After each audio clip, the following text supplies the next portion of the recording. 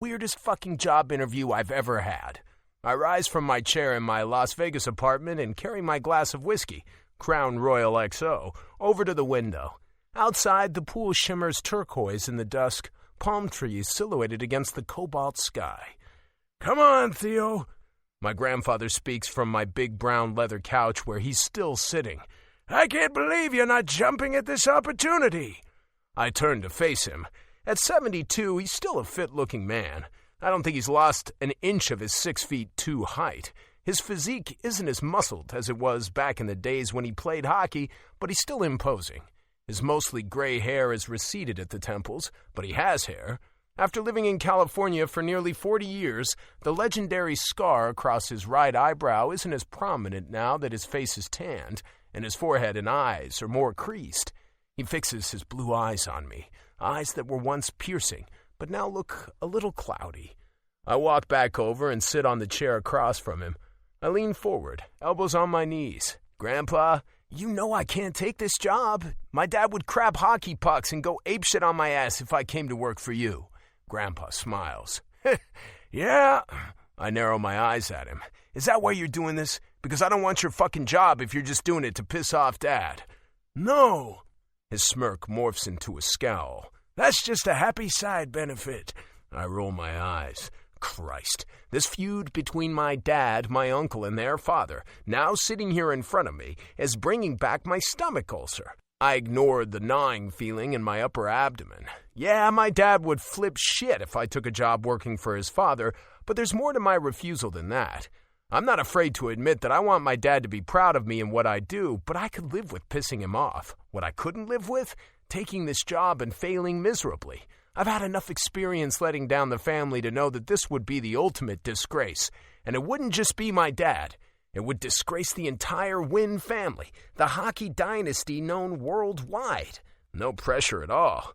"I told you why I want you for this job," Grandpa continues in his rough voice. "You're a smart guy." I almost snort. Yeah, I'm smart. So smart everyone thought I was a total dork growing up. "You know hockey," Grandpa says. "More important, you know the hockey business. Look what you've done here in Vegas." I haven't done it all myself. I'm the assistant general manager of the expansion NHL team here. They hired me 3 years ago, even though I was only 25 years old and had no experience managing a hockey team. But I'd built my hockey analytics business coast to coast into something people were taking notice of. Yeah, we've had some success here, and despite my protest, I know I've contributed a hell of a lot to that success. "Don't you want to, though? Don't you want to manage a team?" He eyes me shrewdly. Damn it, I do. The idea of being the general manager, of being in charge of everything, responsible for acquiring the rights to player personnel, negotiating contracts, moving out players who no longer fit on the team, the challenges of constructing a team under the salary cap, along with managing the scouts, the trainers, the coaches, it's what I've wanted, well, not my whole life. What I'd wanted my whole life was to play in the NHL, and I'd achieved that for 6 short months before I had been slew-footed. Hockey talk for when some asshole kicks your feet out from under you. But since then, hell yeah, I want it. But taking a job working for my grandfather, owner of the California Condors hockey team in Santa Monica, with all this shit that exists in my big, crazy, fucked up family, if I think my ulcer is bad now, holy shit. I'd be not only eating proton pump inhibitors, I'd be downing beta blockers for my blood pressure and probably Xanax too. Not that I'm stressed or anything. Not only is there bad blood between my dad and my grandpa for a whole lot of reasons, I'm not on speaking terms with my brother JP, that jackhole fuckstick. JP plays for the Golden Eagles, which my dad owns, coached by my Uncle Mark, whom my grandpa recently fired. That whole shit show is a long story. The Eagles play out of Long Beach, only a short freeway drive from Santa Monica, meaning it would be tough to avoid seeing JP. Ah, fuck. The Condors haven't made the playoffs in years. The challenge of it yanks at something inside me, making my skin prickle everywhere. The palms of my hands tingle as I toss back the rest of the whiskey. Ah, this is nuts, Grandpa. You're the one I want. You've got the brains, the logic, the common sense. But you also have the passion for the game. You work your ass off all the time. Another uncomfortable truth. I may have been called a workaholic a time or 10. Then Grandpa says the magic words. You'll have complete autonomy to rebuild the Condors as you see fit. I sit back in my chair and study Grandpa. While this is enticing, I'm skeptical that he's going to turn everything over to me. There's something special about you. Lots of people in the league are seeing it. We can do great things together. I can't help but smile as I slowly shake my head. You're good. I'm not blowing smoke up your ass. Grandpa's known for his colorful language. This is serious business, he adds, his voice gravelly.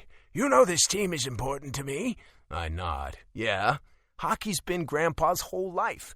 He grew up in rural Saskatchewan, Canada, playing hockey on a pond. He had a long, successful career with the Toronto Maple Leafs, was traded to the Condors, where he played 3 seasons before retiring, and 2 years after that he bought the team he'd played for. The Condors had a lot of good years, but sure as shit not lately. Grandpa has 4 Stanley Cup rings from his time with the Leafs, but that was 5 decades ago. The cup has eluded him ever since, and I know he wants it one more time. I get it. I'll never get to hoist the cup as a player, but I want it too, so fucking much. I don't make rash decisions. I meet Grandpa's eyes. I know. You'll think about it. He stands. I'm flying home tonight. Thanks for listening to me. I walk him to the door and we shake hands, pulling each other in and giving each other a smack on the back. Good to see you, Grandpa. You have until Friday to make a decision. I snort out a laugh. Ha! Good to know. Alone in my apartment, I stand for a moment and draw in a breath. Shaking my head, I let it out and head to my computer. Where else would I go? If I'm going to make a life-changing decision, I need data. I need all the facts. We're building something great here in Vegas, and I'm a part of that. I could stay here and continue that trajectory, even though I don't always agree with everything my boss does, even though I can clearly see different paths to where we want to go. Or I could take a risk on trying to build a losing team into a winning one. I try to ignore the push and pull of excitement and fear, the tug between desire for change and maintaining the status quo. I make decisions based on sound rationale, not emotion. That's me. Logical, analytical, sensible. I gather information, weigh the alternatives, and consider the pros and cons. Emotion shouldn't come into it. Just feasibility, acceptability, and desirability. First, I need some extra strength Tums and another shot of Crown Royal. Chapter 2. Lacey. Oh, for the love of a milk cow. I squeeze my eyes shut, unable to believe what I'm seeing on the computer screen. My bank balance is negative $442. When I open my eyes, that's not what I will see. This is a hallucination, blurred vision, or something. I'm not even drunk or high, though. I crack one eye open and peer at the laptop again. Shit. How can this be? My stomach clenches painfully. I click to look at the transactions in the account. Jesus. My gaze fastens on the large withdrawal 4 days ago. All my savings. Gone. It's not like I had millions or anything, but damn. I'd just gotten out of the debt I'd accumulated when Mom had gotten sick. I was just starting to get ahead of the game. I swallow and press my fingers to my mouth. My insides start trembling. I'd bought groceries and paid the electric bill not knowing my bank balance was zero, which had put me into overdraft. Chris, what the fuck have you done? I slump back in the couch, the laptop on the table in front of me. I haven't seen my brother in 2 days. How did he do that? Steal my bank card? Guess my PIN? Where the hell is he? I want to cry. I want to scream and punch things. Possibly my brother, who, while being the same age as me since we're twins, feels more like my child. This wasn't always true. But Chris got himself into trouble, and I've been yanking my hair out trying to get him to change his life. I give up. I hate to think those words. I'm not a quitter. I take pride in my ability to bounce back, to land on my feet. But I'm tired. So tired. I need a plan. But I'm too exhausted to figure it out right now. I have to get to work. My shift at Silk Lounge starts in an hour. What's the point of even going, though? What's the point of anything? No, I can't think like that. I rub my aching forehead and haul my weary ass up out of the chair to get ready for work. I have to go, since it's the only job I have right now, other than my freelance work. It'll be worth going in just for the tips. I can do pretty well in an evening. Silk is a high-end cocktail lounge located on the top floor of the Wellborn Resort on the Vegas Strip, with panoramic views of the city, chill-out tunes, and pricey artisan cocktails. I wriggle into my black dress, short, tight, with narrow straps, do my hair and makeup, and toss my heels into my backpack. With my black Chucks on my feet, I head out to take the bus to the Strip. I lean my head against the bus window, staring sightlessly through it as the bus bumps its way across town from our little apartment on South Decatur to the glitzy Vegas everyone knows. I've lived here my whole life. I both love it and hate it. Las Vegas, the entertainment capital of the world. For most people who live here, it's just like everywhere else. And yet it's also like nowhere else. This town is alive and awake 24/7. Money, sex, and gambling are everywhere.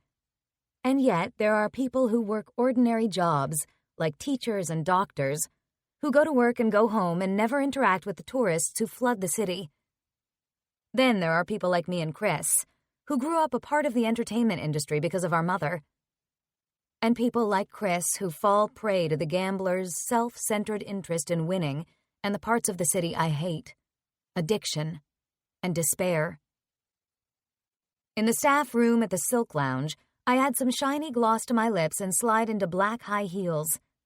My feet will be dying in an hour, but it's part of the job. I used to love the vibe at Silk, and there's no denying the beauty of the glittering view of the city outside the windows. But now it's like wallpaper, always there. Inside, the lounge glitters too, with lots of metallics and crystals and little white lights everywhere, the furniture upholstered in purple, blue, and gray velvets. Silk draperies in similar shades hang from the ceilings to separate table groupings. I swing into the rhythm of my work, keeping my smile fixed in place, flirting mildly with customers. Inside, I'm a mess of frustration and anger and hopelessness. But nobody cares about that. My coworkers know me as perpetually cheerful and dependable, no matter what's going on in my life. And customers don't want doom and gloom from their server. Around 9 o'clock, a group of men come into the lounge. I don't know who they are, and they're not dressed in suits and ties, but Enrico, the shift manager, springs into action to arrange some of the curved couches, chairs, and brushed metal tables into a grouping for them. In my section. I sigh.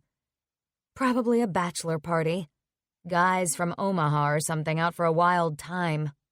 Yay. This is a tradition I have come to despise. The guys all expect the groom to act like a complete jackwagon because it's his last night of freedom. For fuck's sake, I've seen fights break out. Saw a groom fall over the railing and break both his ankles. I've dealt with the drunks hitting on me in all kinds of ways, groping me, cornering me, trying to kiss me, including the groom. I can only hope they have money and will tip well. There are about 10 of them, and wow, they're all big guys, nicely dressed and clean-cut. A few middle-aged guys, some younger, like in their 20s. I smile at them all. Hello, gentlemen, I'm Lacey. I'll be taking care of you tonight. I wait for the lewd comments about how I could take care of them. Instead, they all chorus, "Hi, Lacey," making me smile. In a glance, I can see they've already been drinking, but none of them seem hammered. Yet. You guys celebrating something tonight? Yeah. The man nearest me nods and gestures to another guy. Theo here got a new job. I smile at the man he gestured to. Congratulations.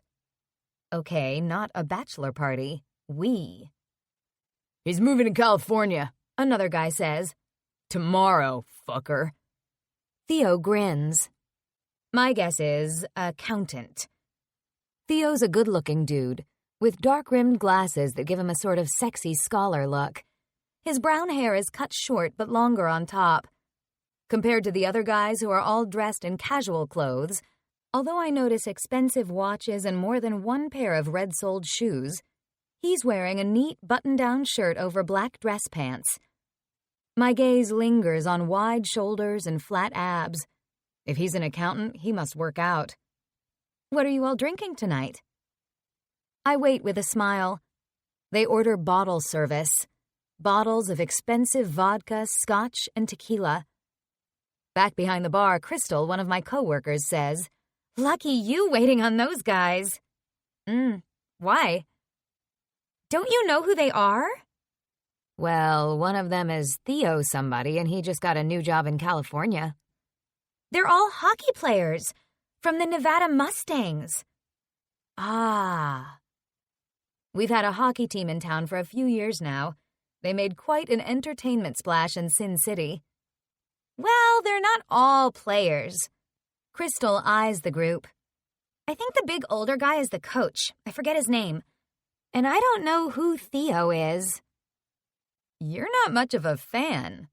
I flash her a teasing smile. I've only been to a few games, she admits. But it was fun. I pick up my tray loaded with glasses. I don't know anything about hockey, and I don't usually have time to watch much of it, between this and the 2 other jobs I was working until recently.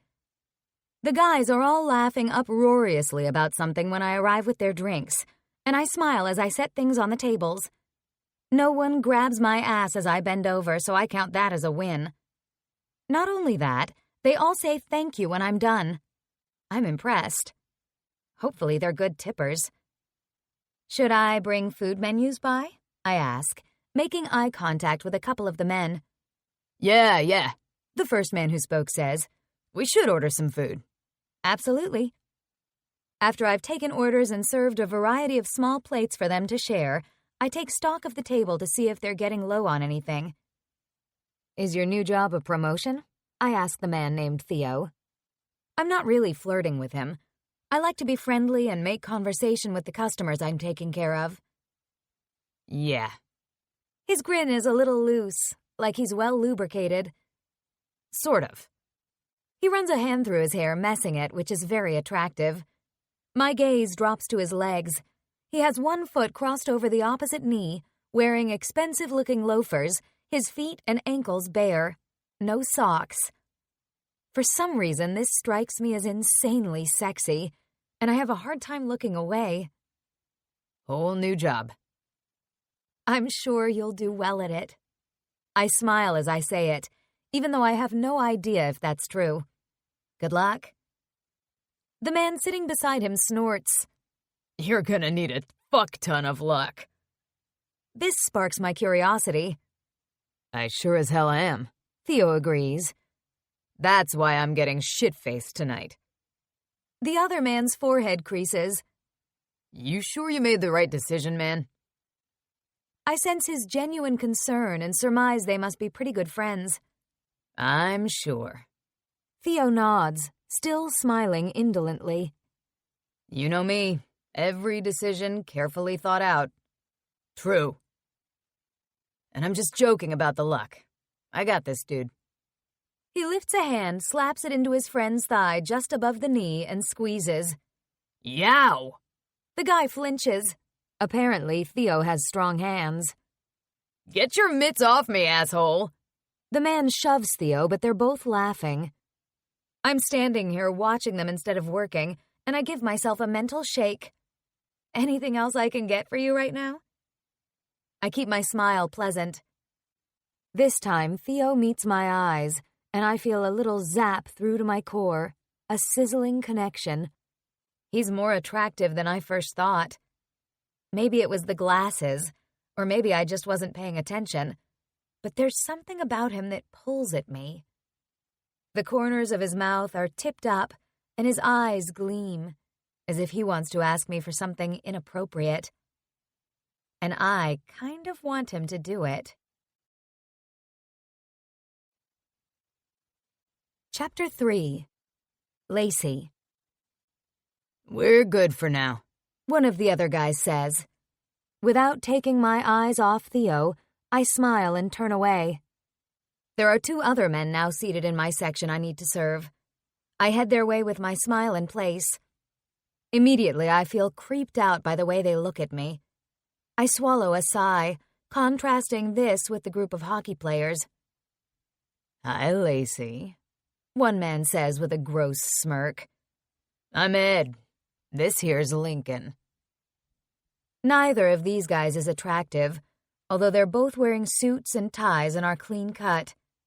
"Hi, Ed. Hi, Lincoln." I take their drink orders, ignoring the way their gazes roam over me, even though a shiver crawls up my spine. Ugh. I get flagged down by another table on my way by, and I'm glad things are busy tonight. When Enrico sends me off for a break, I reluctantly head to the staff room. I grab my phone and take the elevator to the main floor so I can step outside for a few minutes and get some air. The night is balmy, the heat of the day easing now. Surrounded by the glitter of the strip with the noise that goes along with it, I make my way across the stone terrace and sit on a low wall with flowers and greenery behind me. I unlock my phone and check to see if Chris has answered any of my texts or voice messages. Nothing. Damn. Blowing out a breath, I tip my head back and stare up at the night sky. No stars are visible with the light pollution of the city. Just a blank, dark canvas, the sky beam of the Luxor slicing through it. Everything okay? My head jerks around at the question, and I see Theo the hockey player standing near me.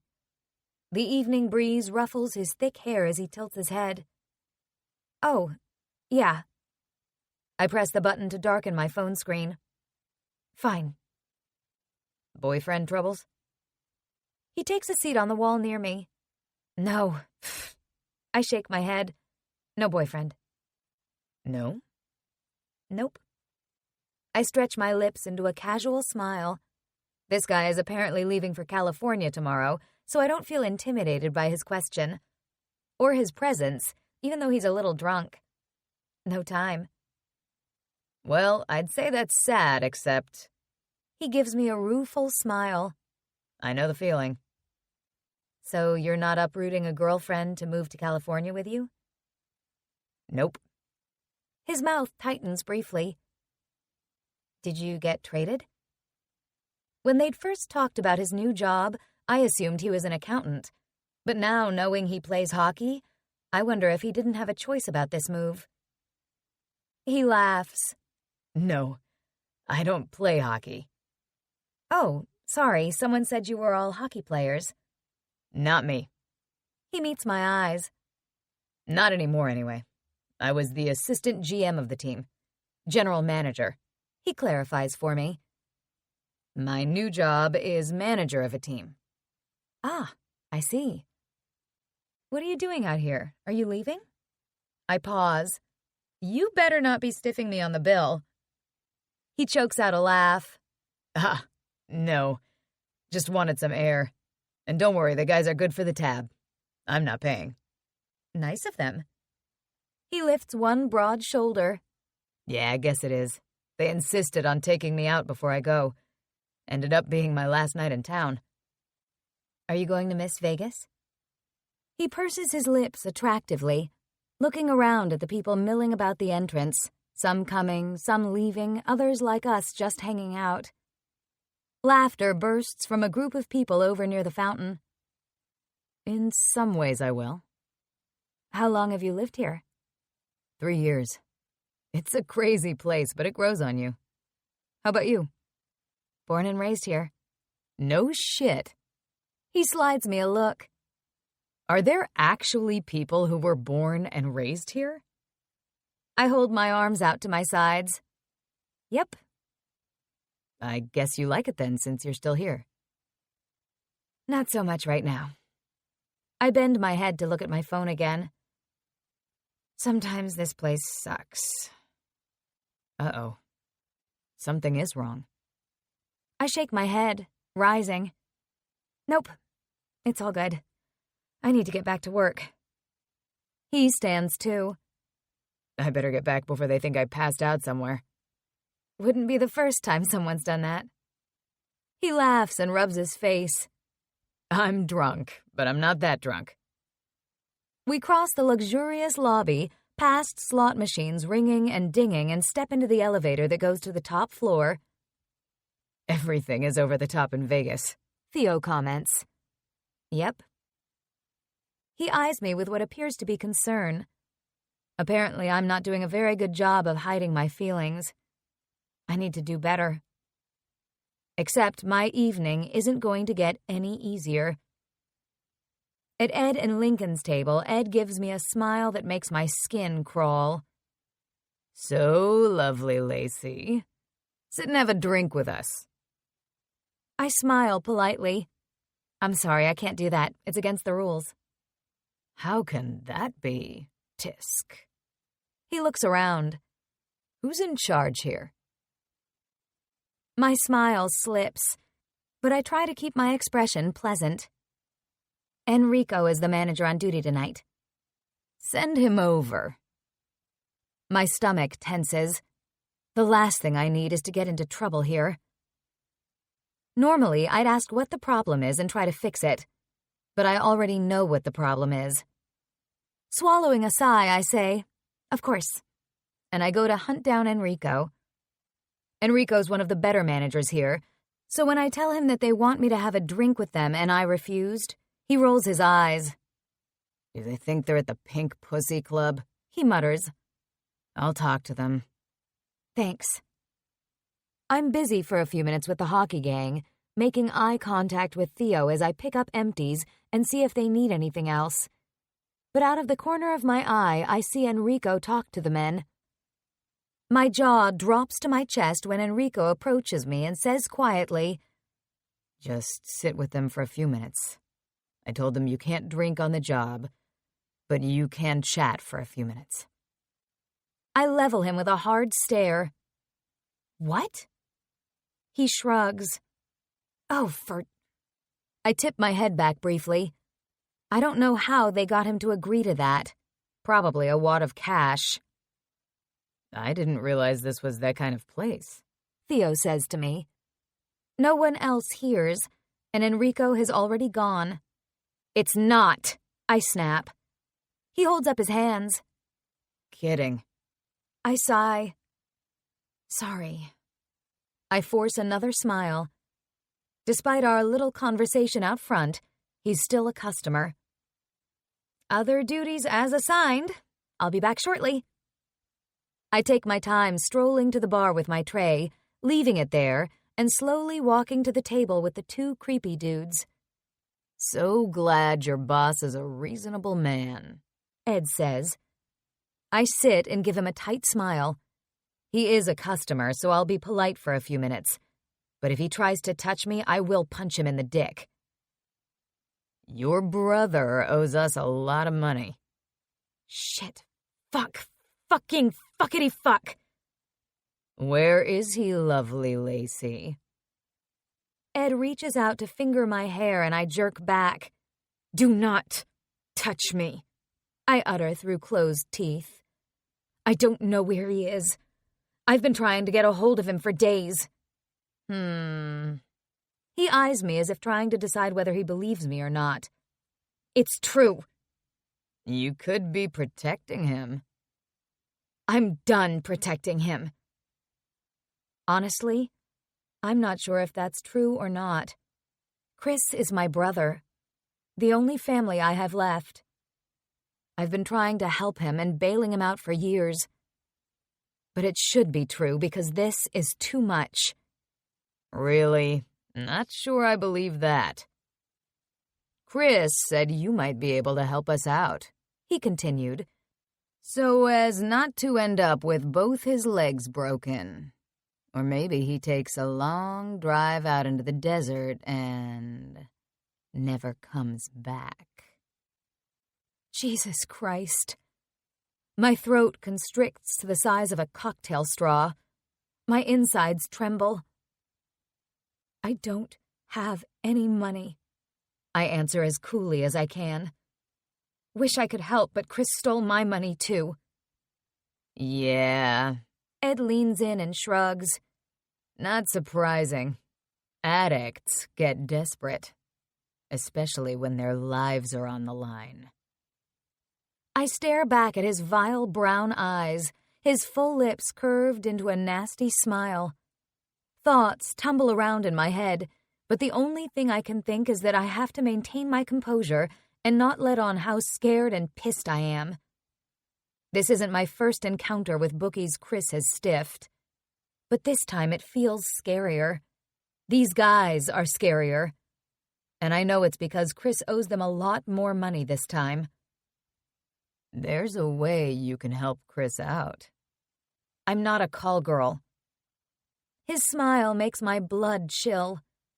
There's good money in that, and you need money, don't you, lovely Lacey? I'm not working for you. He tilts his head. You haven't even heard us out. He lays a pudgy hand on my forearm. I jerk it back and shove my chair away from the table. We have an offer you won't be able to refuse. Ha, funny. I'm about to stand when a body appears next to the table. A tall, broad, very fit body. I look up at Theo. The frown on his face has his eyebrows drawn down beneath the frame of his glasses. His eyes radiate wrath, and his mouth is a thin line. Everything okay here? Yeah. Ed scowls at him and waves a hand. Bugger off, man. I meet Theo's eyes. Things are not okay, but I sure don't need to drag him into this. It's all good. I wave a hand casually. I'm done chatting with these gentlemen anyway. I stand and bestow a smile on them. Another whiskey sour? Ed glowers, but it seems he doesn't want to make a scene. Yeah. I nod and keep my expression pleasant as I turn away. I'm fine, I tell Theo. Go back to your friends.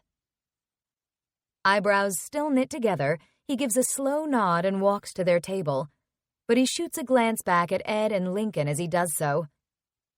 I'm shaking both with fear and anger as I stride to the bar. My teeth are clenched so hard it's a wonder my molars aren't cracking. I need to get a grip on my emotions and do my job. What the fuck, Chris? Did he really send these guys to me? I'm going to break both his legs myself the next time I see him. Which better be fucking soon. Chapter 4. Theo.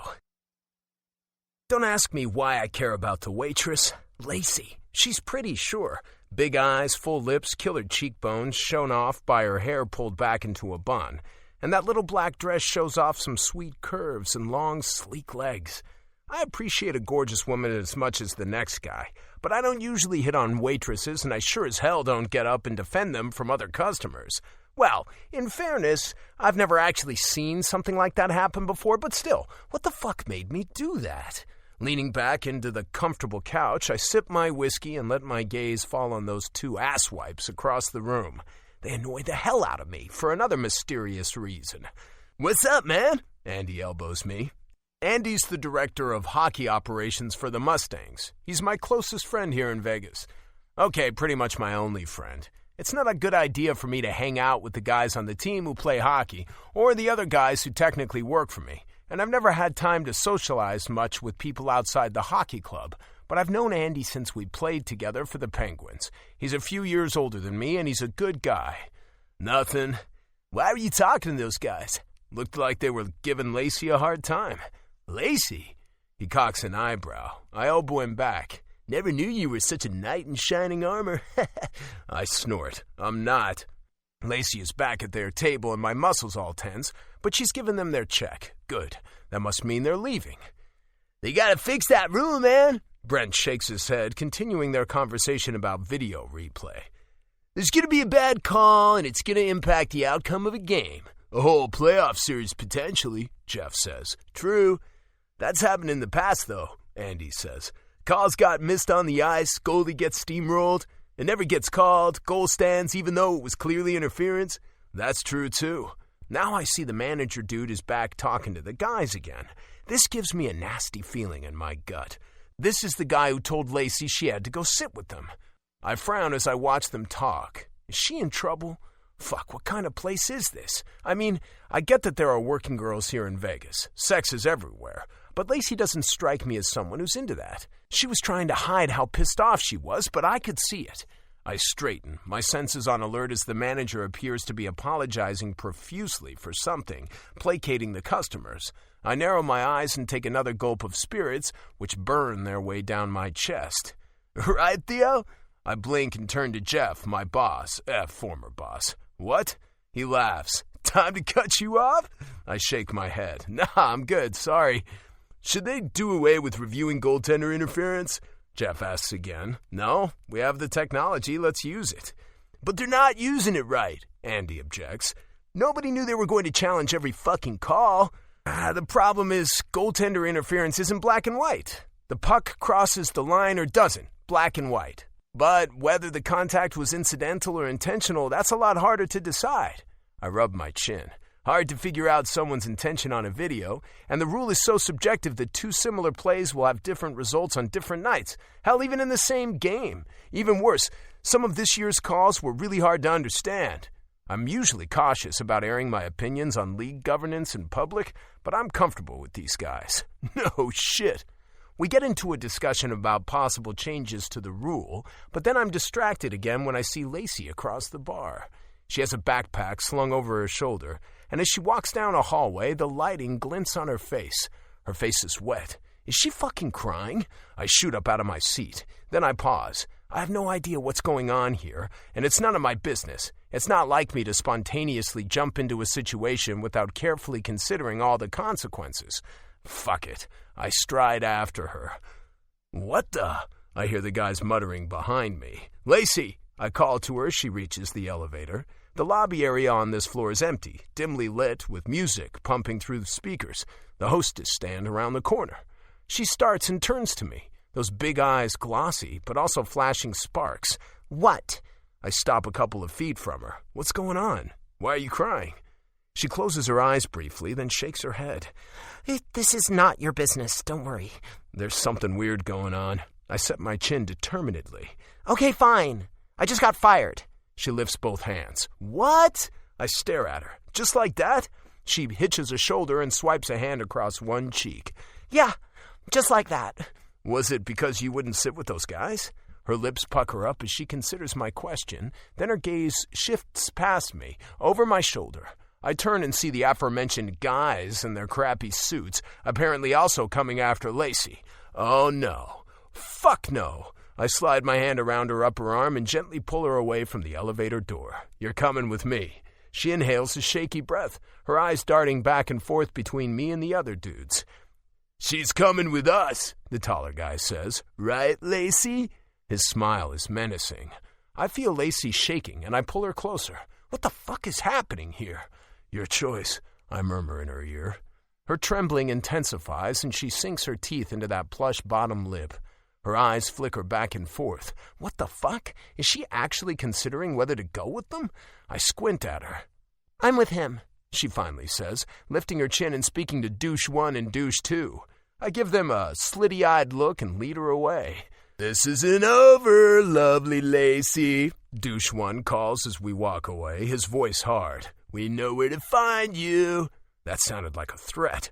I glance down to see Lacey's beautiful face scrunched up. She inhales unevenly. You okay? She nods, her small chin coming up again. I take her to our table and all heads snap around when I settle her on the couch next to me, nudging Jimmy to shift over. We're both big guys, but Lacey's little ass doesn't take up much room. We're pressed body to body, though. Lacey here just got fired, I say cheerfully to everyone. Before she got the big tip, we were going to leave her, right? I meet some eyes, hoisting an eyebrow. Oh, yeah? The guys all mumble. So I brought her back. I think she needs a drink, though. Who's looking after us now? I search the room. Probably Crystal, Lacey murmurs beside me, her fingers twisted together, maybe to hide the fact that they're shaking. She shifts on the couch. That her? I gesture. Yeah. I wave a hand and catch Crystal's attention. A stunning tall blonde in a short black dress that almost looks as good as Lacey's. She starts toward us. Then she spots Lacey and her eyes pop open. Lacey gives her former coworker a weak smile. "Hey, Lacey here would like a drink," I say. I look down at Lacey. "What would you like?" She swallows. "This is awkward." One corner of my mouth lifts. "Who cares? You don't work here anymore. You're a paying customer." "I'll have a Jack Daniels on the rocks, please." I nod approvingly. I'd been ready to order her a tequila shot if she asked for some kind of fruity cocktail, because clearly she needs something strong. "Okay, why did you get fired?" Her bottom lip quivers. Shit, I don't want her to cry again. Never mind. She waves a hand. "Those assholes told my boss that I changed the amount of the tip they left me on the credit card slip. They showed him how the numbers were changed to increase the tip, but I didn't do it." "Assholes is right," I snarl. "Enrico believed them." "He's an asshole too," she sighs. He really isn't. I don't know why he was acting so weird tonight. Unless..." She pauses. "What?" "Never mind." "Why'd they do that? Just to get back at you? That's beyond assholery." "It's a long story." She glances around at the other guys. "I get it. It's none of our business. Call me crazy, though. I'm concerned about her. And about the comment Douche 1 made as they left, which was definitely threatening. She's in trouble of some kind. I'm leaving tomorrow, so there's nothing I can do about it, but at least I helped her out tonight." Crystal arrives with Lacey's drink, and I watch Lacey tip it to her lips and take a big swallow. "Man," she shakes her head, her lips gleaming with the spirits. "What a day. Cheers." She holds up the glass, then takes another swig. "Atta girl." Some of the guys disappear to go play a few rounds of blackjack, including Jimmy, so I shift away from Lacey to give her space. Not that I mind having her pressed up against me, but that's sure as hell not what this is about. Now that we're almost alone, Brent and Jeff sitting across from us arguing about whether players should be suspended for licking. It happened, no shit. I ask again, "Want to tell me now what's going on?" She's making short work of her drink, and it's apparently loosening her tongue. "My brother owes them money." She tosses down the last of the jack. I lift a hand and catch Crystal's eye. I hold up my own empty glass and point at Lacey's empty one as well. Crystal nods. "I don't know where Chris is," Lacey continues. "He disappeared days ago, after cleaning out my bank account." Bitterness laces her words. Jesus, she meets my eyes. "This isn't the first time this has happened." The curve of her lips is glum. "He's a gambling addict." "Well, shit." "I know." She heaves a huge sigh. "It's been going on for years, since before our mom died, as if we didn't have enough financial problems because of that. She was sick for a couple of years, and we didn't always have the money for the treatment she needed. I got into debt myself, and Chris got this crazy idea that he could make enough money gambling to help pay for her medical care." My gut cramps up, hearing all this. "Sometimes it worked," she admits, accepting the next drink from Crystal. I take mine as well. "And he felt like a hero, contributing.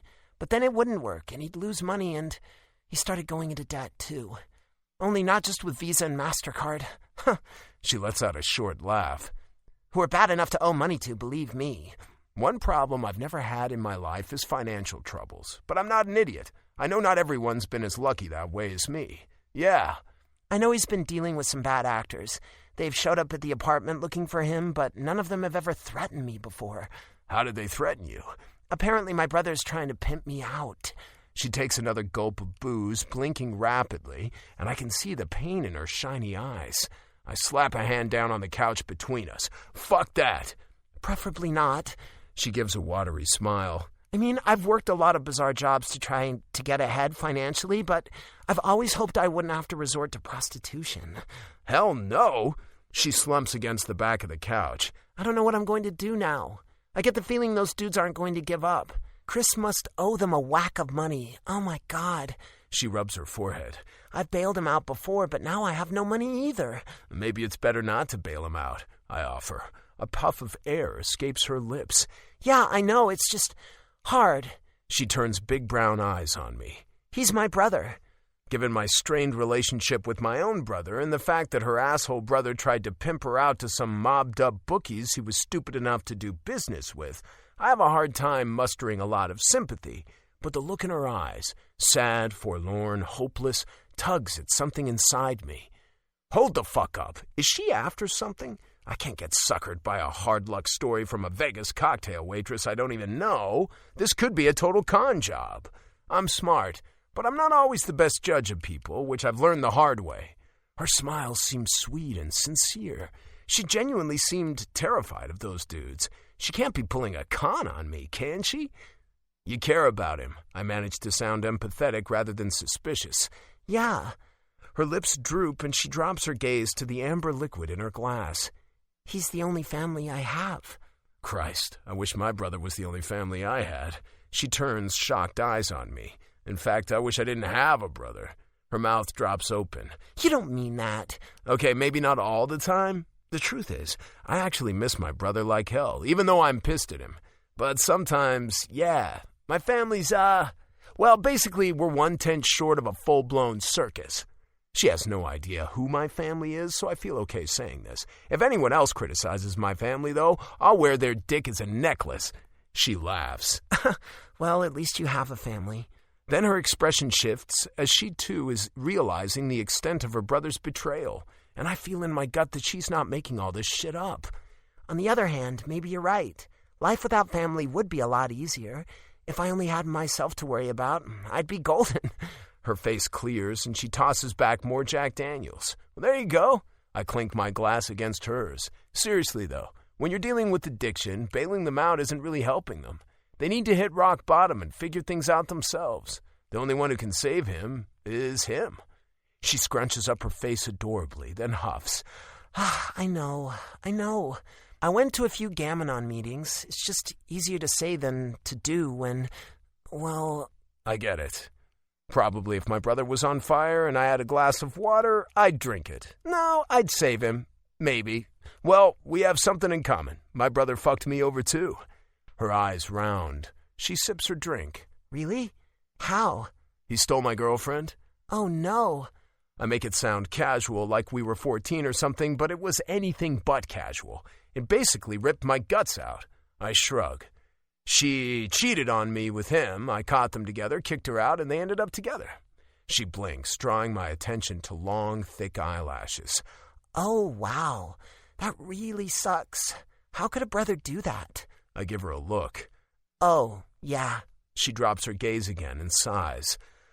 People really suck, don't they? Sometimes, yeah. I study the curve of her cheek, the arc of her lips, the strands of hair around her face. I'm not sure of the color. Blonde? Light brown? Her skin is perfect, smooth and glowy, all the way down from her cheeks to the opening of her dress that reveals more curves, enticing and lush. My gaze wanders farther, to the hem of the dress riding up on smooth thighs. My groin tightens. Hell. Yeah, I'm attracted to her, but it's my last night in town, and even though the guys joked about it, I'm not out to get laid. I wouldn't do that to Lacey anyway. She's had a rough day. Rough years even, it sounds like. I should go, I guess. She doesn't move. What are you going to do? About those bookies your brother owes money to? About your brother? I don't know, but I always figure things out. She smiles, and it's thin but genuine. Really? I believe you. She shouldn't have to figure shit like this out. It's not fair. Where are you going to go? It sounds like they'd know where you live. I frown. You can't go home. Her eyes shadow, and she catches her bottom lip between her teeth. Yeah, shit. I guess I can go crash at my friend Kareen's place tonight. Although I'd hate to have those guys show up there. Kareen and her husband just had a baby. What's she going to do, though? She can't stay away from her home forever, trying to avoid those guys. Worry gnaws at my gut. Well, have one more drink. I shouldn't. I have to take the bus to Kareen's place. I'll get you to Kareen's place. Her smile is sardonic. I don't even know you. Hey, I laid my hand on my chest. I helped you out. True. I'm sorry. You can understand why I'm a little wary, though. To my surprise, she reaches out to pat my arm, and when her hand lingers, my blood heats up. Our eyes meet. Heat pulses between us. She feels it, too. Yeah, I managed to grate out. I get it. Okay. Her voice is husky. One more drink. The guys come back from the blackjack tables then, and they're whooping and throwing their arms around one another. Danny holds up a huge wad of cash. "I won!" he shouts. "Holy crap! Here's your tip," Danny declares, handing a bunch of bills to Lacey. They're fucking $100 bills. She slowly takes the money, glancing at me, then the bills. I have no idea how much is in there, but I know it's a good tip. "No," she shakes her head. "I can't take all this." "Sure you can," Danny grins. "I have lots more." He waves the money. "Shit, man." Jeff grabs his arm to keep him from flaunting his cash. "You want someone to roll you on the way out of here? Best way to avoid that is to spend this." He waves over Crystal and orders a bottle of Peep or Hide-Seek. Jesus, he's even more hammered than I am now. Lacey's laughing at him, but still holding the money. I nudge her backpack, sitting on the floor next to the couch, toward her so she can put it away. "We were going to tip you," I say in a low voice. She nods and pulls a small purse out of the bag to tuck the money into, clearly still uncomfortable with this. "I appreciate it." I know it's not anywhere near what she needs to get her brother out of trouble, but I hope she doesn't even try to do that. She needs to use that money for herself. She needs to cut him loose and let him face the consequences of his actions. I also know from family experience that's easy to say, but not so easy to do. Chapter 5. Lacey. This is turning into a party, which I've always loved, but I wish it was anywhere else but here.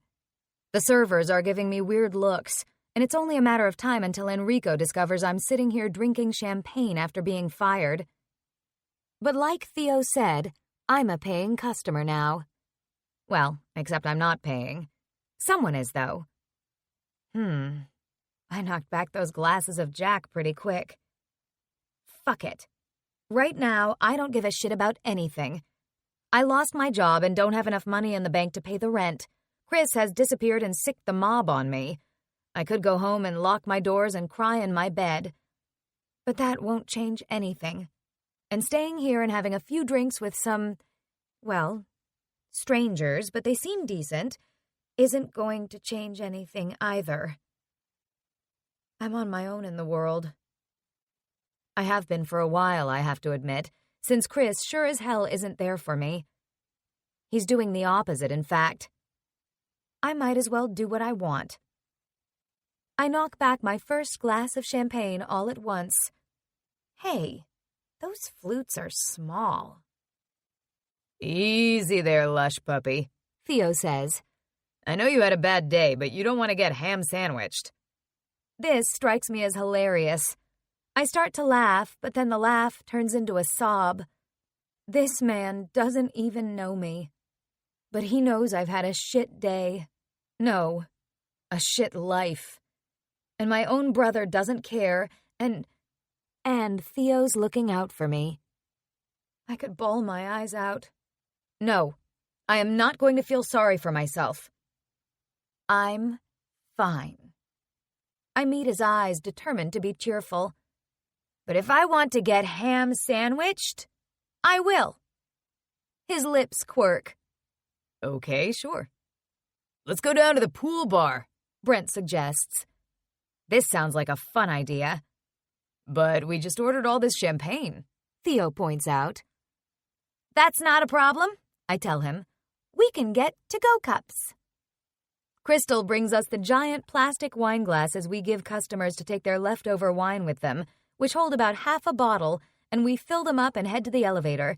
She's giving me bug-eyed looks that clearly say what the hell is going on.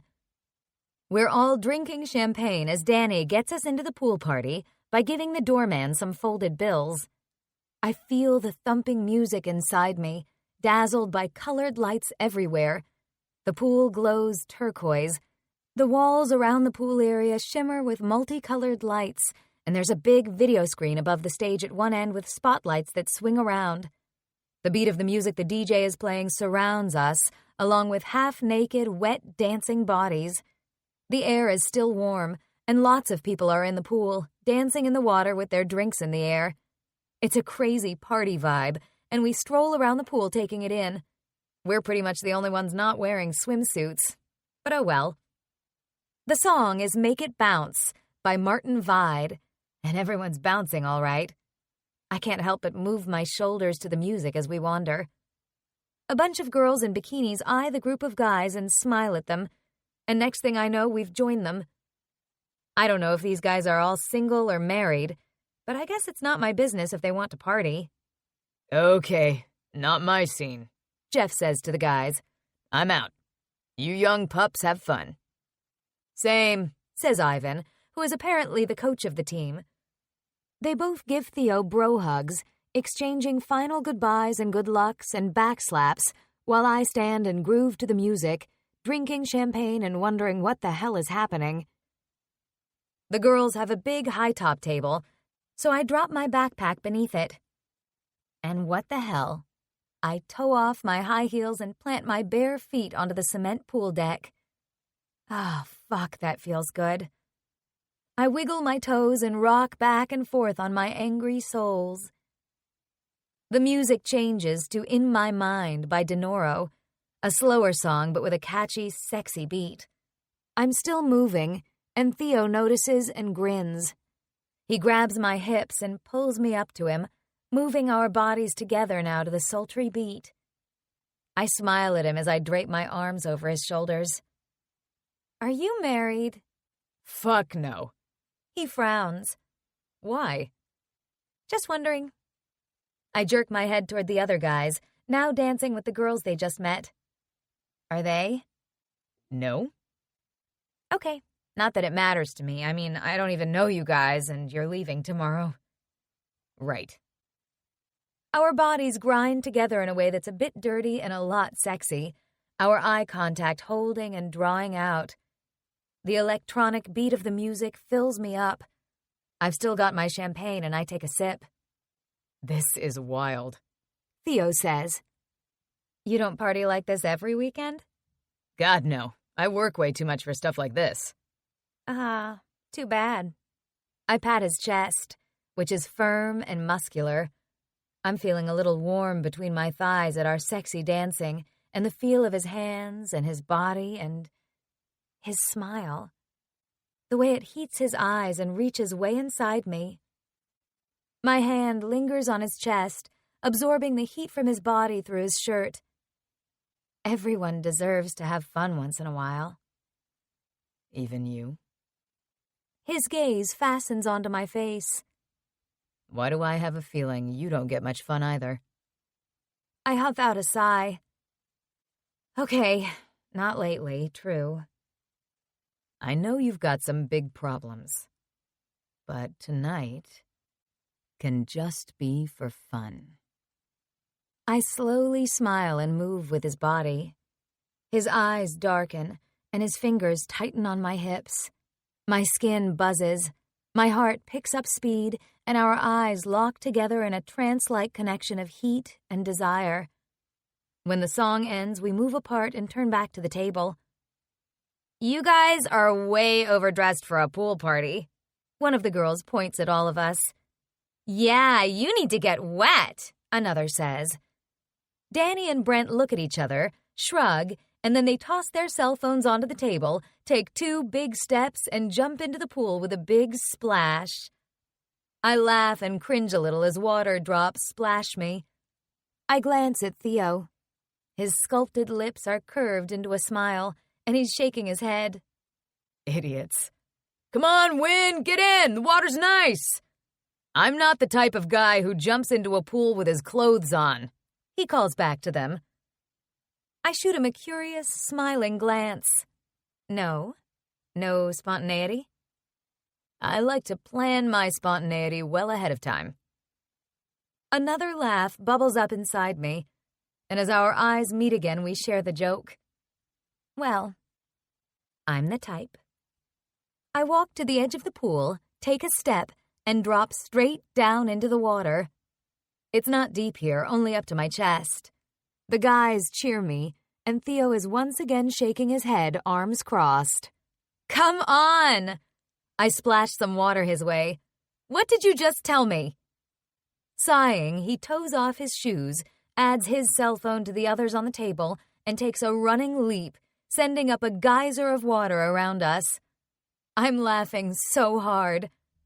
He finds me in the pool and clasps my waist. He's grinning too, water dripping from his hair. This is nuts. This is Vegas, baby. Your last chance to let loose in Sin City before you leave. The girls have jumped in too, now flirting with the other guys. There appears to be an unspoken understanding that Theo and I are together. We dance and party in the pool as the DJ spins some great music. When we all get out, the guys take off their shirts and then their pants. They're all wearing boxers, which aren't much different than the swim shorts most guys are wearing. I'm jealous because I'm stuck in a wet dress, not about to strip down to bra and panties. I'm also having a hard time keeping my eyes off Theo's ripped torso and muscled shoulders. I mean, I can't even. You're wet, Theo says with a gleam in his eye. I am. I look down at myself, at the already tight dress clinging even more. But this fabric will dry fast. There's no sun, but the air is still warm. I reach up to pull out the pins that hold my hair back for work, which kept it mostly dry in the pool, and let my long hair fall around me. I run my hands through it and shake it back. When I look up, Theo is regarding me with a hot, hungry expression. You have gorgeous hair, he says hoarsely. Thanks. I don't know how much time passes or how many drinks are consumed as we party and dance until the other guys are putting their clothes back on, apparently leaving with the girls. There are a few low-voiced comments between the men, and then they say goodbye to Theo as well with more hand clasps and bro hugs. And Theo and I are alone. We both still have drinks to finish. We lean on the table, music and lights pulsing around us. So, what are you going to do about those assholes who came after you tonight? I blow out a breath. I don't know. Here's an idea. He sips his drink. Come to California with me. Chapter 6. Lacey. I wish I could do that, I say wistfully, gazing at people partying in the pool. Why not? You just got fired. You can't go home. You know you can't fix your brother. You don't have control over him. I know. I give a soft snort and shift to face him. I can't even find him. He's going to show up. He's going to be looking for money. You're probably right. But I can go back to working as a bud tender. A what? Bartender? Bud tender. At one of the cannabis dispensaries. I did that for a while. Seriously? Selling marijuana? Yeah. I also worked as a camp counselor at a doggy daycare, and I've done face painting for kids. I actually loved that job. I pause. Also, I do freelance makeup for some showgirls here when I can. Okay. I mean, I'm sure you'll have no trouble getting another job, but that's not the point. You need to cut him loose. You can't keep enabling him. My bottom lip quivers. I know. So come with me. My chin drops nearly to my chest. Are you serious? I'd been sure he was making a drunken joke. Yeah. You might think this is spontaneous, but you can't tell me you've been planning all night to ask me to come with you. Well, no, but I have thought through the pros and cons. Listen, this could be a win-win situation for both of us. You can't go home, you don't have a job, your brother needs to deal with his problems himself. You can stay with me as long as you want. His bookies won't find you there. He won't find you there. All true, I say slowly. But what's in it for you? I told you about my brother and Emma. Your girlfriend. Ex. Right. If I go home with a gorgeous new girlfriend, I won't feel like such a pathetic loser. Gorgeous. My belly heats. But I'm not your girlfriend. Well, tell them you are. I throw back my head and laugh. Oh my God! Are we acting out a romance novel? Nobody does that in real life. Why not? Because it's crazy, that's why. You seem like you don't mind a bit of adventure. I purse my lips and regard him. He's right. And I'm just drunk enough to think that disappearing for a while with this man is a fantastic idea. The responsibility I've had to learn over the years, looking after my mom, looking after Chris, finding jobs and paying bills and cooking meals, is instilled in me enough that I hesitate. I don't even know this man. This could be the stupidest thing I've ever done, and I've done some dumb things. The allure of it is irresistible, though. A chance to chuck my problems, leave them behind me, and escape. Even if it's just for a while. Okay, if you don't want to be a pretend girlfriend, here's something even better. You can be my real wife. My mouth falls open again, my eyes bugging out wide. Wife? We're in Vegas. A quickie marriage totally makes sense, right? I laugh. Absolutely. Now I know he's not serious. How do we do that? He pulls out his phone and starts swiping at the screen. Stop! We don't have to get married. Sure we do. I have to make an honest woman of you. Laughter bubbles up inside me again. You'd only have to do that if we'd slept together first. If you insist. He's still looking at his phone, but his lips quirk. Damn. We need to get a marriage license. Oh well. No, we have time. They're open until midnight. Let's go. I'm laughing and protesting as he grabs my backpack. I nearly trip as I try to slide my feet into my pumps, one hand in his as he tugs me out of the pool party. This is not happening. Out in front of the hotel, I try to reason with him, even though my blood is racing with excitement. I haven't done something this wild in a long, long time. There hasn't been a lot of time for fun in my life for a long, long time. Look, I say, if you're not the kind of guy to jump into a pool with your clothes on, you're not the type of guy for a quickie Vegas marriage. I did jump into the pool with my clothes on. Okay, you got me there. I'm just worried you're going to regret this. It's just temporary. You need to get out of town. I need a girlfriend, or wife, right? I shove a hand into my hair, rub the back of my head, and then down through my hair. Then I grin. Right. He grins back. A taxi pulls up and we jump in. He gives the driver the address on Clark Avenue. And hurry, he says. We have to make it there by midnight. You got it. It takes us about 10 minutes to get there. As we drive, Theo is on his phone again. Okay, I found a chapel that's still open. He makes the call and books us in. We arrive at the courthouse. Theo asks the taxi driver to wait for us, which seems extravagant to me since we have no idea how long this will take. Actually, it can't take that long because they close in 10 minutes.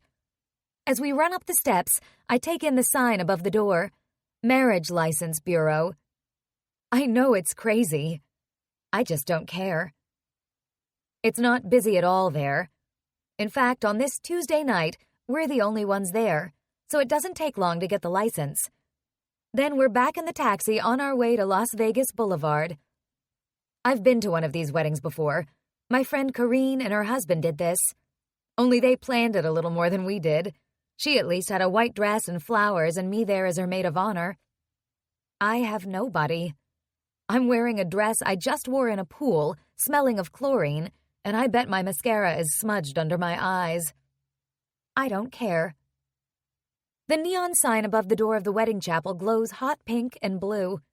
I laugh out loud at the flashing bulbs around the sign. Ridiculous. We cross the terracotta tiles past some potted palms and bright flowers and enter the building. Again, at this hour, we're the only ones here. The woman who greets us starts to talk, then says, "Lacey?" Oh my God. "Janaea, hi!" Theo watches, bemused as we hug. "How are you?" I ask her.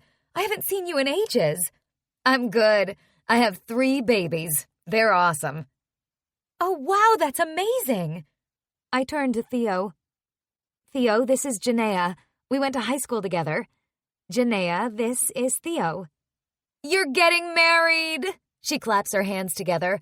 Exciting! I'm not about to tell her the whole story. So exciting. Okay, let's do this. Come this way.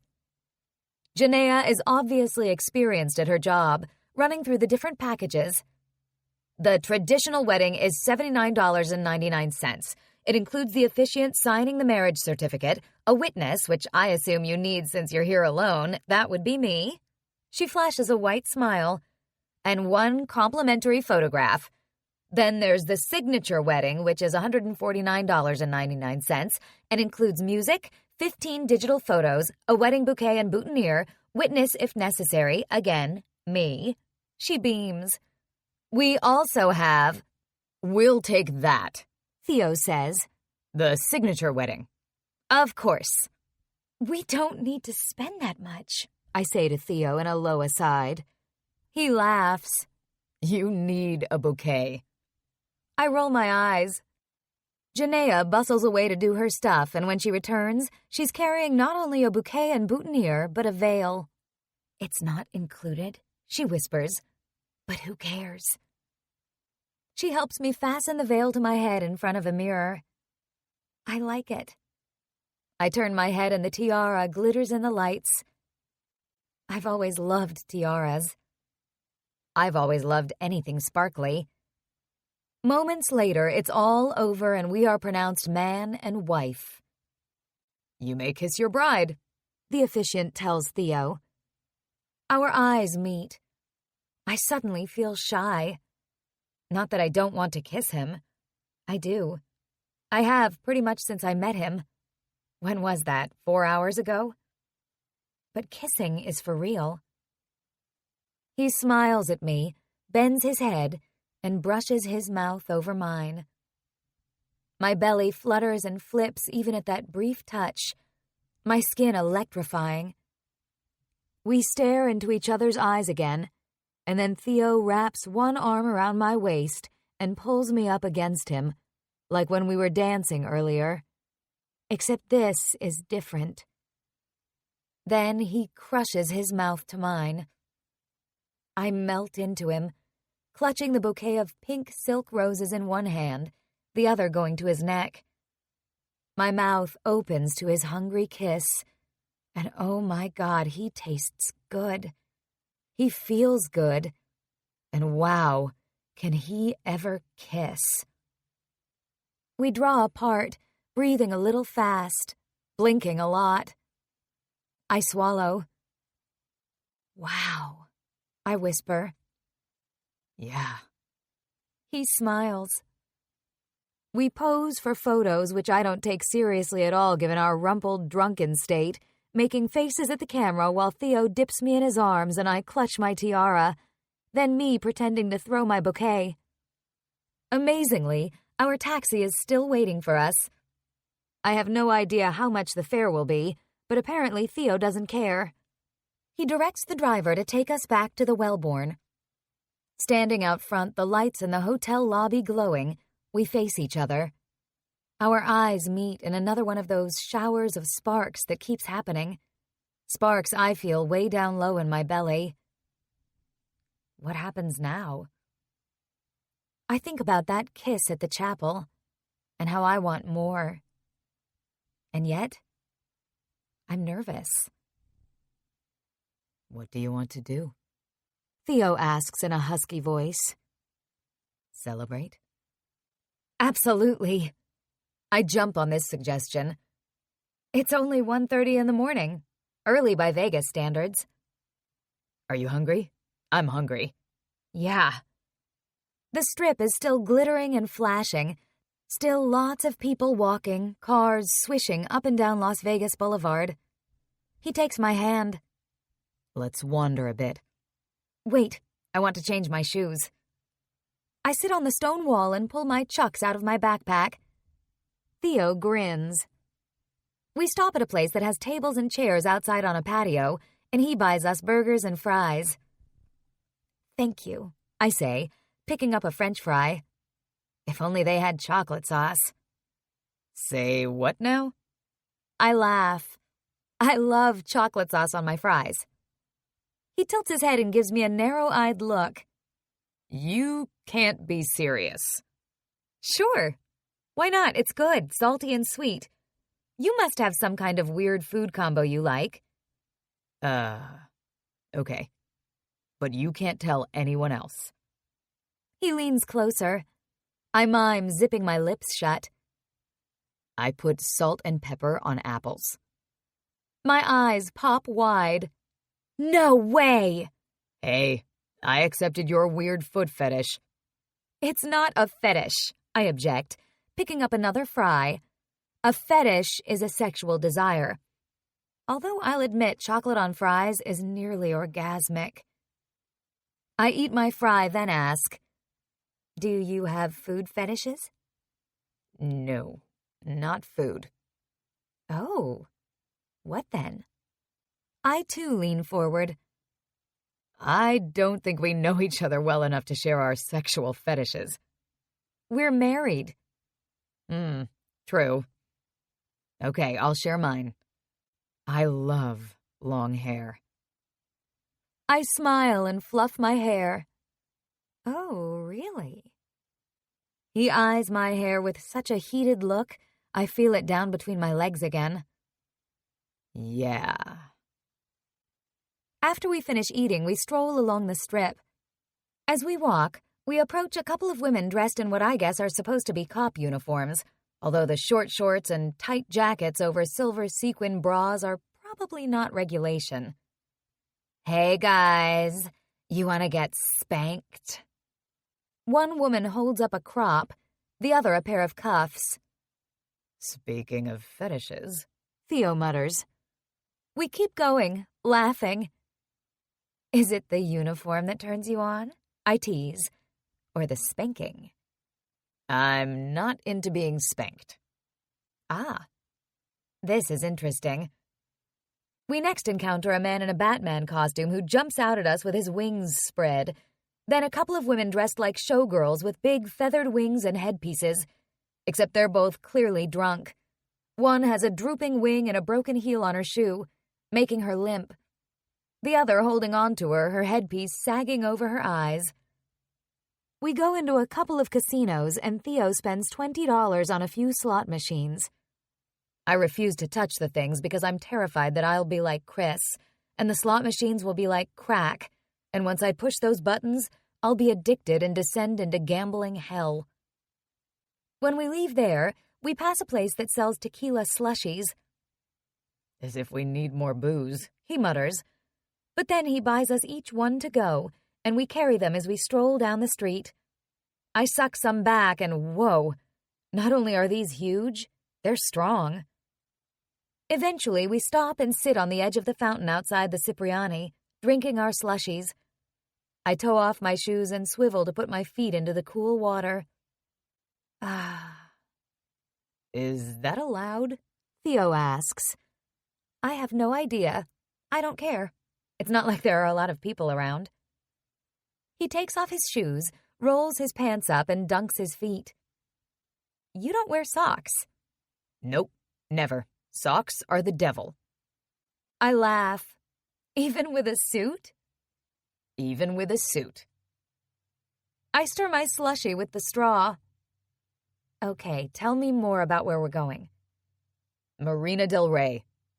A guy who used to play for the Condors owns the condo. Apparently there are 3 units and his was sitting empty, so I'm renting it from him. The Condors are? The team I'll be working for. The California Condors. Ah. My mom's helping get things set up for me. Your parents live there too? Oh, yeah. Well, not Santa Monica. My dad actually owns a different team. What? Are you serious? I gape at him. Your family owns 2 hockey teams? He smiles. It does sound kind of crazy, doesn't it? My grandpa owns the Condors and my dad owns the Golden Eagles in Long Beach. Well, my dad and some other investors. That's a pretty recent thing. He sighs. I think my dad just bought the team to piss off my grandpa. That's quite a gesture. I can't even imagine how much a hockey team costs, but I'm sure it's more than I'll ever see in my lifetime. He must have been really pissed. It's a long story. Long and ugly. Ugh, families. I hold out my slushy cup. He taps his against it. Right? So you're going to work for your grandpa, and your dad's team will be one of your opponents? Yep. What does your dad think of that? Now he's pissed at me too, fraternizing with the enemy. I study the way his jaw has tensed. That must have been a tough decision. He rubs the back of his neck. Yeah, it was. Your dad will get over it. He shakes his head. You don't know how my dad holds a grudge. But you're his son. I bump his shoulder with mine. Who knows?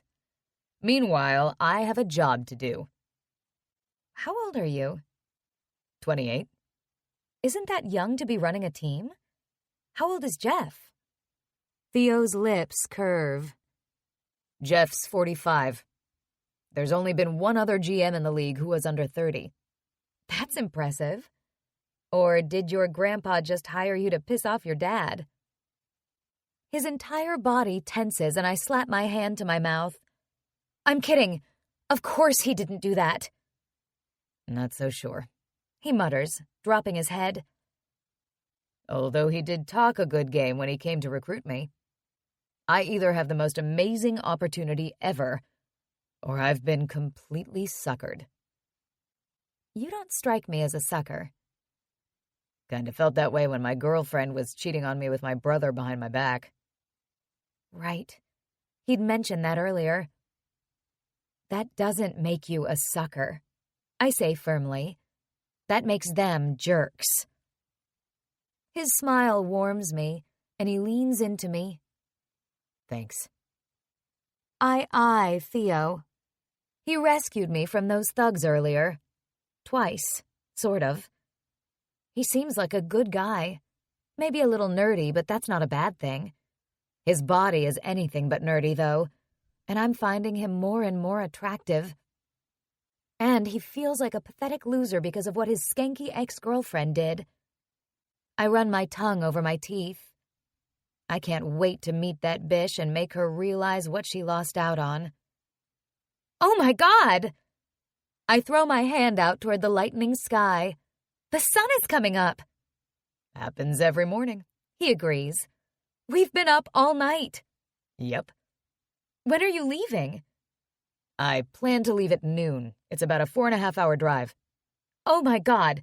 You must want to get some sleep before we go. That would probably be a good idea. I shake my head. This is so nuts. Yep. He swivels, stands, and holds out a hand. Come on. We walk back to the Wellborn, not the only ones staggering down the strip at dawn. In the lobby, I pause at seeing some of the shops which stay open 24/7. I'm going to need a few things. I can take you to your place to pack some stuff before we leave tomorrow. Today. Oh, yeah, right. Okay, I'll just grab a couple of things for now. I pick up a toothbrush, toothpaste, and antiperspirant, a pair of panties, and a sundress to wear later. I have other basics in my backpack, a makeup kit, hairbrush, which will get me through till I can get home. I also grab a phone charger. I pay for these items with the tip I was given earlier, for which I am now grateful. We go up to Theo's room. Walking in, quiet coolness envelops us. A suitcase sits open on the luggage rack, the contents packed with precise neatness. Unlike how I pack. Not that I've traveled a lot. I yawn. Tired? I think I'm crashing. Can you be hungover before you even go to sleep? He chuckles. Possibly. Want a shower before we go to bed? The air in the room instantly goes hot. Electricity sizzles over my nerve endings as we eye each other. I know what we're both thinking. Chapter 7. Lacey. Probably a good idea, I say in a husky voice. He gestures to the bathroom. Go ahead. I'll shower after. I can't help the flicker of disappointment. I nod and trudge into the bathroom, suddenly exhausted. There, I wash my hair, face, and body, which still smell a little like the chlorine in the pool, and after rub hotel-provided body lotion into my skin.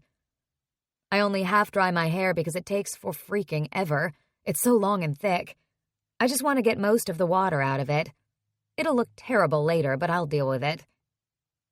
Theo's sprawled in a chair looking at his phone when I come out, a towel wrapped around me. He's already shed his pants and shirt and is in his boxers, his long legs stretched out in front of him, ankles crossed. Your turn, I say brightly, clutching my towel. He looks at me and his eyes sweep down from my face to my toes and back up, lingering on my bare legs and then my shoulders. My skin heats and my belly does a little flip. He drops his phone on the dresser and rises. He moves toward me, and in the narrow space there's barely room for him to pass me without touching. He deliberately sets his hands on my waist to shift me out of the way, and shivery sensation slides down inside me. But he keeps going and strides into the bathroom. A sigh escapes me. I open the curtains and gaze out at the early morning view of Vegas, mountains hazy in the distance. Then I dig in my purse for my phone and send Corrine a text message. I deliberate over what exactly to tell her. No matter what I say, she's going to freak out. So I settle for telling her I'm going to Los Angeles for a while. I don't want to alarm her, but I bite my lip. Theo left his wallet on the dresser, so I flip it open. The water's still running in the bathroom. Feeling a bit guilty, I finger through it and find his driver's license. He already changed it to a California license with his new address, so that's a win. I take a picture of it with my phone and send it to Corrine. I am with this man. If you don't hear from me in a week. I pause. Delete, delete, delete. I am with this man.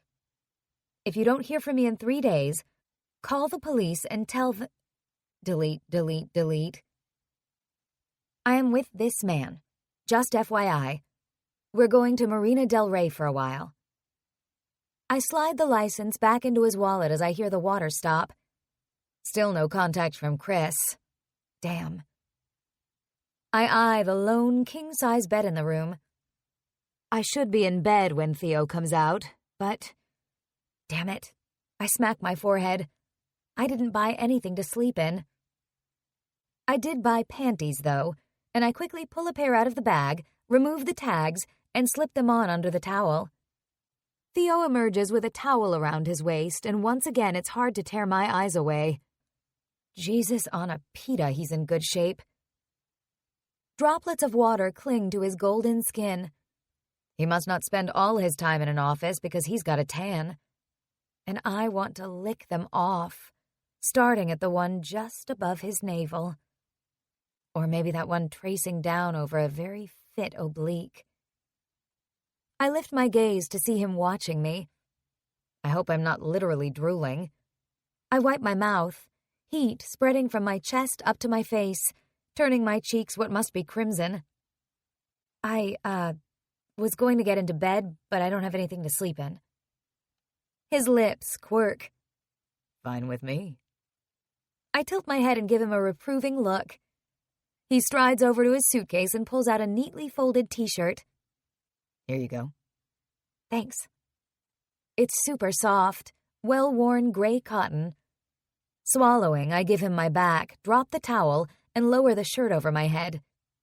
I hear a faint noise, almost like a groan as I do so, and I know he's watching me, naked other than white panties that don't cover much. I turn to face him, lifting my hair free of the shirt.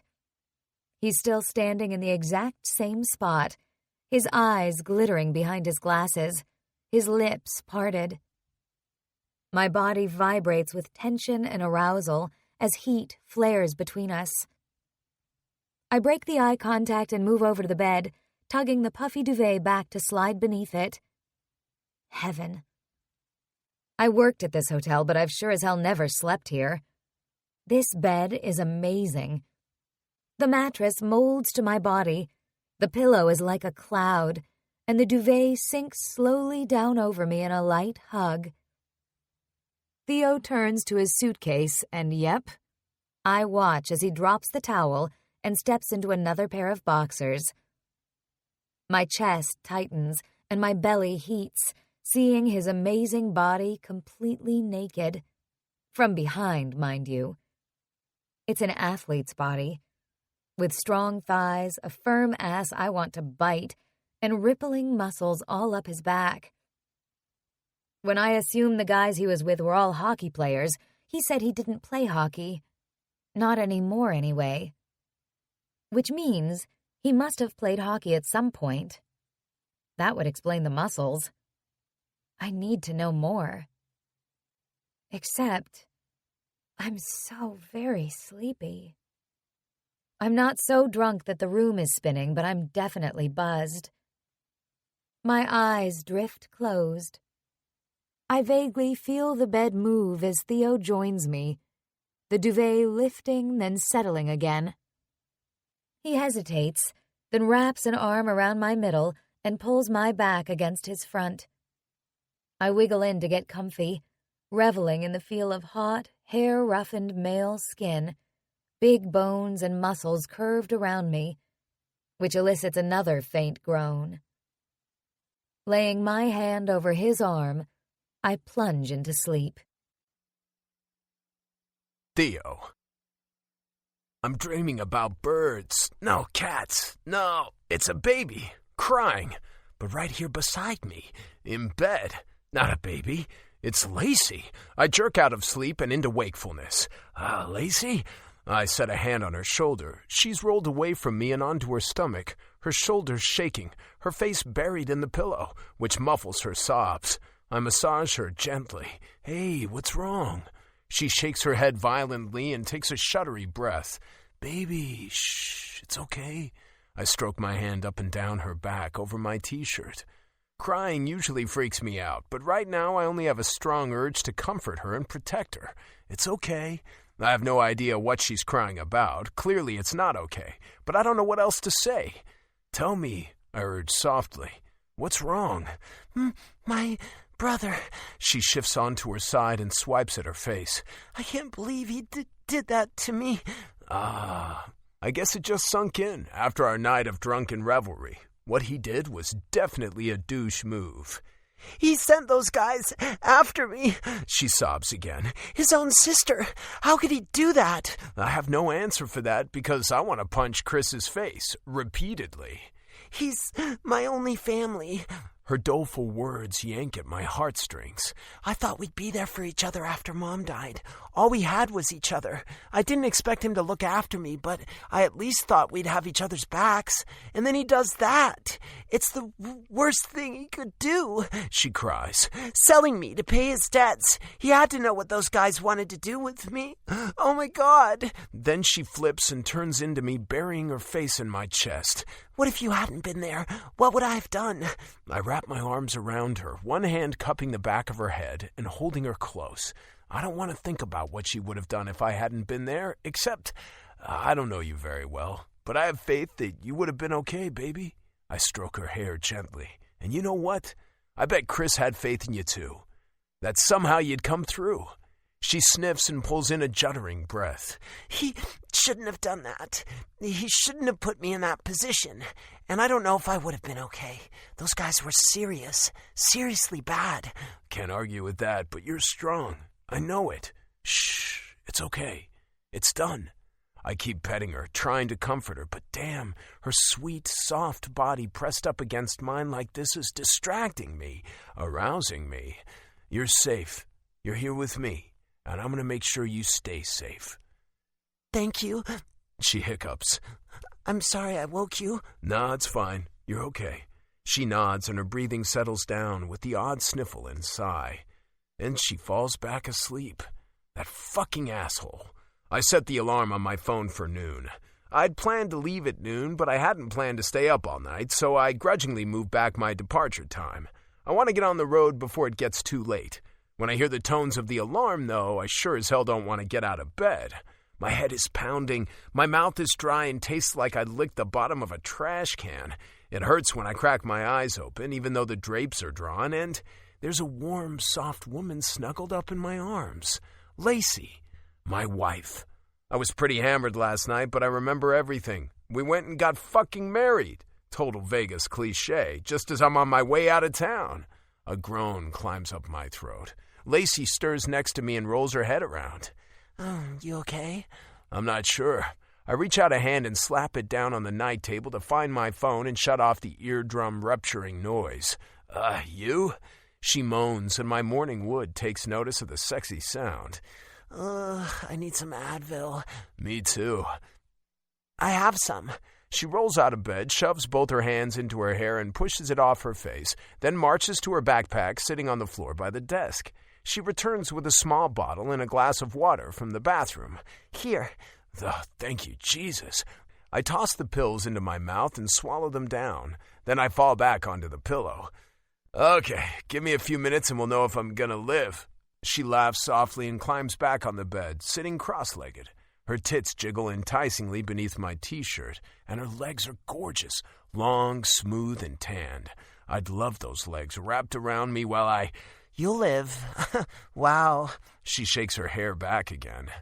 I haven't gotten that drunk in a long time. Me neither. She nibbles her bottom lip. You, remember... I remember. I blow out a gusty breath. I must have lost my mind last night. I do not do shit like that. I fucking jumped in a pool with my clothes on, drinking champagne out of a to-go cup, and then I got married. Jesus Christ.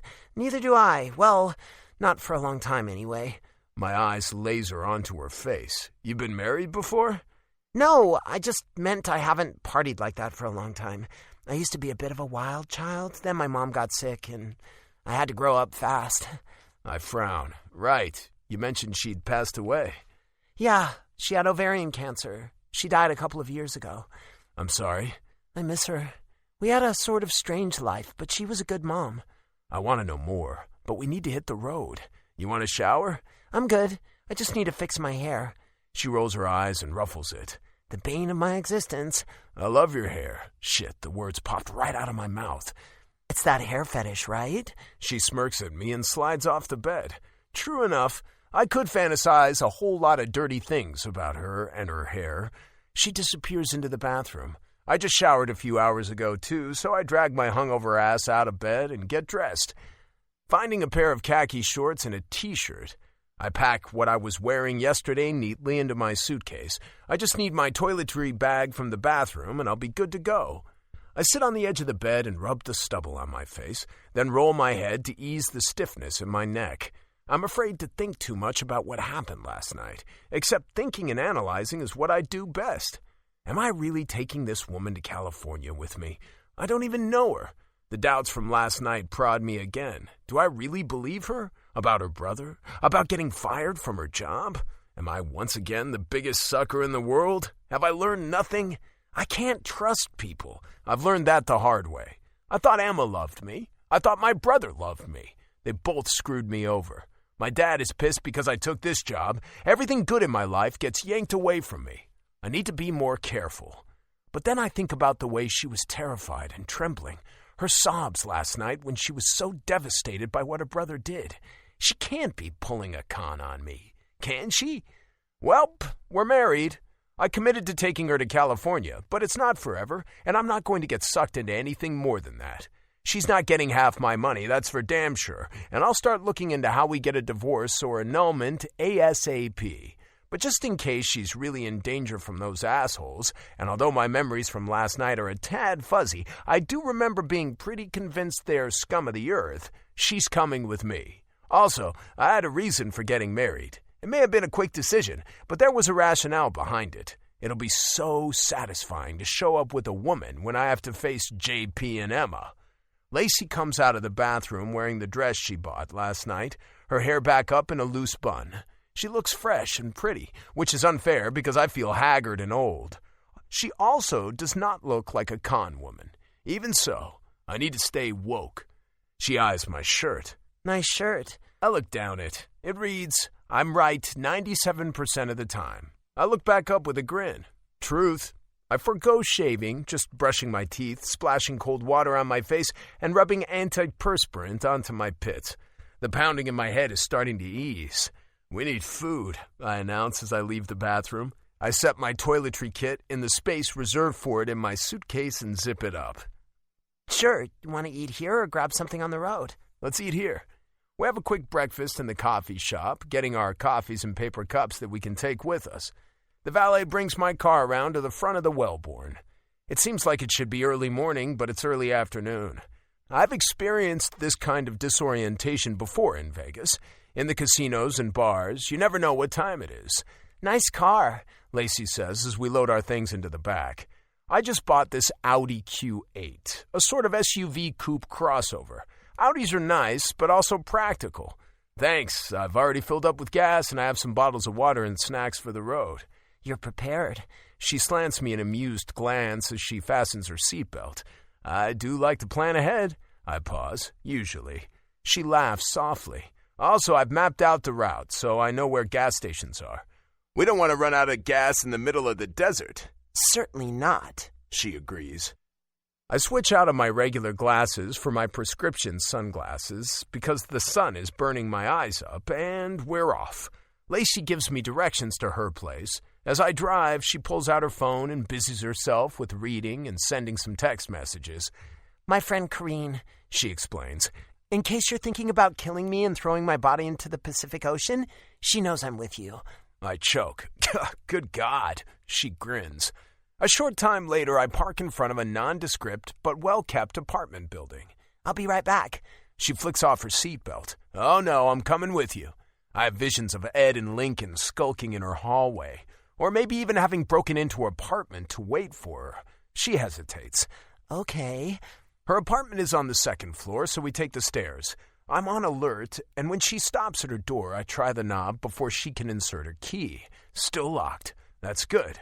I don't let my guard down, though, motioning her to wait as I open the door and step inside. I sense the emptiness of the apartment. Still, flat air scented faintly with the same fragrance I smelled on Lacey's skin last night when she snuggled into me. Apples and flowers. I poke my head into each room. What are you doing? Lacey frowns at me. Just checking the place out? I know it's not the greatest. Her frown slips into a crooked smile. I'm just making sure Ed and Lincoln aren't here. Her eyes widen. Shit! You think they'd break in? Seems like they'd do pretty much anything if they're threatening your brother's life. She glances nervously over her shoulder, closes the door, and locks it. I'll pack. I tag behind her into her bedroom. The scent is stronger here. The room is prettier. The walls pale pink. The comforter on the bed a sort of watercolor floral pattern in shades of bright pink, blue, and green, with about 500 pillows stacked against the headboard. A pink shag rug sits atop worn linoleum. Lacey hauls a suitcase out of the closet and sets it on the bed. Then my eyes bug out and horror grips me as she opens a drawer, grabs a handful of what appear to be panties, and tosses them in the suitcase. This is followed by bras, t-shirts, shorts, and some things she seizes from the closet. She makes a half-hearted attempt to fold a couple of dresses, then smashes them in with the other clothing. I press a hand to the pain in my chest. What are you doing? Packing. There's some things in the bathroom I need. She disappears and returns a moment later with a bright pink sequined bag apparently stuffed with, I don't even know.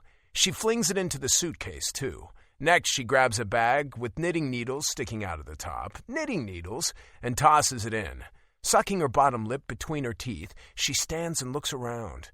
She takes a few steps over to a tall dresser, shoots me a self-conscious glance, then picks up a stuffed toy. She quickly buries it beneath the crumpled clothing in the luggage. I smile. What is that? Pete the penguin. My mom gave him to me. I was always fascinated by penguins as a kid. The pain in my chest from watching her chaotic packing eases and shifts into warmth. I nod. Okay, I'm ready. She attempts to close the case, wrestling with the zipper. I sigh. If you packed things neatly, you'd have more room. No, I wouldn't. It's the same amount of clothes. It won't make any difference in how much room they take up if they're arranged differently. Yes, it will. I nudge her aside and zip up the suitcase, then lift it off the bed. Anything else you need to do? She walks out to the living room, stands in the middle, and looks around. I have no idea how long I'll be gone. I don't have any plants to water. I don't get much mail. I guess it's all good here for a while. Okay, let's hit the road, Jack. She smiles and starts singing the song. No more, no more, no more, she sings as she locks the door behind us and we start down the hall. We're just entering the stairwell when the elevator dings at the other end of the hall. I glance over my shoulder and fuck, Ed and Lincoln step out of the elevator. Shit! My heart lurches. Lacey, go! I whisper, giving her a shove. Geez, slow your roll, she mutters. They're here, I say in her ear. Get your cute ass down the stairs right fucking now. I hear a shout at the end of the hall. Fuck, they saw us, go! She scampers down the stairs and I follow. I can't move fast enough with this goddamn suitcase, so I abandon it and leap down the stairs close behind Lacey. Blasting into the building's foyer, I hear steps clattering behind us. Run to the vehicle! I grab my key fob and fumble to unlock the doors as we run. Lacey yanks open the passenger door and throws herself in.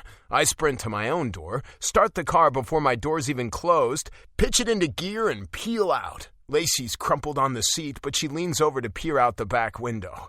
Oh my God, I can't believe this. Put your seatbelt on. I fasten my own with one hand. Thugs are chasing us, probably with guns, and you're worried about our seatbelts? Habit. I rub my chest. I think I'm having a heart attack. Me too. She lets out a long breath. Holy shit. Yeah. I keep glancing in the rearview mirror to see if they try to follow us. I make a fast right turn, then a left, then a right, zigzagging through the residential neighborhood. My suitcase. I'm sorry, I had to leave it. She's silent, and when I glance at her a moment later, she swipes at a tear on her cheek. Shit. We'll get you new stuff in L.A. She nods, her chin quivering. What's wrong? Pete. I lost Pete. Ah, fuck, I forgot about the penguin. I'm sorry. She nods. I know. We didn't have much choice if we wanted to get away from them. She emits a long sigh. Oh, and I was going to knit on the way there. She gives me directions to get onto the freeway. Even if they followed us, there's no way they'll find us in this traffic. I don't know if they even tried to follow us, but I think we're okay. I'm sorry. Her voice is small. For what? For dragging you into this mess. I think I kind of dragged myself into it, I say ruefully. It's all good. We're fine, and you're leaving that mess behind. Yeah. She gazes out the side window. Then she says, Now I'm really worried about Chris. Those guys mean business. She pulls out her phone and taps away at the screen. Trying one more time? Yeah. I just told him I got married and I'm moving to California to get away from him and his thugs. Let's see if that gets a response. I hope so, because much as I think the guy's a loser, he's Lacey's brother and doesn't deserve to die in the desert. This isn't the most scenic drive, I offer once we've left the city and are in the desert. I like the desert. It's flat, monochromatic, golden brown, except for a bit of scrub here and there. Even the mountains carved out of golden brown earth. The highway stretching out smooth in front of us. The sky extends wide open, clear blue above us. I set the cruise control so I'm not tempted to hit the pedal to the metal and speed past the other traffic, which would be easy to do on this road. Okay, I say. I think we lost them. Whew. I have so many questions for this woman. I'm still hesitant to believe everything she says, but she makes me curious. Tell me about your mom. Her head whips around. What? You mentioned earlier that your childhood was a bit crazy. Why's that? Oh. She draws in a breath and lets it out. My mom was a dancer, a showgirl. Whoa, she smiles. Yeah, she danced in a lot of different shows, and yes, she was topless, sometimes. Other times, she'd wear pasties. She was gorgeous, tall, long legs, perfect figure. She sighs. And a beautiful face. She loved dancing, she was talented, she'd done well in her younger days, and she had an amazing run, really. She was 42 when she got cancer, and well, it was getting tougher for her to find jobs. She'd actually been unemployed for a while before that. She must have had you when she was young, although I don't know how old you are. I'm guessing early 20s. I'm 24, and yes, she was young. Accidental pregnancy. She flashes a crooked smile. I never knew my dad. Some dude in town for a business convention that she hooked up with, and despite protection, my brother and I were born. You're twins? Yeah, I'm older. I like to remind him of that. Anyway, she never planned to be a single mom, but there she was. We got to hang out backstage at a lot of the resorts. I was fascinated by the costumes and the makeup, which inspired me to take some courses in stage makeup after high school. I would have liked to get a college diploma or something, but then Mom got sick, so that didn't happen. Right. You mentioned you do freelance work. Yes. She nods. I met lots of people in the business through my mom, and they knew I was good at doing makeup, so they hired me. It's not bad money, except it would be better if it was a steady paycheck and not just here and there. I've done some fashion shows, too, and once I helped out with a movie being filmed in Vegas. That was cool. I learned a lot. I'm impressed. It's just makeup. I'm getting the feeling that life hasn't been easy for Lacey, despite her air of cheery optimism. A job is never just anything, I say, especially if you love it. True enough. Even being a bud tender. I know you think I'm a stoner now. I choke on a laugh. No, I don't. She laughs, too. I'm kidding. Okay, you better tell me about your family. First, your brother. What's his name? Or should I just call him Ben? Ben? Short for Benedict Arnold. Ha! Good one. His name is Jean-Paul, but we call him JP. I sense her staring at me, and I glance sideways at her. What? Are you French? Yeah, my mom's French. Like French-Canadian? Yes. A smile lifts my lips. Oh my God, you speak French? Oui. That is so hot. I laugh again. Okay. So JP and Emma, they're still together? As far as I know, I haven't been in touch with them much since that all went down. Ugh, don't blame you. What does JP do? Bitterness squeezed my throat. He plays for the Golden Eagles. The team your dad owns? Her voice rises. Yep. My hands tighten on the steering wheel. Wow. JP played for them before Dad bought the team. So, let me get this straight. Your dad bought the team to piss off your grandpa because he owns a rival team. Your brother plays for your dad's team, and you play for your grandpa's team. That's it in a nutshell. There was actually more to it than that, a lot more, but that was enough family feuding for now. Plus, you and your brother are on the outs because of a woman. Right. I just have one question. What? Can you turn the car around and take me back to Vegas? Chapter 8. Theo. My head whips around, my jaw going slack. What? Kidding! Hey, eyes on the road! I snap my gaze back in front. Jesus. She laughs. Sorry, I was just joking. Believe me, your family feud sounds less scary than Ed and Lincoln. Which dude was Lincoln? The short one who didn't talk. Huh. Okay, tell me more about your family. What are your mom's and dad's names?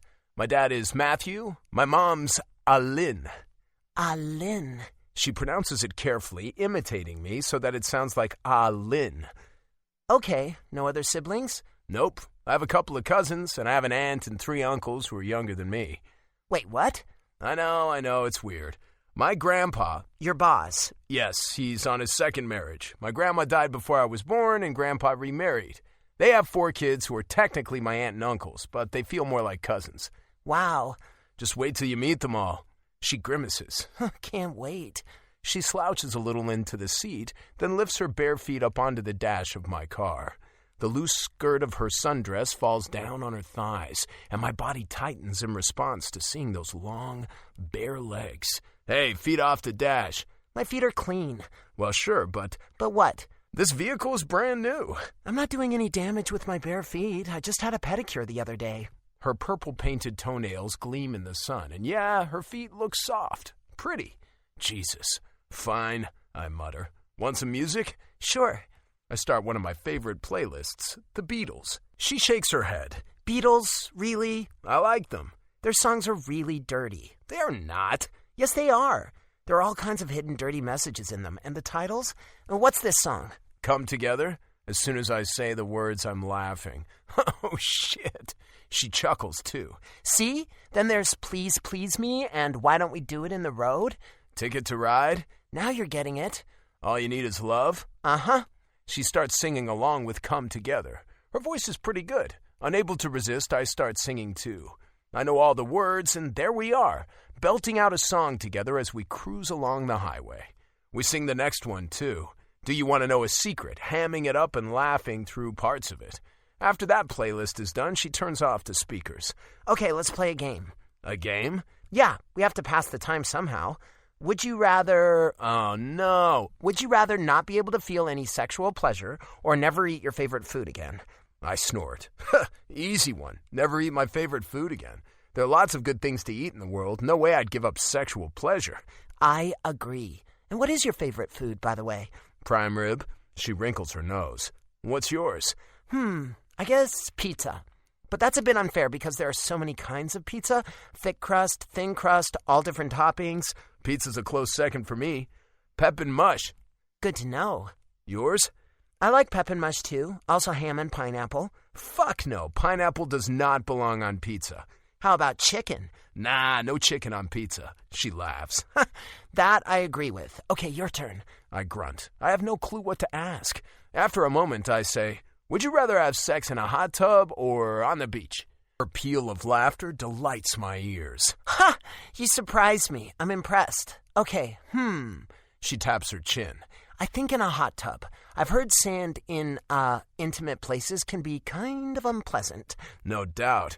My turn. Would you rather... She pauses. Have an animal best friend. It could be any animal you choose, and it would be intelligent and speak to you, and you could ride on it if it's big enough, like a bear or a buffalo. Or would you rather be married to someone with a hot body? Jesus Christ. I rub my chin. She laughs. That's fucking crazy. It's just a game. Come on, lighten up. It's not like world peace depends on your answers. I replay the question as I change lanes to pass a truck. All right, then. An animal best friend I could talk to would be cool. What kind of animal? I run through choices in my head. I've heard elephants are smart, and dolphins. Dolphins are cool, but they live in the water. Jesus, I'm actually analyzing this like it matters.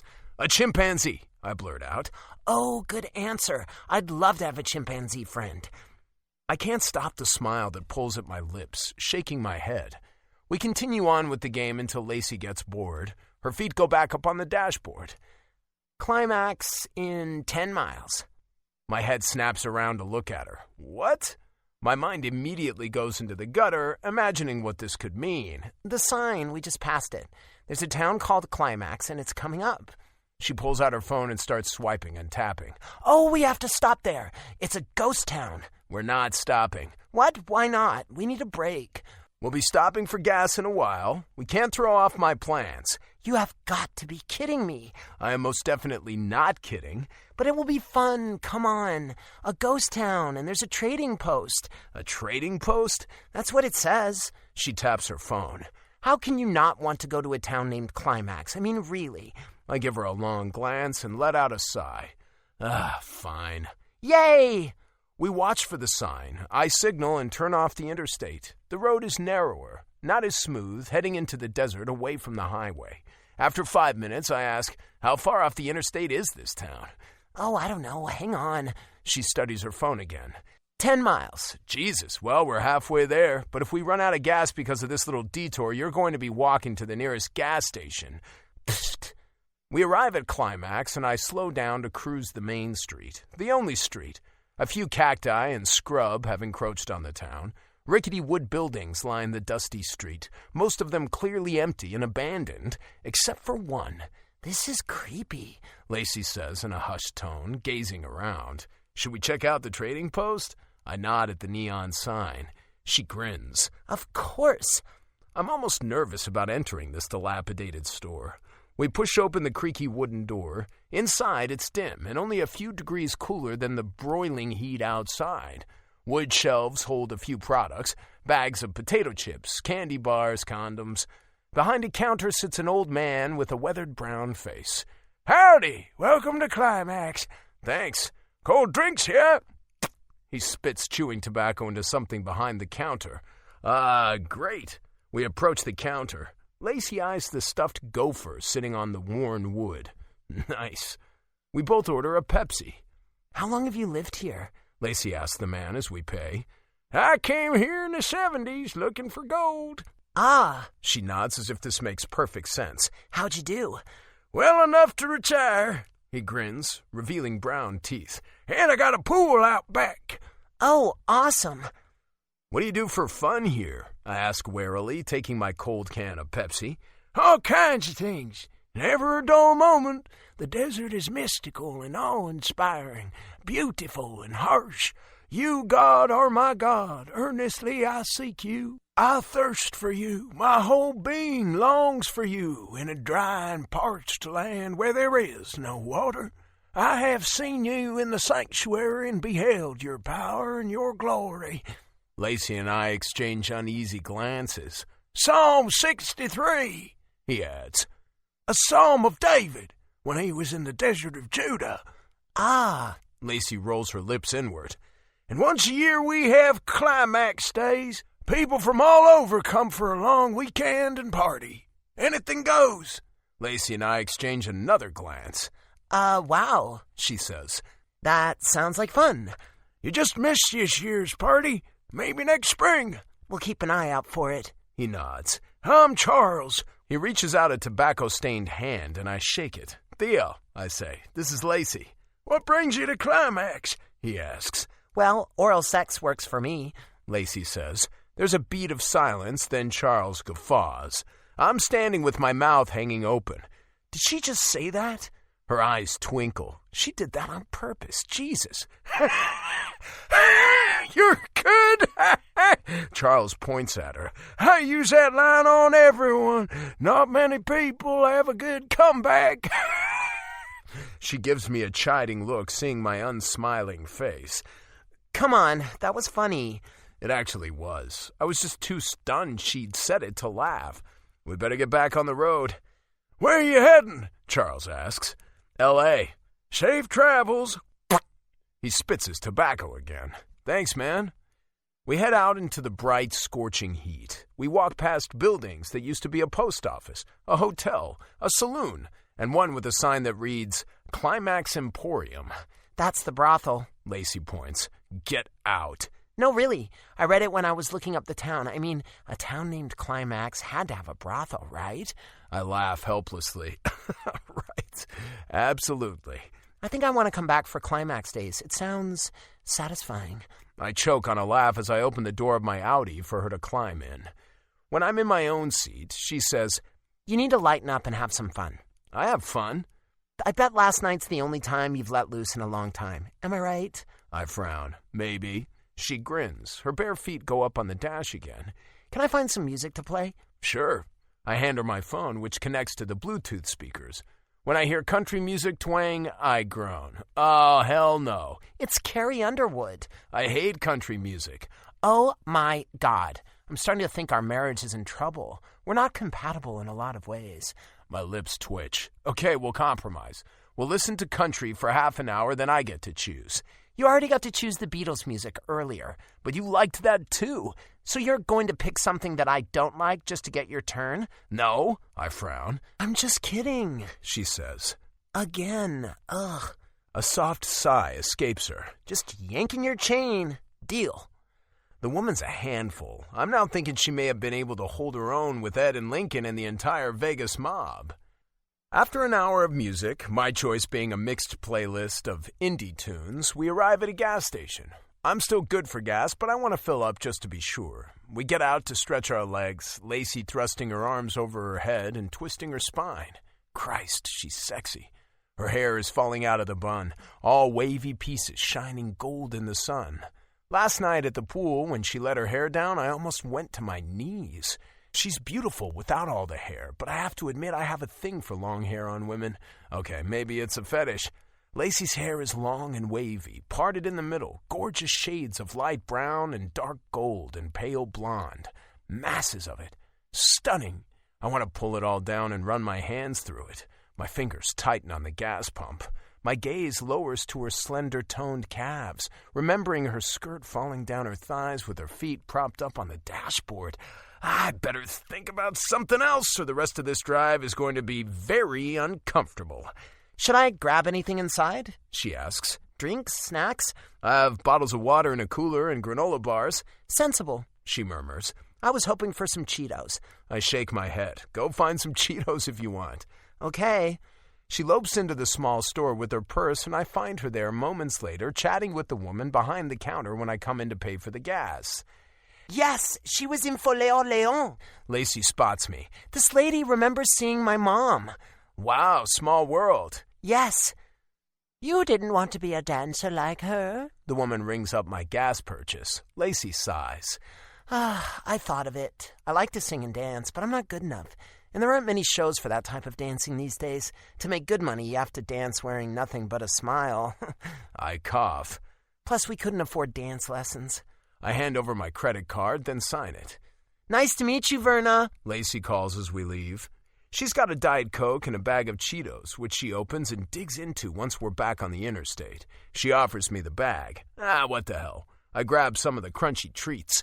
I try to eat healthy, other than that year after I got injured when I ate my weight in junk food every week, not to mention I drank gallons of booze trying to drown my sorrows. But I've gotten back to the way I learned to eat when I was playing. Lots of protein and veggies. I've seen former players pack on the pounds, and I don't want to end up like that. I work out to stay in shape, and even still play hockey when I can. Truthfully, it's not just to stay in shape. I have to be active, or I'd go nuts. I'll have to find a beer league in L.A. to join. Tell me a joke, Lacey says. I shake my head. I'm not very good at jokes. You must know one.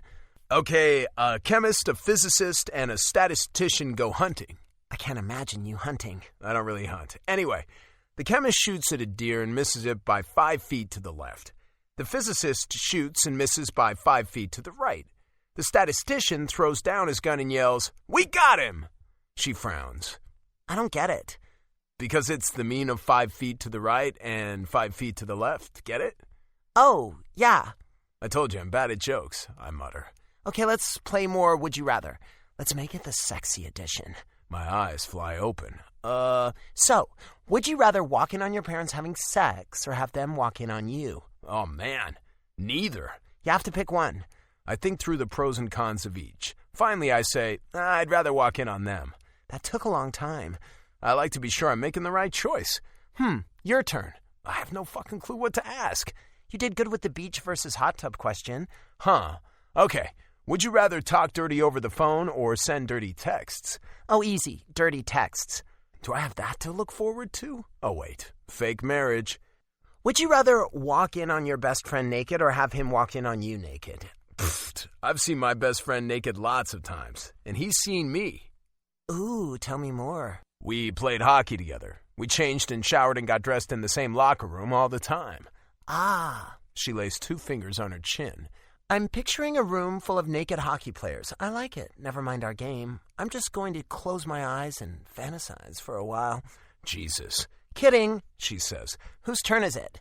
We go back and forth a while longer, and even though I struggle with some questions, I'm learning a lot about her. She likes bubble baths. She'd rather have her hair pulled than scratches on her back. She'd like to do a shot off my abs.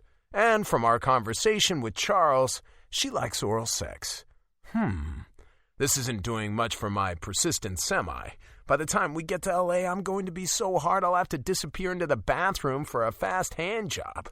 I glance at Lacey. Her cheeks are pink. Maybe she's a little turned on, too. No doubt there's some mutual attraction between us. After a few moments of thought, I conclude it's probably best to address this out in the open. We're married. Thank you, Captain Obvious. You're a real smartass, aren't you? I have my moments. Okay, I'm trying to be frank here. We're attracted to each other. I fucking love the way her lips curl into a smile. All right, then. If we're being frank, yes. Yes, we are. Married people have sex. I've heard that. I laugh. You're not helping me. Are you trying to say you want to have sex with me? My tongue feels heavy. So much for being frank, she's way ahead of me. Yes, that's what I'm trying to say. How long till the next rest stop? I choke. I didn't mean right this minute. Okay, well, I sort of do, but I was thinking bigger picture. Like when we get to L.A., how many bedrooms do you have? 3. Good. I don't think we should share a room. Oh. I'm not opposed to sleeping with you, though. Jesus, but this is what I wanted. That's what I was getting at. What are the terms of our relationship? You're making this into a business deal? A business deal that includes sex. Her eyes narrow. I don't like that. Hell, does that mean sex is off the table? I wouldn't say it's a business deal, I offer carefully. More like we're doing each other a favor. She tilts her head and considers that. Okay, I can live with that. And I want to be clear, I don't expect sex as payment for the favor, but I wanted to know if, if we both wanted it, if it would be okay to act on that. She purses her lips, lifts her chin, and rubs her fingertips to her throat. Well, I already said I'm not opposed to sleeping with you, but thank you for clarifying expectations. Why do I feel like she's laughing at me? Chapter 9. Lacey. Theo frowns. I like having clear expectations. Always a good thing, I murmur solemnly. He's so damn cute. He should be annoying me because, wow, we're so different in some ways. He analyzes everything. He loves to plan. There have been moments where I worried he didn't have a sense of humor, but then he shows me he does. And he doesn't fake anything. He's honest. I like that.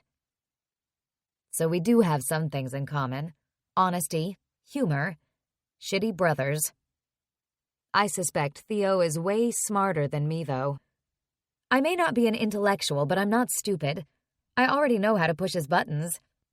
I smile smugly to myself as I snuggle down into the super comfortable seat of his Audi. Getting him to stop at that ghost town had been so much fun. Playing those crazy games, too. I'm also a teensy bit smug because he wants to have sex with me. Woo. Because, damn, I'm hot for this man. There's something about him that just gets to me. The way he took charge when Ed and Lincoln were chasing us. The way he's so strong and controlled, yet there are hints of vulnerability when he talks about his brother and ex-girlfriend. The way he stops to analyze everything. Most of the time, The way he's so freaking smart. The way his lips curve when he's smiling against his will. The fact that he wants to have sex with me makes me melt even more. I was only half joking about pulling over at the next rest stop. For a while, I'm quiet, my eyes closed, thinking about sex with Theo. I imagine getting my hands on his body, all those muscles. I imagine how strong he is and the things we could do. My eyes pop open. Hey, why did you quit playing hockey? You're not old enough to retire. His fingers flex on the steering wheel. I had to. I got injured. Oh, that sucks. You're okay, though? Sort of. I can't see well out of my right eye. I blink. Oh, no. That's why you wear glasses? Yeah. I had perfect vision before the accident. I sink my teeth into my bottom lip. What happened? Or is that too nosy? He lifts one shoulder. It's fine. It was years ago. Puck bounced up under my visor and hit me in the eye. Oh my God. I cover my mouth with my hands. It was pretty scary. When it happened, everyone was freaking out. They rushed me to the hospital for surgery.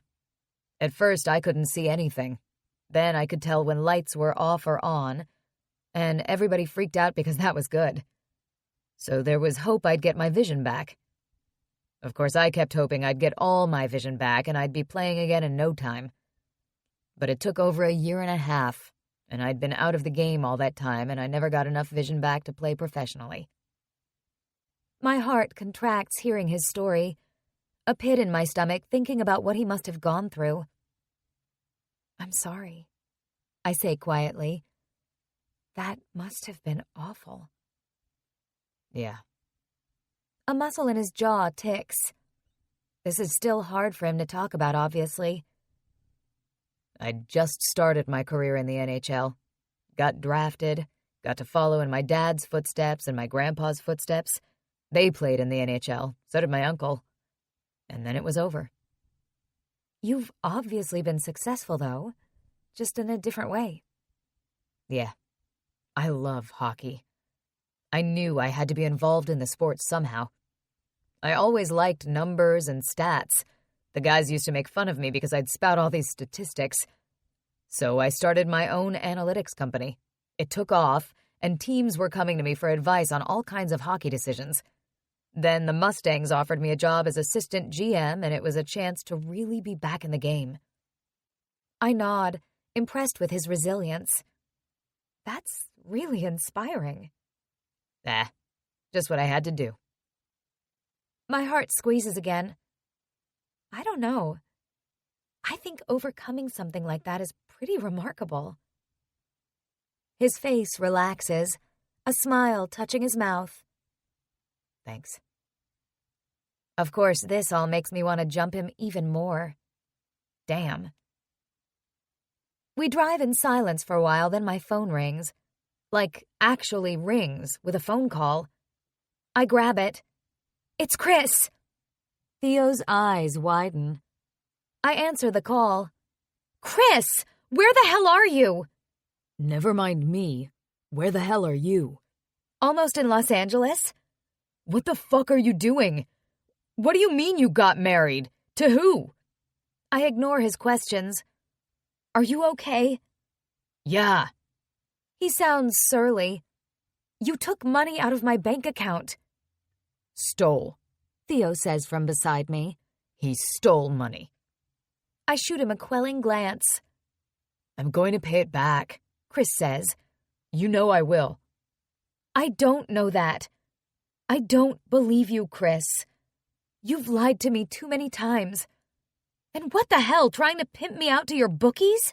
That's low. That's bullshit, Theo puts in. Despicable, reprehensible. Who is that? Chris demands. My husband. Jesus, Lacey, you're not serious. Oh, I am. This time you're going to have to get yourself out of your own mess. I pause. Just be careful. Those guys came to the apartment looking for me. Or you. Or both of us. Shit. Yeah. We got away. I almost choke up but swallow the lump in my throat. Take care of yourself, okay? And stay in touch. Lacey, I'm sorry. Look, just come back and I'll show you. I'll come back when you show me you can deal with this. Bye, Chris. Theo nods approvingly, but his smile is gentle. Was that hard? Yes.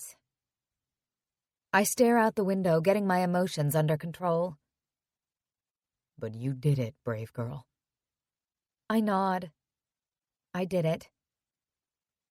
We arrive in Los Angeles in the early evening, the sun setting and lighting up the sky orange and gold and pink.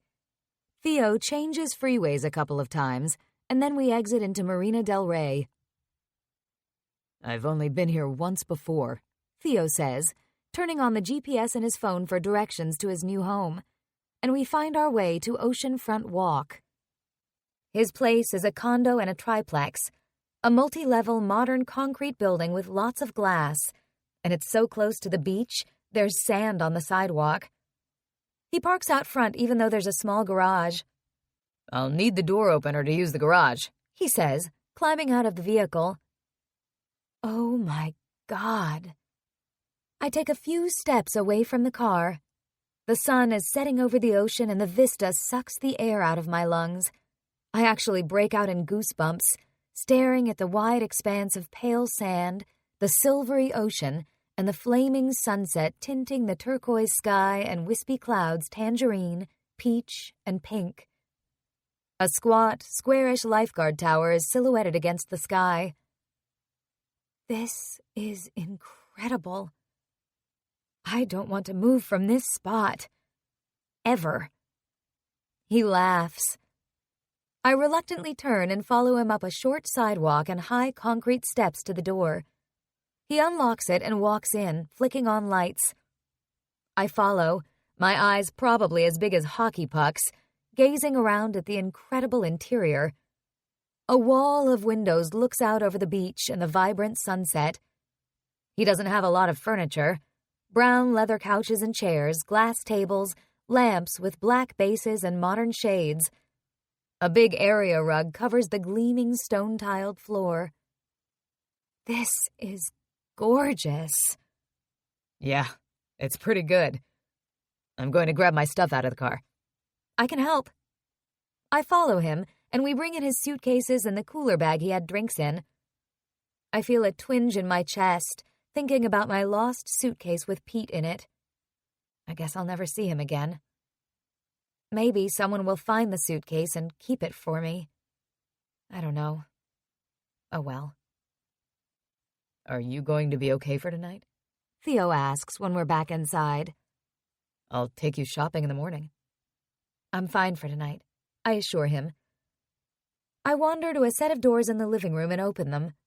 They lead onto a terrace, also overlooking the ocean. There are a bunch of chairs and small tables and a shiny barbecue out here. Nice. Back inside, I check out the spacious kitchen, all glossy white cabinets, stainless steel appliances, and the same tiled floors. A vase of fresh flowers sits on the pale marble counter. Theo sees me looking at them and smiles wryly. Looks like my mom was here. She must have left those. That's nice of her. This can be your room. Theo gestures to a bedroom. I peek in. Whoa, lots of white. The walls are white. The queen bed has a plain white duvet on it, a matching dresser and vanity in white, and white blinds on the window. It has a bathroom, too. Awesome. The master suite is upstairs. He grabs his suitcase and hauls it up the open staircase, so I follow, curious. The entire upper level is the master suite, with more floor-to-ceiling windows overlooking the beach. You have room for a sitting area there. I wave a hand toward the windows, even with this massive bed. I'm kind of afraid to look at the bed, because I know I'll think about Theo in that bed, and hopefully me with him. Yeah, I might buy more furniture. His bathroom is huge, too, with stone walls, a generous shower and a tub, and a double vanity. There are doors to outside, so I go out there to find another terrace, this one with glass panels to shield from ocean breezes but not impede the view. 2 lounge chairs face the Pacific, and behind them is a hot tub. Holy crap. Pretty cool, huh? Amazing. I'm going to order pizza, that okay? He lifts an eyebrow at me. Yeah, sounds good. Back downstairs, I take my backpack into my bedroom and set it on the floor. I plop my butt down onto the bed and stare at my meager belongings. For a moment, a sense of bleakness washes over me. I've left my only family to deal with criminals. I've left the only home I've known since I was about 12 when we moved into that apartment. I've left my friends and my hometown. I don't even have Pete. I ran away from my problems because a hot guy was looking out for me. It's been a long time since anyone looked out for me. No wonder I succumbed. I blow out a sigh. Well, it's done. If I've learned anything in life, it's that you have to make the best of things. So here I am in sunny California, living right on the freaking beach, with a gorgeous man. And hey, we're having pizza. Pizza is always good. I send Corrine another text message to let her know we arrived and I'm fine. She responded with the expected freak out earlier, so I want to make sure she's reassured. Then I head out to the kitchen. Theo must still be up in his room. I poke around a bit, finding dishes and cutlery. He's all set, I guess, thanks to his mom. What the hell is she going to think when she finds out he's married? To someone she's never even heard of. We must be nuts.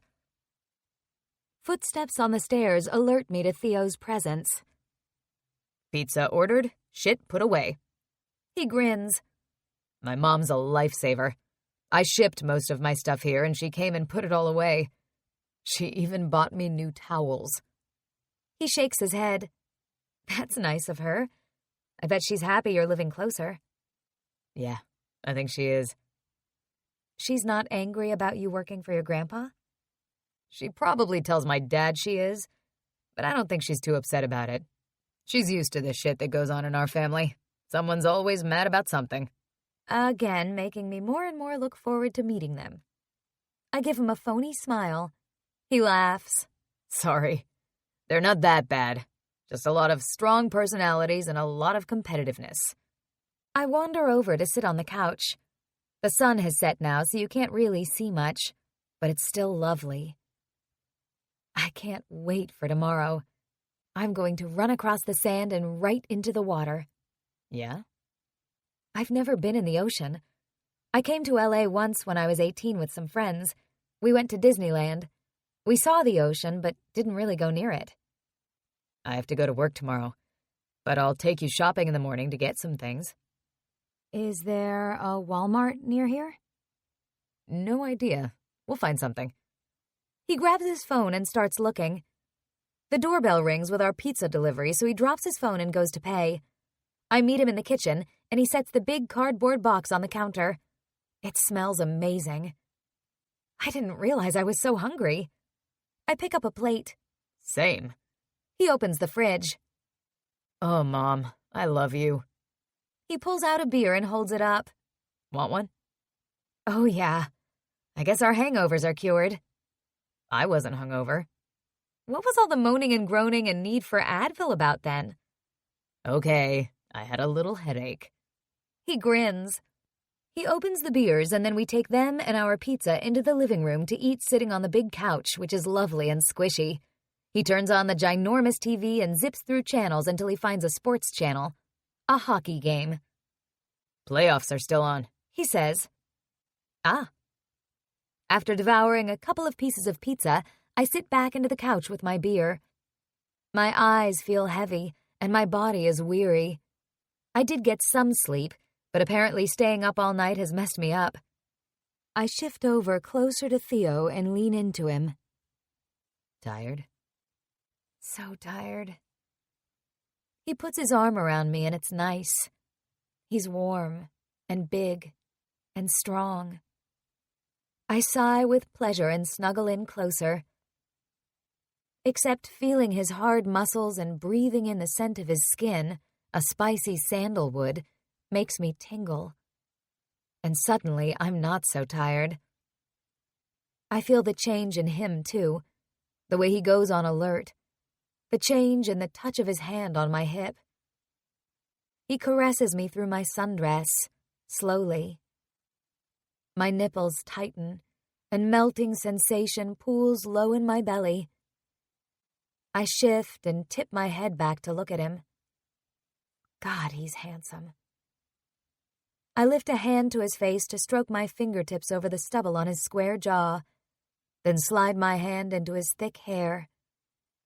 His eyes are dark behind his glasses, his sculpted lips only inches from my face. I remember that kiss after we got married, and how incredible it was, and my inner muscles squeeze up tight on a wave of lust. My lips part as I look at him. Lacey. He cups my face with a big hand. I melt even more. Gonna kiss you now. Please. My eyelids drift down, and I'm burning everywhere in anticipation of the touch of his mouth on mine. It's magic. Delicious. Hot.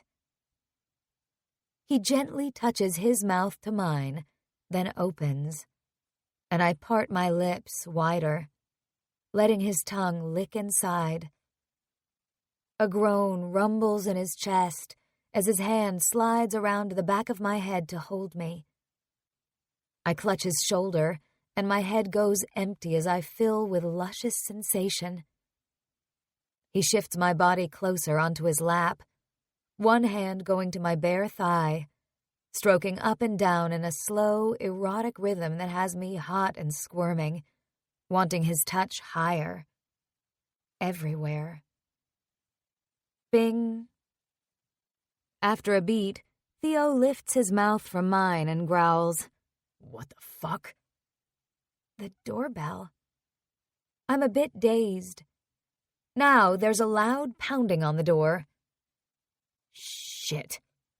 Our eyes meet and he blows out a breath. Hang on. Breathing fast, I tug my skirt down as he answers the door. My body is pulsing, and I need more of Theo. Dude! Hey, Manny! I lean over to see who this is and watch Theo and Manny grip hands and slap each other's backs. No idea who this is. A relative? Friend? I thought I heard noises over here, Manny says with a big smile. Bobby told me he'd rented this unit out to you. Talked to your mom the other day when she was here, and she said you'd be here this week. Welcome to California. Thanks, man. Great to be here. Can't believe you're gonna be my boss. Manny shakes his head. But I always knew you were the smartest guy in hockey. Come on in. Want a beer? Yeah, sure. So much for our makeout sesh on the couch. I straighten my dress and tuck a strand of hair behind my ear as I stand. Oh, hi. Manny pauses as he sees me. Lacey, this is Manny Martinez. He plays left wing for the Condors. I smile at him. Manny, this is Lacey. He pauses. My wife. Chapter 10. Theo. Wow, that feels weird saying it. Holy shit! Manny's eyes widen. I had no idea you were married. When did this happen? Last night. The answer bursts from my lips before I can even think. What? He laughs in disbelief as if I'm joking. Yeah, it was our last night in Vegas, so we decided to tie the knot. Did the cheesy Vegas chapel thing and all. I catch Lacey's eye and she smiles because this is all true. Wow! Manny shakes his head and advances on Lacey. Well, nice to meet you, Lacey. Likewise. They shake hands. Manny and I played hockey together in Wilkes-Barre, I tell Lacey. And now we both ended up here. Small world, Manny says. Small hockey world. So I'm, interrupting your honeymoon, I guess. Ha! No worries. We're gonna take a honeymoon trip later, since I'm starting work right away. This is an outright lie, but oh well. I'd like to go to Italy, Lacey says. I can tell her tongue is in her cheek, and I shake my head, trying not to laugh. In the kitchen, I grab a beer for Manny. Want another beer, Lace? I call. No thanks. I'm good. I take one for myself as well, and we all sit again in the living room.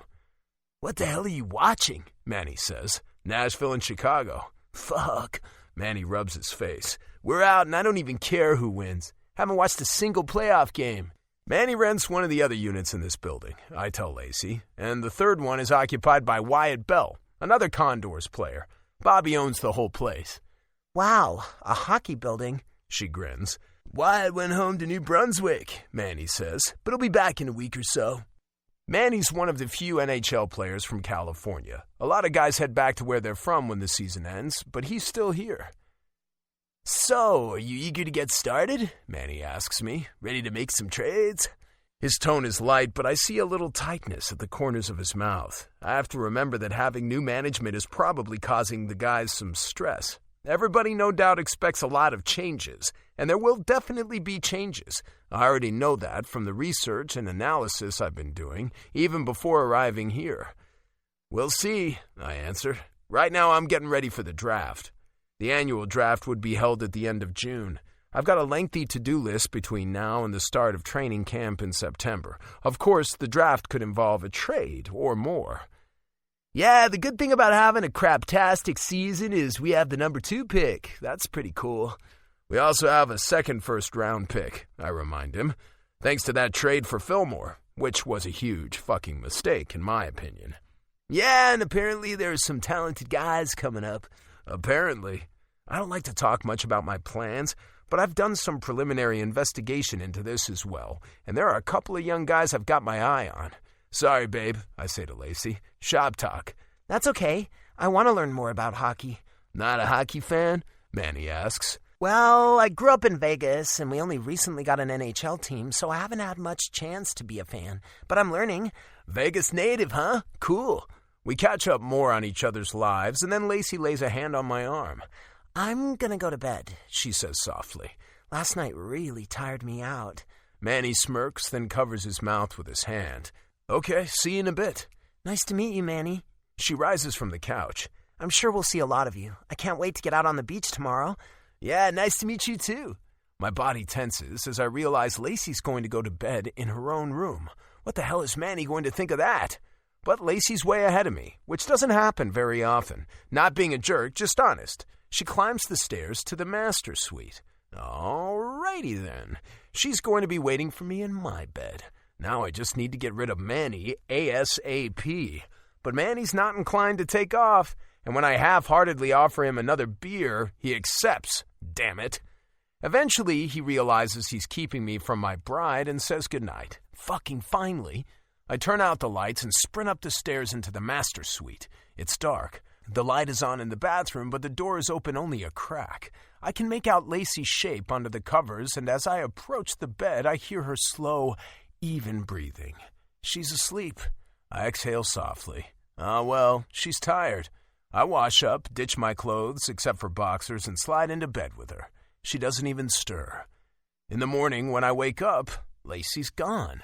I roll onto my back and stretch my arms out, staring at the ceiling. Jesus, we've been married 30 hours and still no fucking. Of course, we've only known each other about 34 hours. I better cool my jets. This isn't a real marriage, but I know she's interested. I just don't want to be that guy. She's been through some shit the last 34 hours. She needs someone to take care of her and make sure she's safe, not a horny jackass trying to jump her sexy bones. After a shower, I trudge downstairs to seek out, hopefully, coffee and food. I'm a big believer in breakfast, but I'm not sure how well my mom has stocked the kitchen. I find Lacey out on the deck in the early morning coolness, the air damp and fresh from the ocean. She's got a blanket wrapped around her, her feet tucked under her in the chair, a cup of steaming coffee in her hands, and she's gazing out at the ocean with a soft smile of wonder on her face. My chest pings. She glances at me as I slide the door open. Hey, morning. Morning. Sleep okay? Oh my God, I died. I slept so well. Good. I need coffee and food. Your Keurig is on the counter. She holds up the mug. Want me to cook something? No, I mean, I can cook. You hungry? I could eat. I'll see what we've got, or maybe we can go out for something. She stands, the blanket still draped around her, and I see she's wearing my t-shirt again, her legs bare. She follows me to the kitchen where I peruse the contents of the fridge and find eggs and ham and, yes, cheese. Omelets it is. What's the plan for today? Lacey asks as she makes me a cup of coffee at the Keurig. After food? Yeah, you're pretty obsessed with breakfast, huh? The most important meal of the day. If you say so. Here's the plan. I knew you'd have a plan. I pause. Her lips twitch. Is that bad? I ask. No, not at all. She hastily assures me. We'll go find a shopping mall and get you some clothes and whatever else you need. Maybe a grocery store if we need more food. Then I'll bring you back here and you can explore the beach while I go to work. Oh, you have to go to work already? Yeah. Where do you work? I mean, I know you work for the hockey team, but you must have an office or something, right? Right. The arena isn't that far from here in Santa Monica, which is why some of the guys live here, I guess. Our offices are there. Got it. She hands me my coffee. And what can I do? Grate some cheese. Do you want toast? No thanks, but I can make some if you want. We're getting along just fine here for two people who barely know each other. This makes me smile. What's so funny? This whole situation. Manny was surprised last night when I introduced you. I wondered what he was going to think when you went to bed in your own room.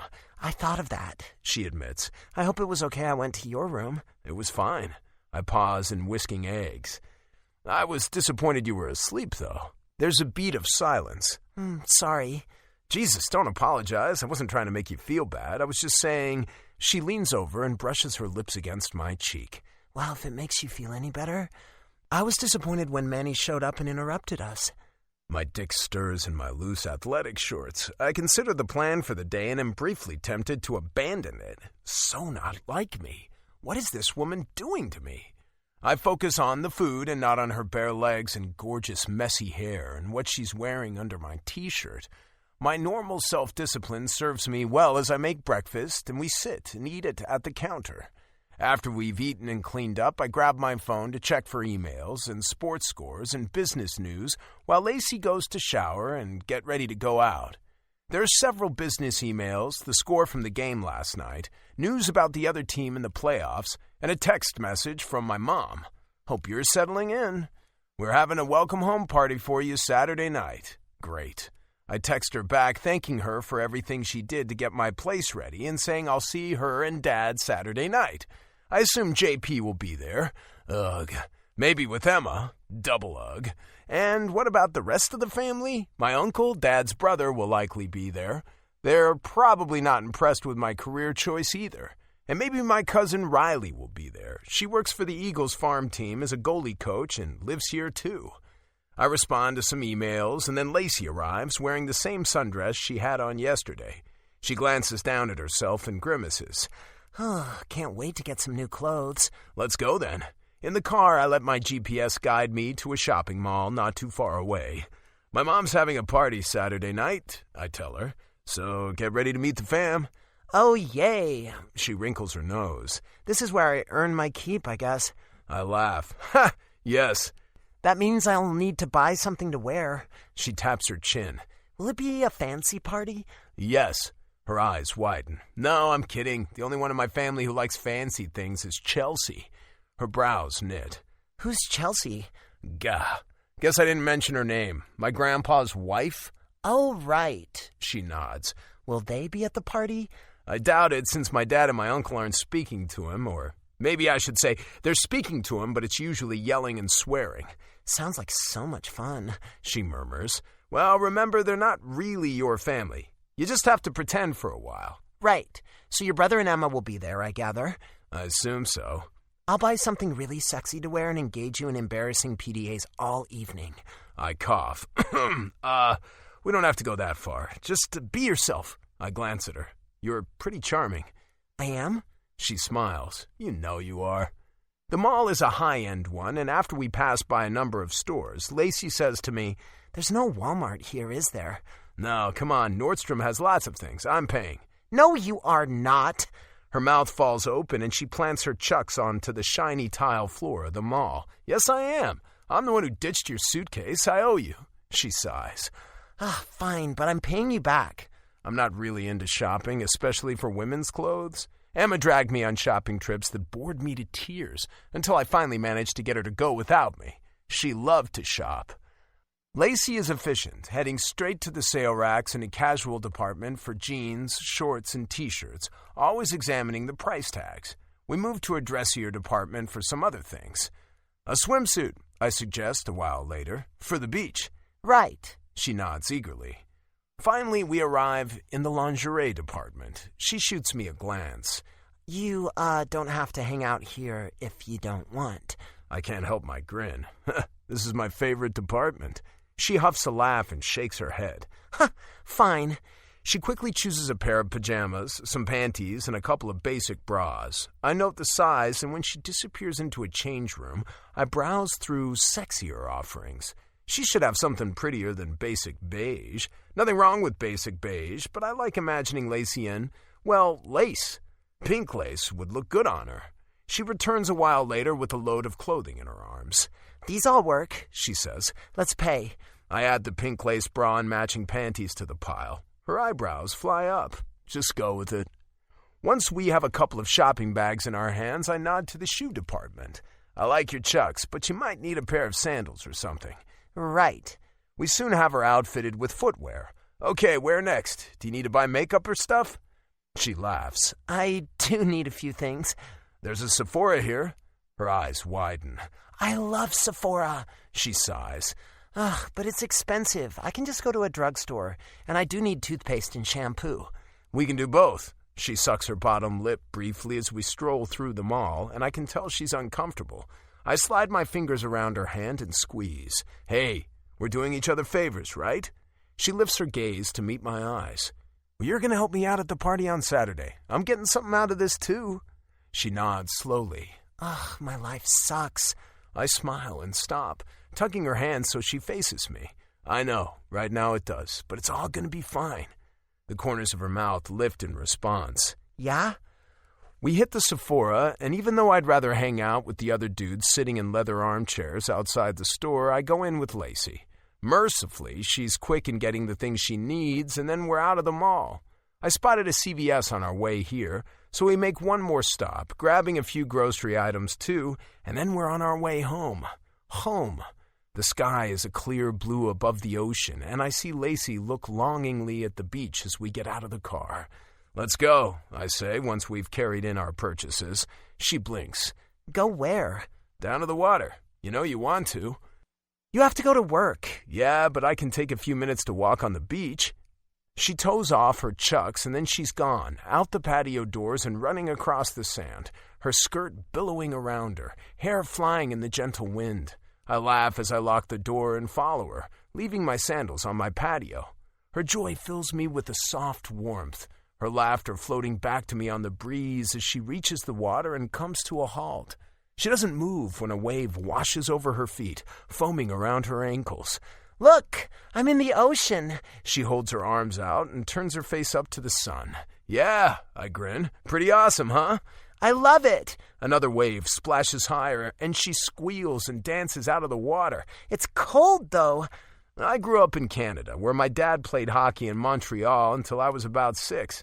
Then he bought into a major junior team in Drummondville, Quebec, so we moved there. I played hockey in Moncton, New Brunswick, got drafted by the Pittsburgh Penguins, and I played there after a couple seasons in Wilkes-Barre. Grandpa and Chelsea have lived here a long time, though, and I've visited them so many times I guess I've come to take the sun and the palm trees and the ocean for granted. Seeing Lacey's enjoyment of her first time at the ocean fills me with pleasure. I feel like making her happy, and seeing her smile is gratifying. Contagious. Chapter 11. Lacey. My life doesn't suck. I say it out loud to myself after I'm back at the condo and Theo has left for his office. This may not be something I ever expected, but I'm lying here on a beautiful patio where I've been sunbathing in my bikini, looking out at the Pacific Ocean with the sun on my bare skin. I can pretend I have no problems. No bookies chasing me, no brother who's in debt trying to pimp me out, no negative bank balance, and no unemployment. It's been so long since I had this feeling. Just being able to relax and not worry about bills and debts and other people. I could get a job here. I will do that. I at least can make some money so Theo doesn't have to buy my clothes. I don't have a car, and this city is the kind of place you need a car, I think. But I'll figure that out. I'll figure it all out, and then I'll be fine. The ocean shifts and sparkles in the distance. Sailboats bob across the water. Thin white clouds streak the bright sky, and the voices of some guys playing volleyball down the beach carry to me on the fresh breeze. My life doesn't suck. The water mesmerizes me.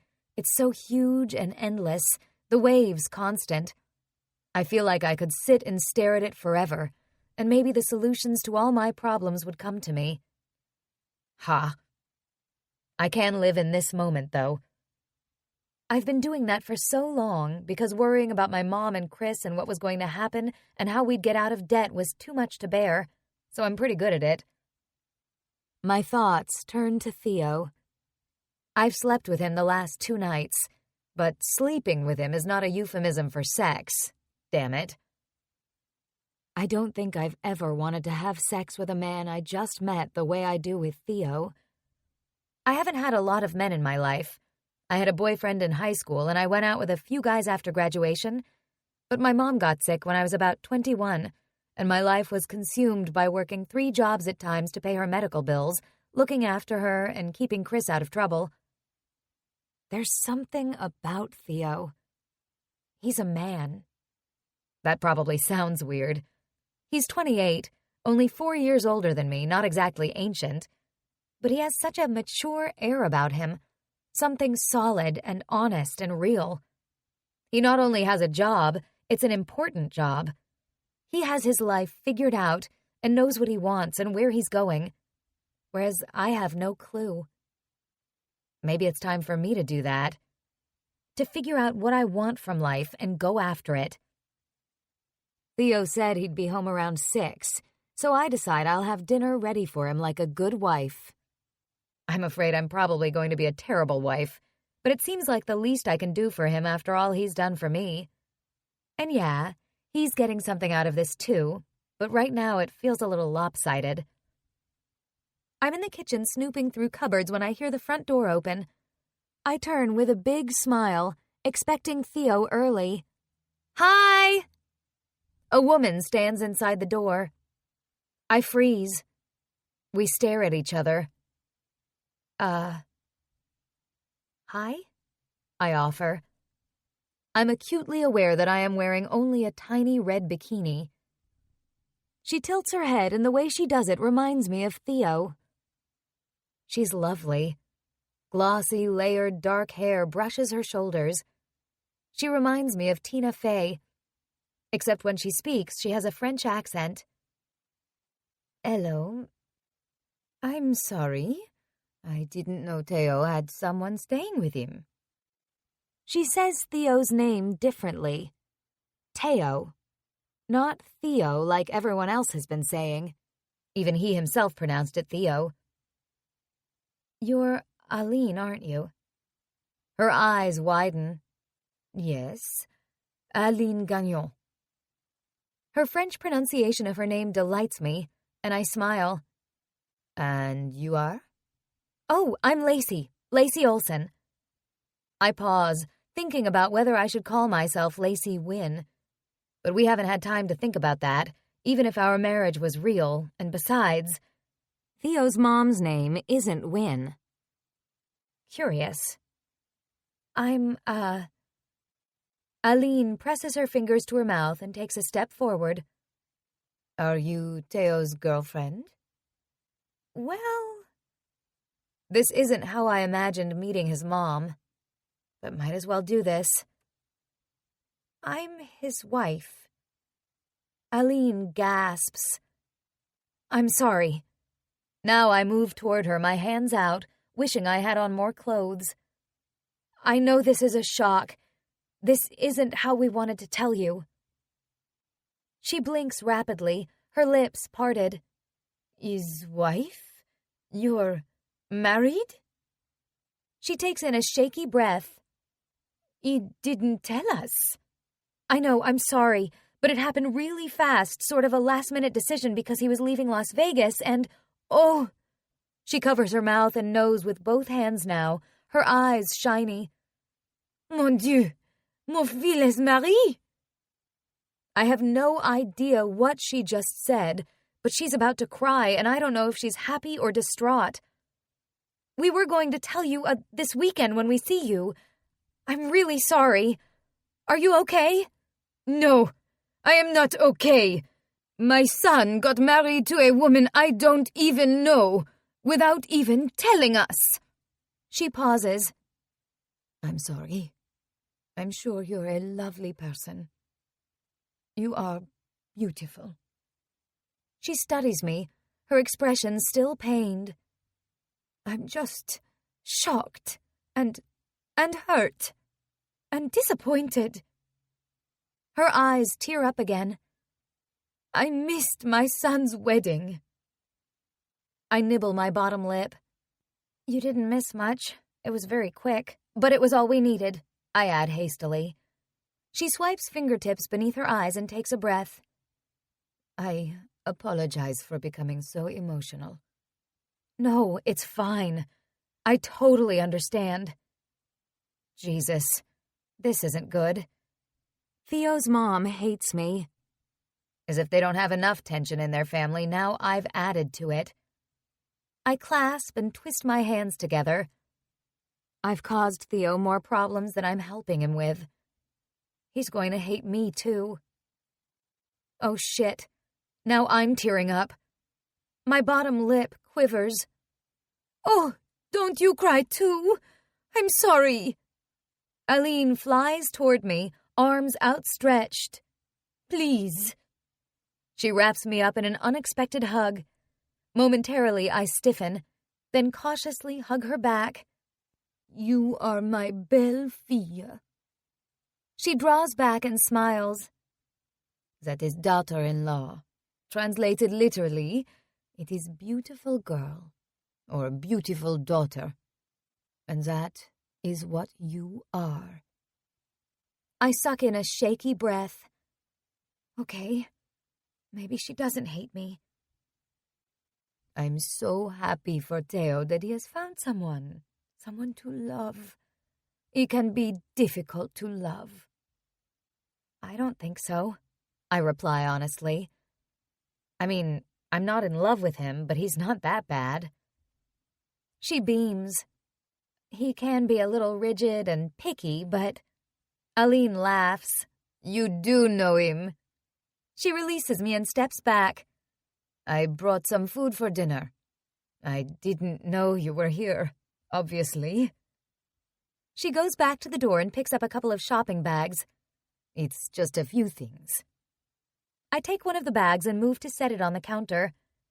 You've done so much to help Theo get settled in. He really appreciates it. She waves a hand. I'm so happy he's living close now. She purses her lips.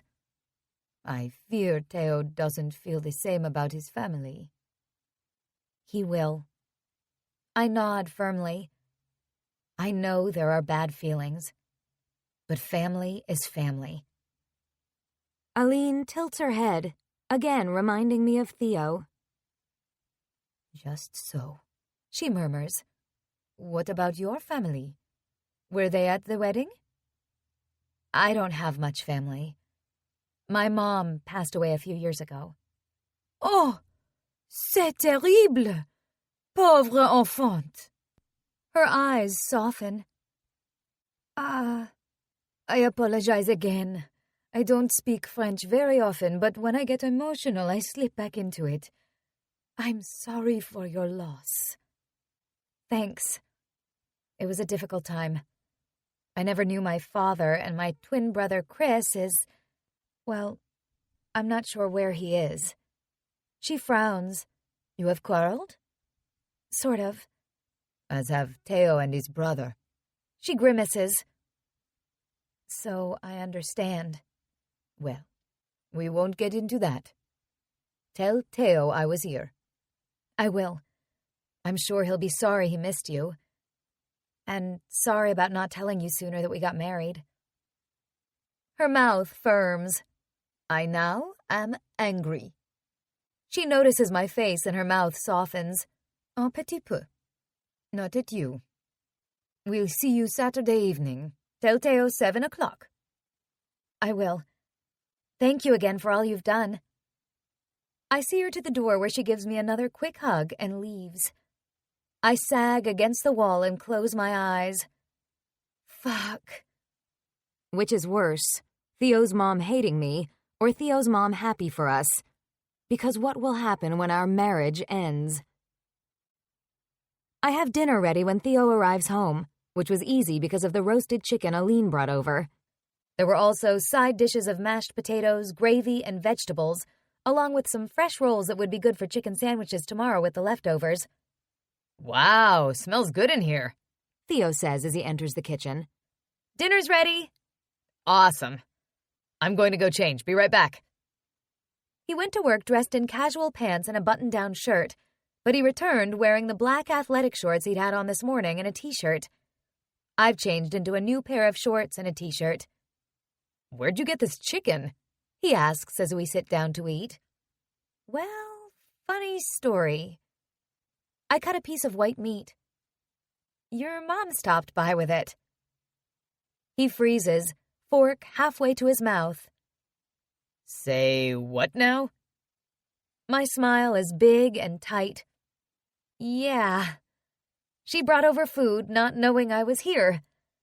Let's just say it was a bit of a shock for her. No shit. He drops his fork onto his plate and stares at me. You told her? Yep. She got a little upset. I eye him warily. I think she wanted to be at your wedding. Of course, doesn't every mom? So I totally understand. Shit. But it's okay, I continue quickly. I think she was coming around to the idea. Shit. I know. I sigh. She seems really nice. Yeah. I apologized. I fill him in on the conversation in detail. I'll call her tomorrow. And she said to come at 7 o'clock on Saturday. Perfect. His tone is dry.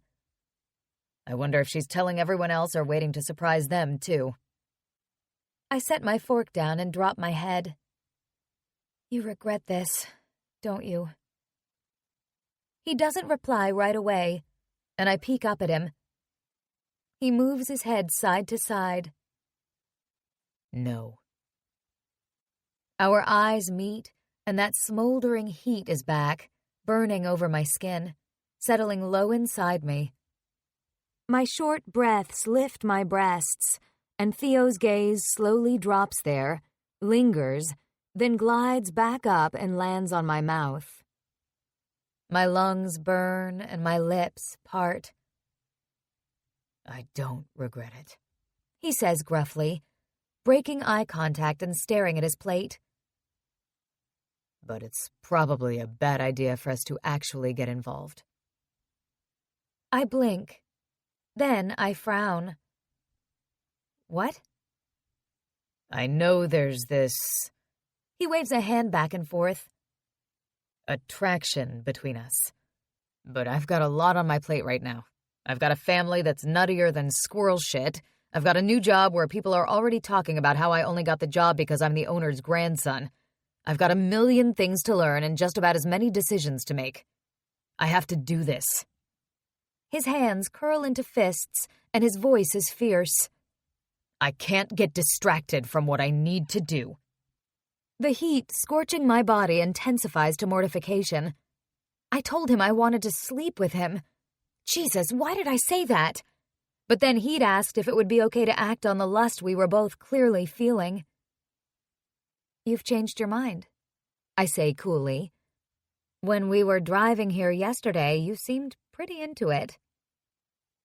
If we both wanted it, would it be okay to act on that? Well, I already said I'm not opposed to sleeping with you. Oh my Gaga. I close my eyes. Why did I say that? That was a mistake. He rubs the back of his neck and looks away. You make me do crazy things. My eyes fly open wide. You have got to be fucking kidding me. His head snaps back around, eyebrows pulling down over his nose. What? You can't do that. I slide off my stool and stand, planting my hands on my hips and glaring at him. Shifting blame like that. Be a man, for God's sake. Take responsibility for your own actions. I haven't made you do anything. His eyebrows fly up into his hairline. No, that's not what I meant. So, this is a business deal after all. Bitterness edges my voice. No, I told you. We're friends helping each other out. Friends. My throat squeezes up. I shake my head. He wants to be friends. How can he ignore this growing, sizzling lust? Or maybe it is just me. FML. Okay, I finally managed to say, sounding sane and calm, even though my chest hurts and my stomach cramps. I think I sound sane. Friends. Got it. You're right. That's what we should do. I take a calmative breath and perch on the stool again. I stare at what's left of my dinner. Ugh. I poke at my mashed potatoes while the air around us becomes thick and oppressive, the silence weighing heavy. All I want to do is run into my room and hide my head under the pillow and possibly never come out.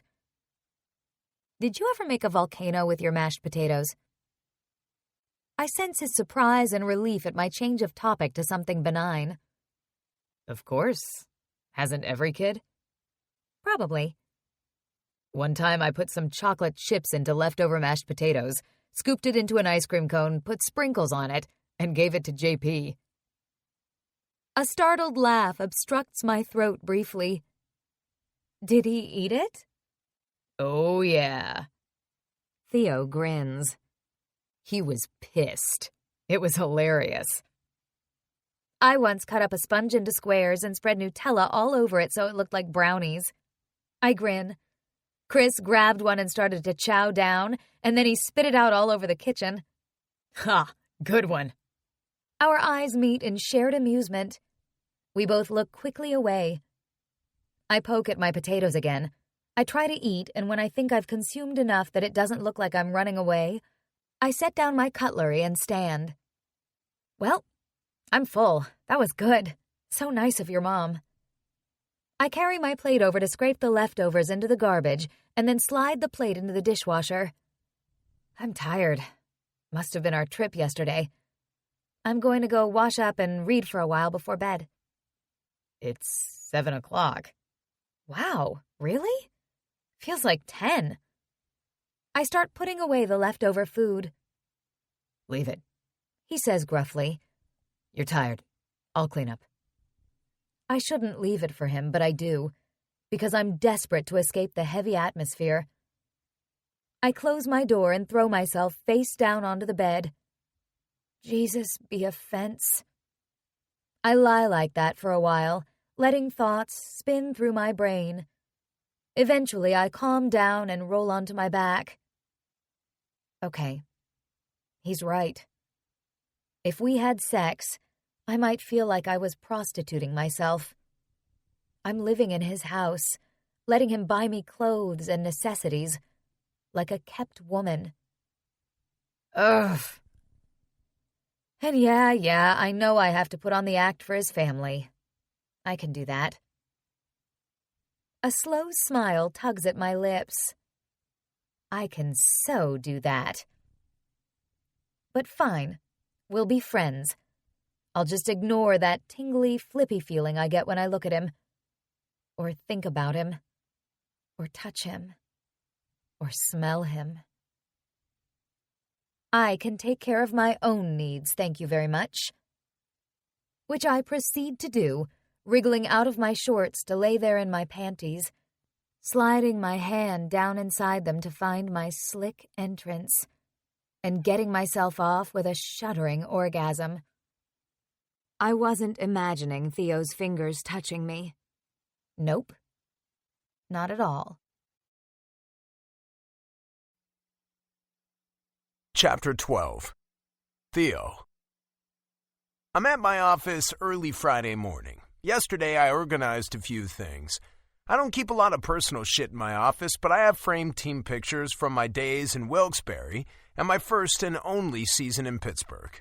I also have a stuffed penguin in the image of what used to be the team mascot.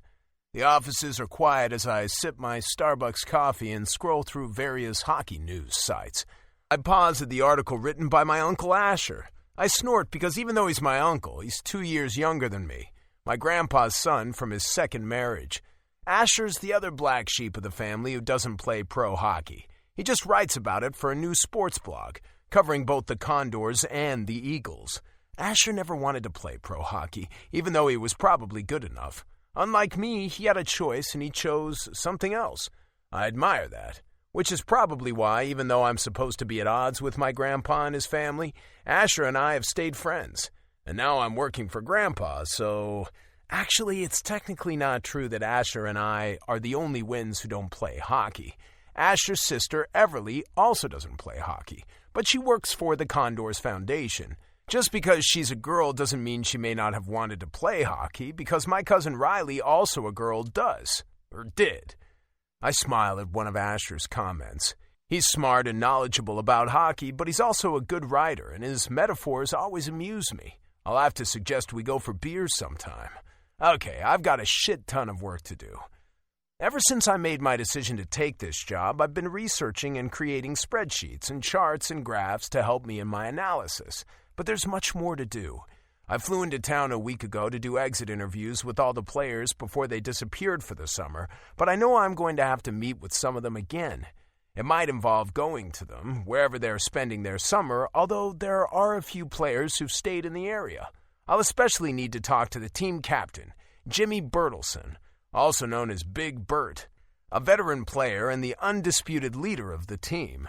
One of the first things I need to do is hire an assistant GM. I've already looked at who's out there and talked to some, and I've narrowed it down to a few candidates.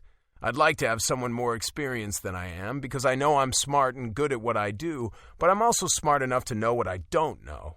My mind drifts to Lacey. Shit, I hurt her feelings last night. I knew I was going to.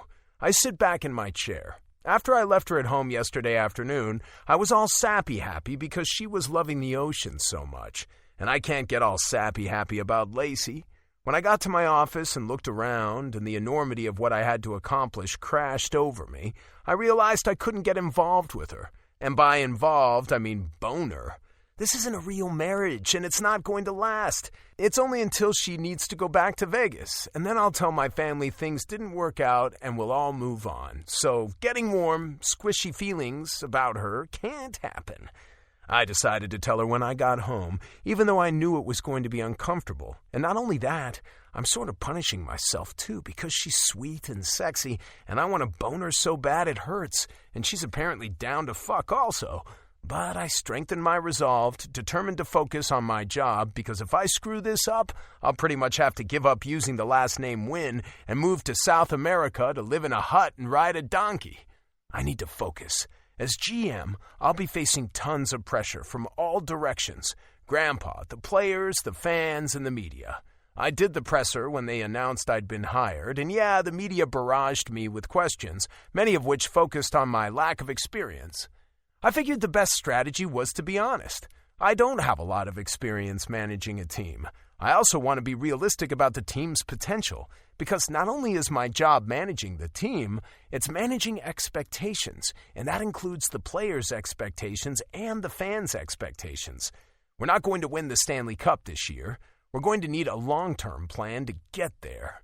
I pull my laptop closer on the desk. Not only is there pressure from everyone else, I'm putting huge pressure on myself. This morning I'm meeting with Grandpa, my boss, and the head coach of the Condors, Joe Danik. I wanted to get here early and work on a few things before that. I dive into numbers and the lists I'm compiling.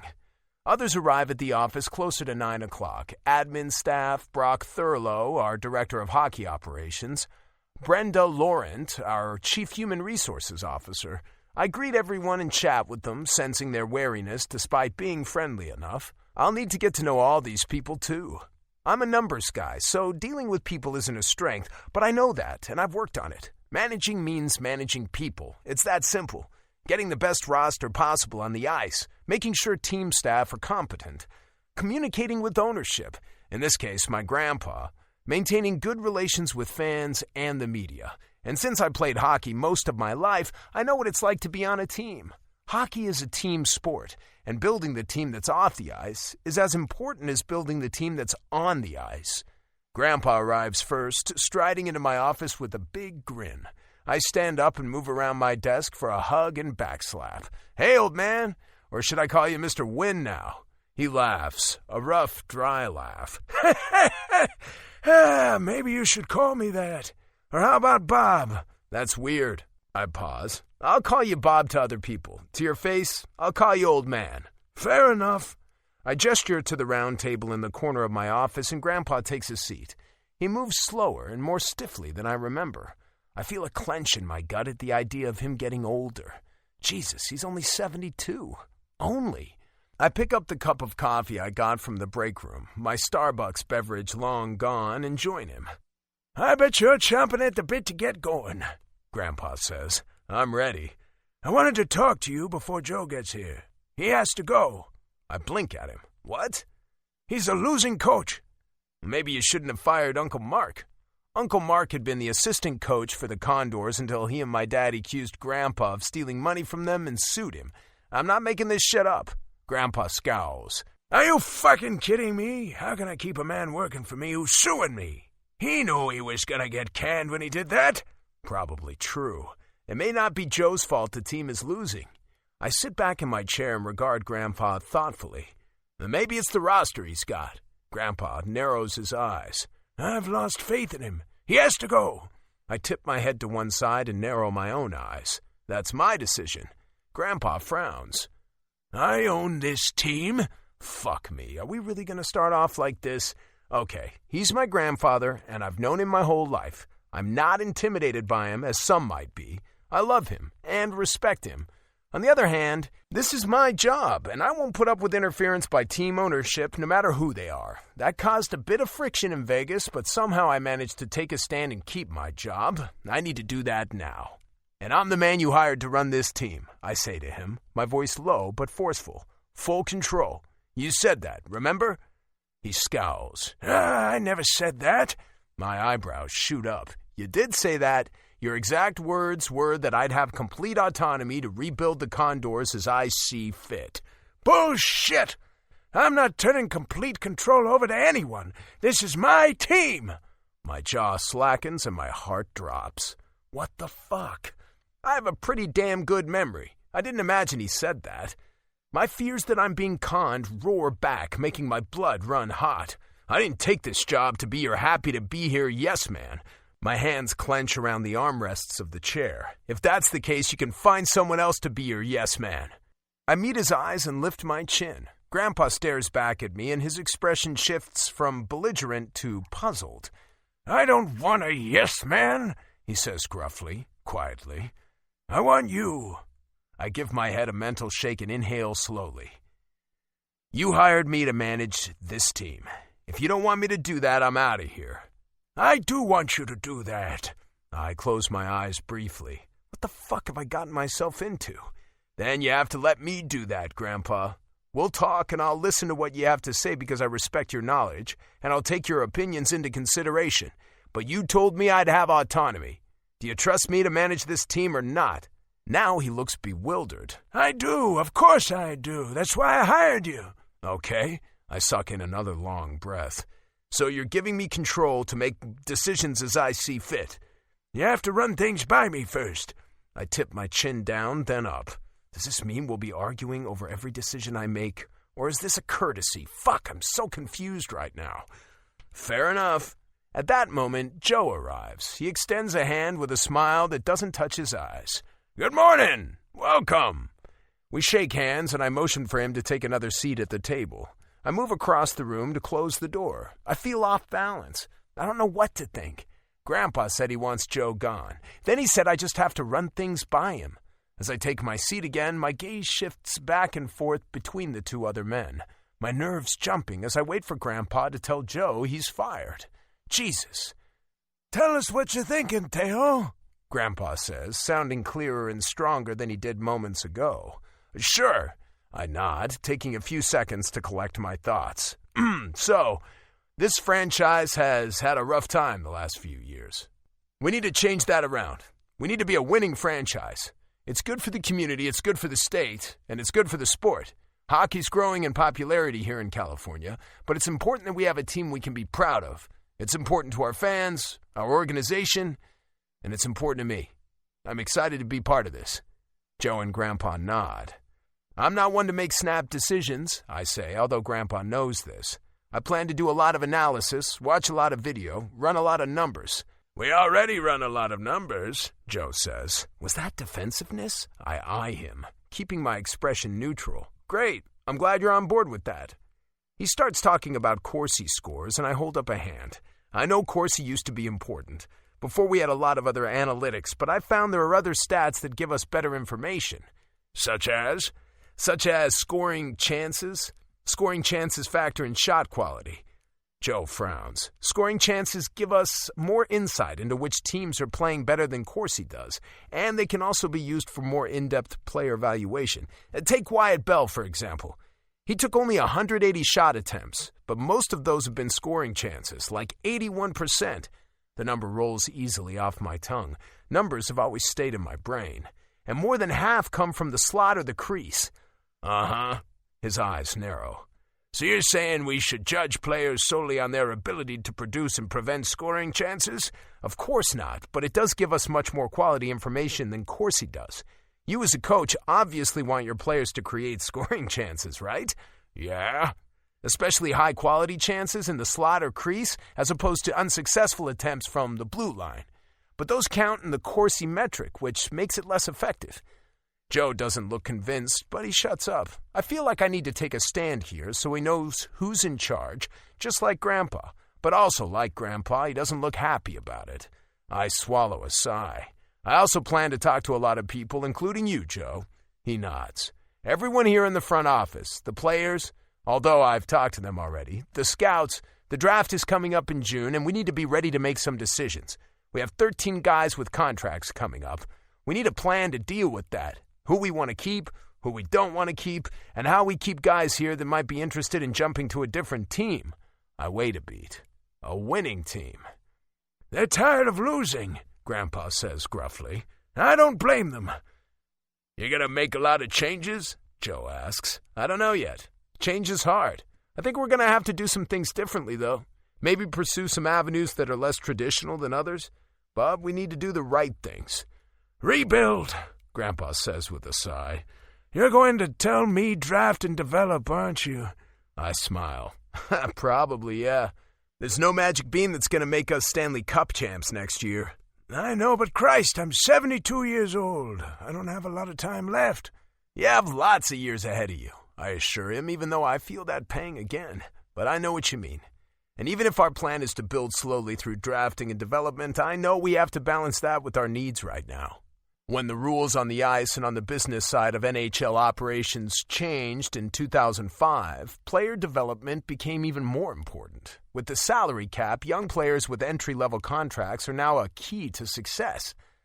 That's why you get paid the big bucks, Joe jokes. I do get paid big bucks, but I'm worth it. Our meeting continues until nearly noon.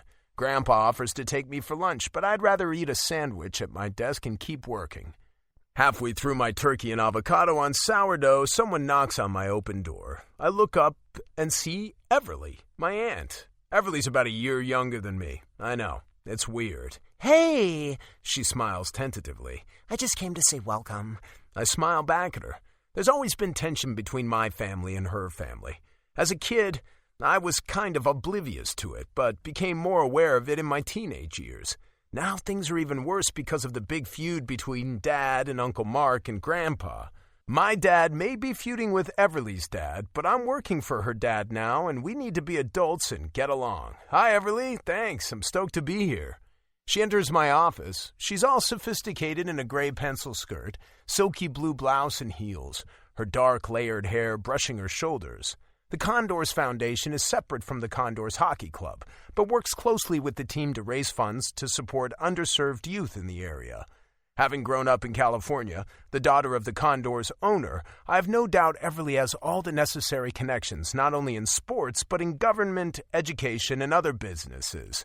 She's always been super together, mature from the time she was a toddler, smart and confident.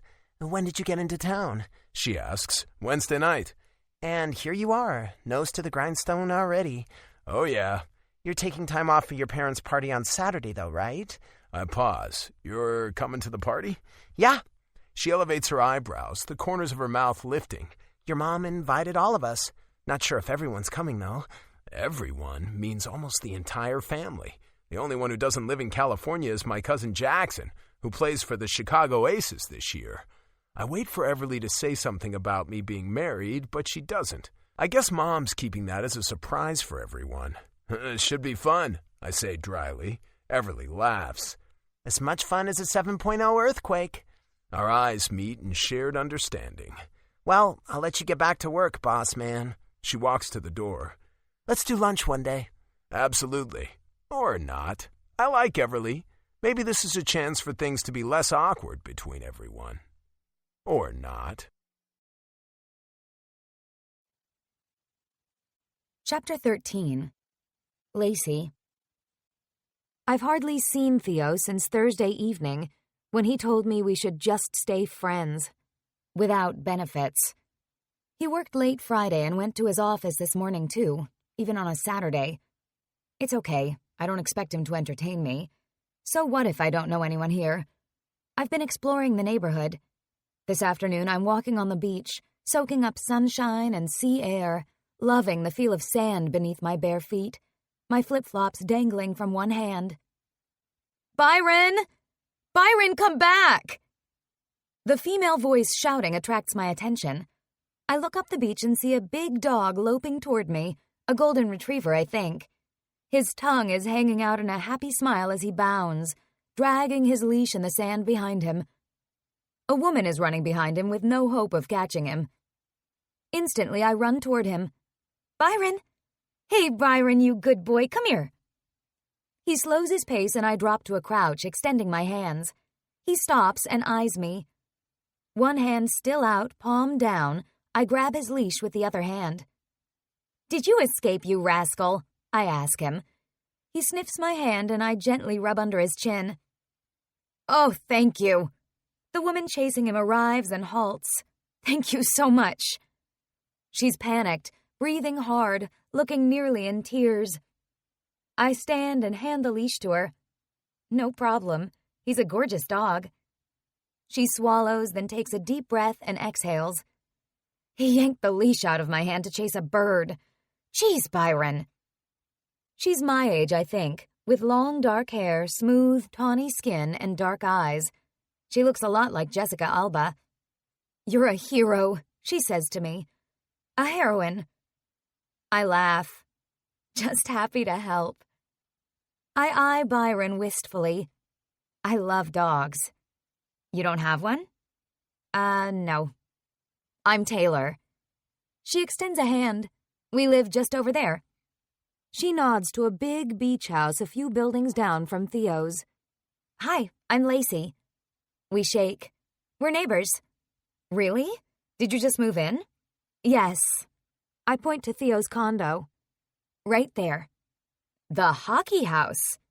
I laugh. Yes, my husband, wow, that's still weird, is the new manager of the Condors. No kidding. Her eyes widen. Cool. I'm a big Condors fan.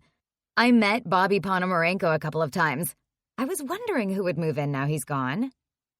We start walking on the beach together, Taylor's grip on Byron's leash firm as he trots along. I'm not a puck bunny, she adds. Okay, maybe I am. Hockey players are hot. Yeah, I guess they are. Apparently, I've been missing out on something all the time we had a hockey team in Vegas. Theo is hot, that's for sure. How long have you been married? Taylor asks. 3 days. She stops and gapes at me. Seriously? Yeah. I grimace. We did a quickie marriage in Vegas before we left to come here. That is so romantic. Okay, I like this girl. Tonight, I'm meeting his family for the first time, other than his mother. I tell her the story of Aline dropping in, and she laughs. Way to make a good first impression. I'm sure she'll love you, though. They all will. You don't even know me. I'm a good judge of character, and so is Byron. If he likes you, you're good people. Dogs always know, I agree. We keep walking a while, chatting and getting to know each other, then turn back toward our homes. Guess I better get home, Taylor says. I have a date tonight. New guy I met online. Good luck. We pause in front of her huge house. You live alone here? I live with my parents. One corner of her mouth turns down. Don't judge me. Hey, I'm not. I hold up my hands. I'm unemployed. But you're married. She sighs. I make not bad money, but everything's so expensive here. I'm saving to try to buy a small condo somewhere eventually. It takes time. How old are you? 24. Hey, same. Don't be so hard on yourself. You're probably barely out of college. Yeah. She nods. That's true. I just finished grad school. Thanks. We should get together again. Maybe have lunch or something. That would be nice. When I get home, I see Manny outside on his deck. Hey, Manny, how's it going? Good. You? Not bad. I just saved a dog and made a friend. Cool. Come on over. Want a beer? I shrug. I've got nothing else to do. Sure. We hang out on his deck for a while, drinking a couple of beers and yakking. He's a nice guy. I better go get ready, I eventually say, rising from the comfy chair. We're going to Theo's parents' place tonight for a big family thing. Wow, the whole Wynn family. That's like going to Buckingham Palace to meet the Queen. I blink. Who's the Queen in the family? He laughs. Okay, the king. Bob Wynn, hockey royalty. Jesus, I suck in a breath. Great. I spend the next hour getting ready, trying to calm the bird's wings fluttering in my belly by taking slow breaths in and out. I hear Theo come in, and I call out a hello from my closed bathroom door. I'm going to change, He calls back and heads upstairs. I'm wearing one of the dresses we picked up the other day, which I hope is appropriate for both meeting the parents and wowing the ex-girlfriend.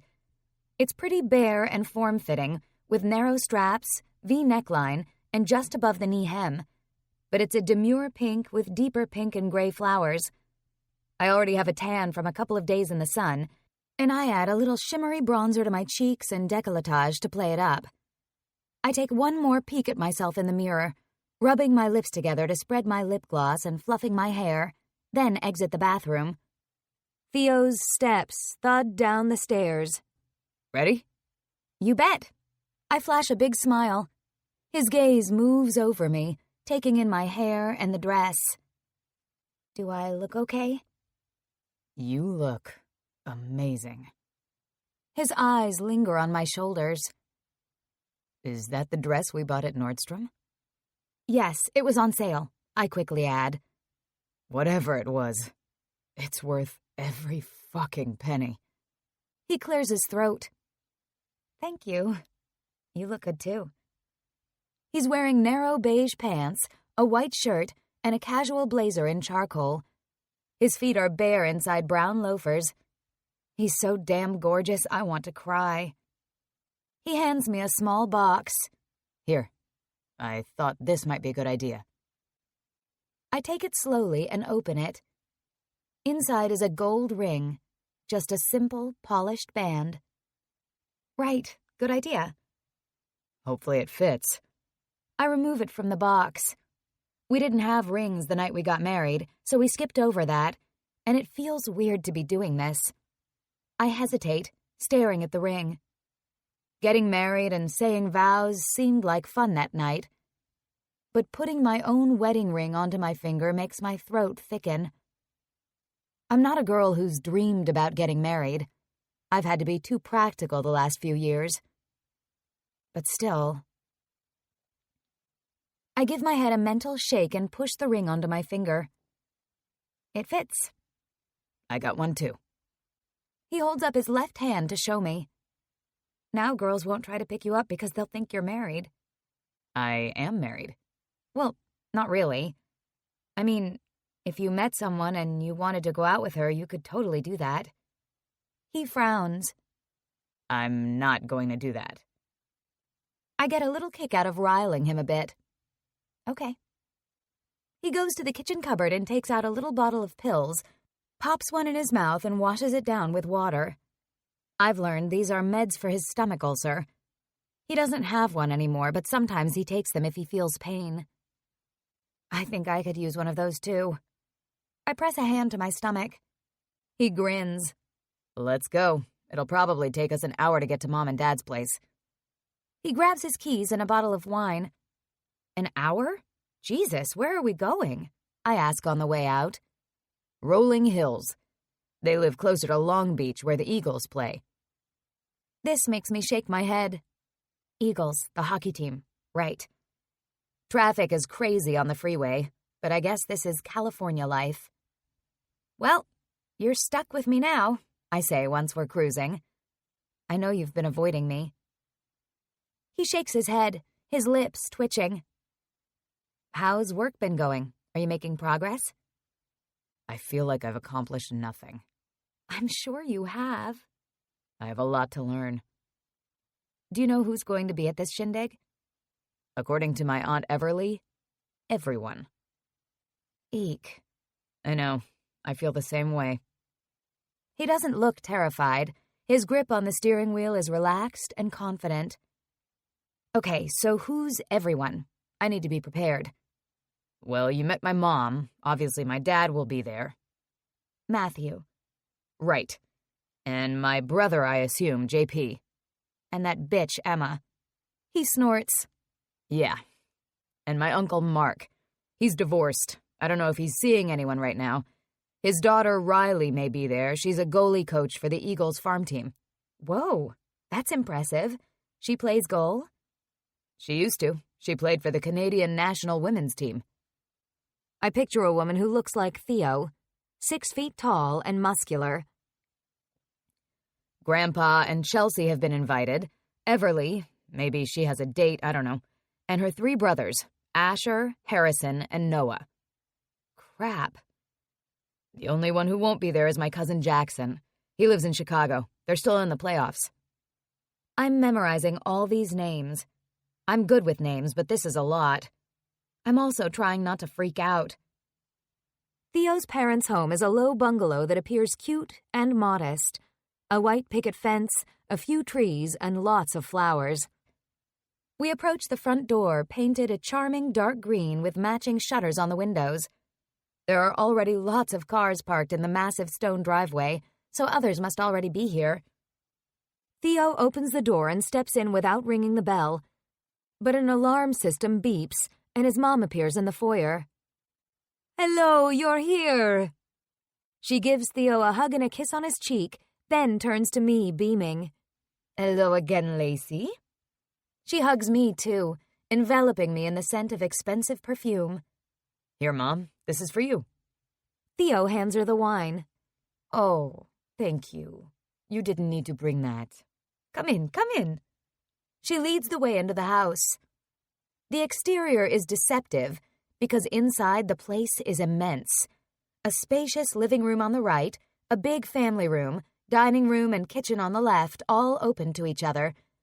High vaulted ceilings create an airy feel. The furnishings are a sort of French country style that's elegant but relaxed. And the rooms are full of people. Gah. "Hey, Theo!" A few voices call. Some are sitting on the big couches and chairs, others are standing. I have a vague impression of well-dressed, dark-haired people, mostly men, as Theo starts saying hi. "Welcome to California," says one younger man seated on a couch. He stands and moves to shake Theo's hand. "Thanks, Ash." The door pings again, and with a tight smile, Aline says, "That must be JP." She hurries off and returns momentarily, followed by a young man and a woman. Aline's jaw is set, and her eyes flash, but she's still smiling. "Okay." Aline claps her hands and calls out, "Everyone's here now, and Theo has a surprise for you." Oh, here we go. I feel eyes on me. I smile. Theo takes my hand and leads me farther into the living room. "What's your surprise?" asks a sophisticated-looking woman standing near the fireplace. "I want you all to meet Lacey." He turns and smiles down at me. "My wife." There's a shocked beat of silence, and then a roar. The woman who spoke lets out a little shriek, the men all shout, and Aline smiles. For a few moments, it's insanity as everyone swarms to congratulate us with hugs and handshakes. I don't know who anyone is, but I keep smiling. Okay, Theo says. "You're going to scare the crap out of Lacey. Settle down and let me introduce her to you all." "First, let me get you drinks," Aline says. "We have champagne. Matt, can you open it now?" "You bet." Theo's dad and mom head to the kitchen. Theo starts introducing me to people. I recognize the names Theo mentioned earlier. Glad I knew them ahead of time. When he gets to JP, tension thickens the air around us and Theo's jaw tightens. "Nice to meet you, JP," I murmur. "And this is Emma," JP says. The blonde next to him extends a hand to shake mine. She's really pretty, with big blue eyes, long eyelashes, and perfect skin. "Hello, Lucy." "It's Lacey." "Bitch." "Lovely to meet you. Great shoes." She glances down. "Thanks." I actually am envious of the leopard Louboutins. They're fabulous. I study JP. There's a definite family resemblance, and he and Theo are similar in size and build. And yet there's something different. JP is good-looking, but I don't feel any kind of tug of attraction like I do with Theo. I catch the tense exchange of scowls between the brothers. Boys, An older man approaches us. good to see you both. This must be Theo's and JP's grandfather, and Theo's boss. I have to admit I'm curious to meet the patriarch of this big hockey family. The king. Ha. Hi, Grandpa. JP says with a smile. It's been a while since I've seen you. That's not my fault, Mr. Wynne growls, shaking his grandson's hand. JP's smile falters. This is Emma. Emma, my grandfather, Bob Wynne. You look familiar. Mr. Wynne eyes Emma with narrowed eyes. That's because the last time you saw her, she was with Theo, Aline says tautly, still smiling. The air goes static around us. Emma grimace smiles and shakes Mr. Wynne's hand. Yes, we have met before. Mr. Wynne stares at Emma, then at JP. She's with me now, JP says. Theo's watching this with what appears to be amusement. Huh. I slide my arm through his and hug it. He glances down at me and winks. I meet his eyes and we share a look of hilarity. I'm surprised he's not more tense about this meeting, although I do feel the hostility between him and JP. And this is Lacey, Theo says. Bob Wynne is in his 70s and fixes me with a smile that's still, wow, sexy.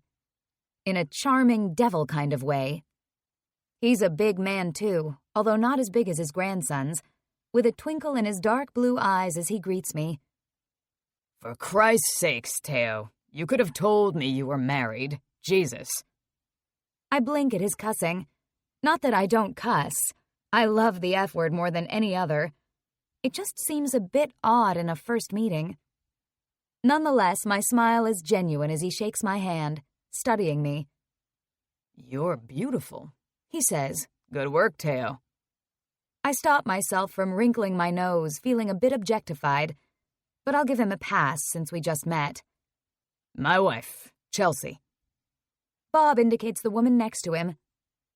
Chelsea's smile is warm, albeit a touch reserved, and she extends a hand to me. I shake it, and her grip is firm and assured. I like that. I'm a little taken aback at the age difference between her and Bob, though. He's in his early 70s. She can't be much more than 50. She's beautiful. Her blonde hair cut in a chin-length bob of messy waves, her lips a shiny pale pink, blue eyes perfectly made up. If she did her makeup herself, she's good at it. She, too, is wearing Louboutin shoes that I could weep over and an expensive-looking black dress that flatters her slender shape. Huge diamonds sparkle on her left hand. Theo's greeting to Chelsea is as reserved as hers, and I'm picking up all kinds of weird signals between them. Between everyone in this room, honestly. I don't know if I've ever been to a gathering with as many undercurrents of uneasiness and tension, despite the smiles and chatter. I'm happy when Aline hands me a glass of champagne, so I have something to hold on to, and I keep my smile pasted firmly on my face as Theo's dad makes a toast to us. Theo slides his arm around my waist and gives me an affectionate smile as we clink our glasses together, then sip the bubbly wine. I'm going to need a few glasses of this stuff. I don't usually have problems meeting people or making conversation. People are fascinating. But tonight, I want to stick close to Theo and be more of an observer. Because this whole family is intriguing. Maybe I'd be more freaked out if I was actually going to be part of it. I get the animosity between Theo and JP. The reason is standing beside JP looking at Theo like she's a lion and he's a zebra she wants to attack and devour. Lion and zebra? Whatever. She's got a hungry, longing look in her eyes, and it's pissing me off. I slide my gaze over to JP to see if he's noticed. He's talking to Riley and her dad, Mark. Riley, by the way, looks nothing like Theo, although she is tall, with long, dark hair and a slender build. Aware of Emma watching, I move closer to Theo, go onto my toes, and whisper in his ear. Look at me like you want to bang my brains out. Chapter 14. Lacey. I feel Theo's startled twitch, but he smiles and turns his gaze on me. And oh my gaga, he does look like he wants to bang my brains out. The heat in his eyes and the sexy curve of his mouth make my belly flutter. He lifts a hand and cups my cheek so gently, his thumb brushing at the corner of my mouth. Did I tell you how beautiful you look? Sort of. I flutter my eyelashes at him, our gazes connected. Heat expands around us. It's not a pretense, except neither of us is going to act on the lust blazing up inside us. He slides his hand around the back of my neck, pulls me closer, and kisses my forehead, and I melt even more inside. Gah, get a grip, girl. I don't look directly at Emma, but I know she's still watching us, and I can feel her displeasure. Good. Gazing around the room, I see that the conversational groups are along family lines. Theo and I are talking to his mom and dad, JP and Emma are talking to Mark and Riley, and a small group has formed of Bob and Chelsea and their 4 kids, and the girlfriend who's with one of the boys. Harrison, I think. As if she's noticed too, Aline steps away and moves over next to Chelsea with a smile. Theo follows his mom's lead. Whether consciously or not, I don't know. But I stick with him as he approaches Asher. Hey, man. I was reading your article today about the condors. Asher lifts a brow. He has the same Wynn bone structure in his face and build, his hair a lighter brown, cut short. Don't punch me. Theo laughs and claps a hand on his uncle's shoulder. Not gonna. It was good stuff. I mean, it was bad, but honest. I make a point of reading your articles. Thanks. Why would you waste your time reading that? Harrison says with a sardonic grin at Asher. Asher shakes his head. Asshole, he mutters to his brother. What do you get if you cross a sports reporter with a vegetable? Theo asks. After a beat, he says, a commentator. Everyone groans. I laugh, though, 'cause it's dorky but kind of funny. Theo shoots me a grin. That's why he's the writer, dude, Harrison says, earning laughs from all. Writer, scoffs Noah, Asher's other brother. What kind of job is that? He watches sports all day in his underwear, then writes a blog post about what he watched. Asher takes this in stride with a good-natured grin. Sounds like the perfect job to me. Somehow I suspect if anyone other than his own brothers made these jokes, he wouldn't be so laid back. Congratulations on the new job, Theo, Noah says. I was surprised to hear you agreed to work for Dad. Theo just smiles. It's a great opportunity. Your dad can't be happy about it, Noah adds in a low voice. Nope. Theo shrugs. It's my life. Besides, you play for the Eagles farm team. I gotta take my jobs wherever I can get them, Noah says wryly. Your dad can't be happy about that. The trade happened before all this shit went down, so there's not much he can say now. True. Chelsea, would you help me bring out the food? Aline asks. Chelsea nods quickly. Of course. I watch the 2 women walk over to the kitchen. Should I go offer to help as well? I'm torn between wanting to help and make a good impression on Theo's mom and being terrified of leaving Theo. I'll be brave. I move away from Theo and join Chelsea and Aline. Is there anything I can do to help? Oh, thank you, Lacey. There are lots of us, so I'm going to serve dinner buffet style. Could you take this baked brie and put it on the sideboard in the dining room? I take the dish she hands me. I can handle more. I grin. I've worked as a waitress. Load me up. Aline laughs. Well, okay. Here. She gives me a platter of caprese salad skewers, cherry tomatoes, bocconcini, and basil leaves drizzled with balsamic vinegar. I easily balance the 2 dishes. These look delicious. Chelsea follows me with more dishes.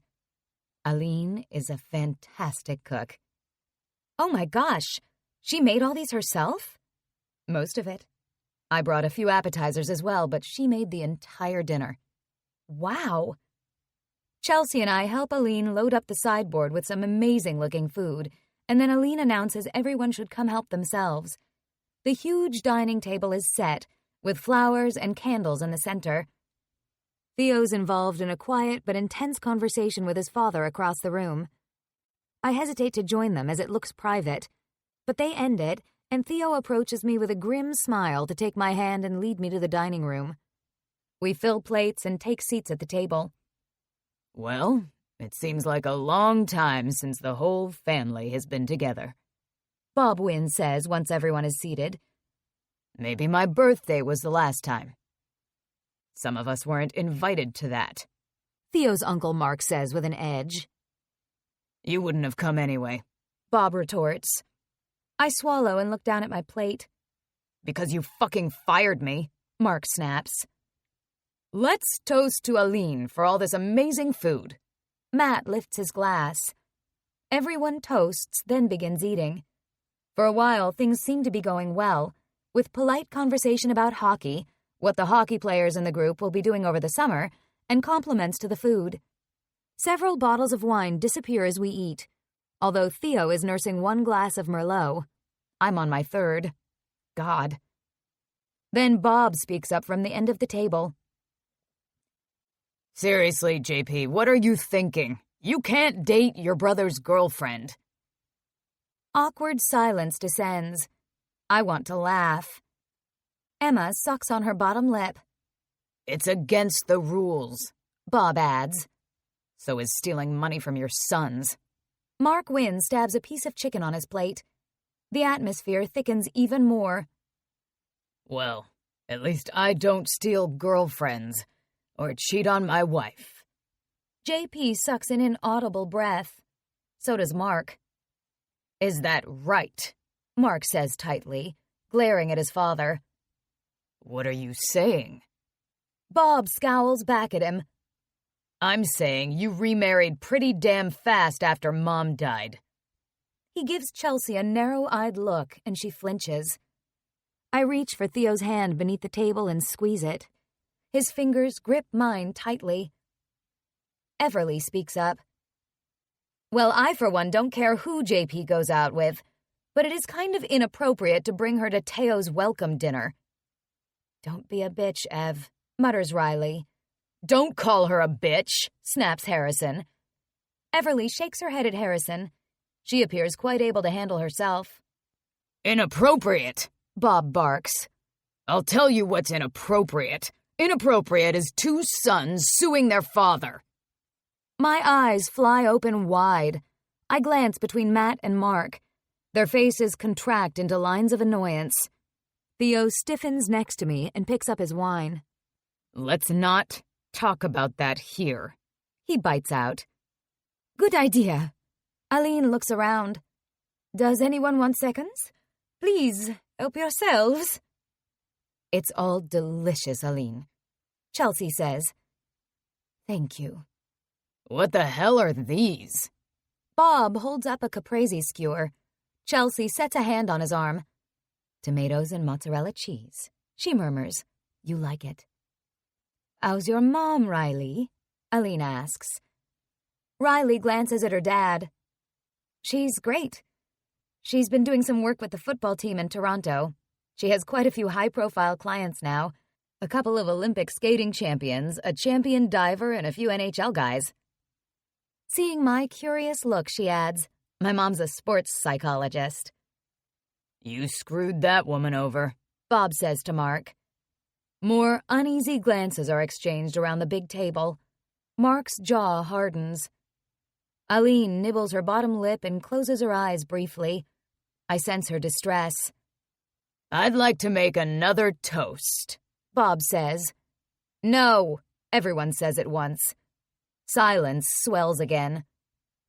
I'm so happy to have Theo living so close. Aline speaks with determined cheer. And especially now he's married. I'm looking forward to getting to know you, Lacey. I smile at Aline. What do you do, Lacey? Riley asks. Well, I've had a lot of different jobs, I say. I've worked in the hospitality business, also as a freelance makeup artist. I even worked as a bud tender for a while. There's a beat of silence as everyone takes that in. I need some good weed, Harrison says. Can you hook me up? As if you need her help for that, Everly says. You better not be smoking dope, Bob bellows. That's really against the rules. Come on, Dad, it's legal here now, Harrison says. I don't care if it's legal. So, Emma, what do you do? Aline interjects swiftly. JP, apparently, Everly mutters. I hide my smile in my napkin. Everly. Chelsea chides her daughter, her fingers rubbing her throat, eyes darting around the table. Everly's lips tighten. It's okay. Theo speaks up. It's fine that JP brought Emma to dinner. Don't be such a pussy, boy, Bob snaps. All the women at the table straighten. Theo, to my surprise, grins. Grandpa, that's not really an insult. Pussies are amazing. I turn my head and stare at him. Yeah, Grandpa, that's not really woke, Harrison offers. Woke? What the hell? Bob frowns. If pussy means weakness, that's just not right, Everly says. A woman's vagina is incredibly strong and resilient. Not to mention powerful, Riley adds. It has the ability to control men. Asher and Noah snort. Seriously, she adds. Pussy can make men do things like nothing else. And don't tell me differently after the dumb things some of you have done for women. She levels a look at JP with raised eyebrows. Theo clears his throat. I can't believe we're having this conversation. Aline covers her eyes with one hand. A penis isn't exactly a symbol of strength, Everly adds. It may be strong and powerful, but it only lasts for a few minutes. You've obviously been with the wrong men, Theo says, earning laughs. I nod in support of his stamina, although I sadly have no personal knowledge of it. The tension has eased a little, but not for long. Anyway, I mean it, Theo says. JP and Emma's relationship is their own business. I just hope they're as happy together as Lacey and I are. And he leans over to kiss my cheek. I flash him what I hope looks like a loving glance and briefly rest my head on his shoulder. But my insides burn at the thought that Theo's heart was broken by his brother and the woman he loved. Loves? Ugh. Aw, says Everly, but she's smiling. Theo stands. If everyone's done, JP and I will clear the table. He shoots his brother a stern look. JP pushes back his chair. I'll get the desserts. Aline rises too. Everyone pitches in and I plant myself in front of the dishwasher to help also, until we're all back in the dining room. Did you make all these too? I ask Aline, surveying the assortment of sweets on the sideboard. No. She smiles wryly. I love cooking, but I hate baking. These are from La Belle Madeleine.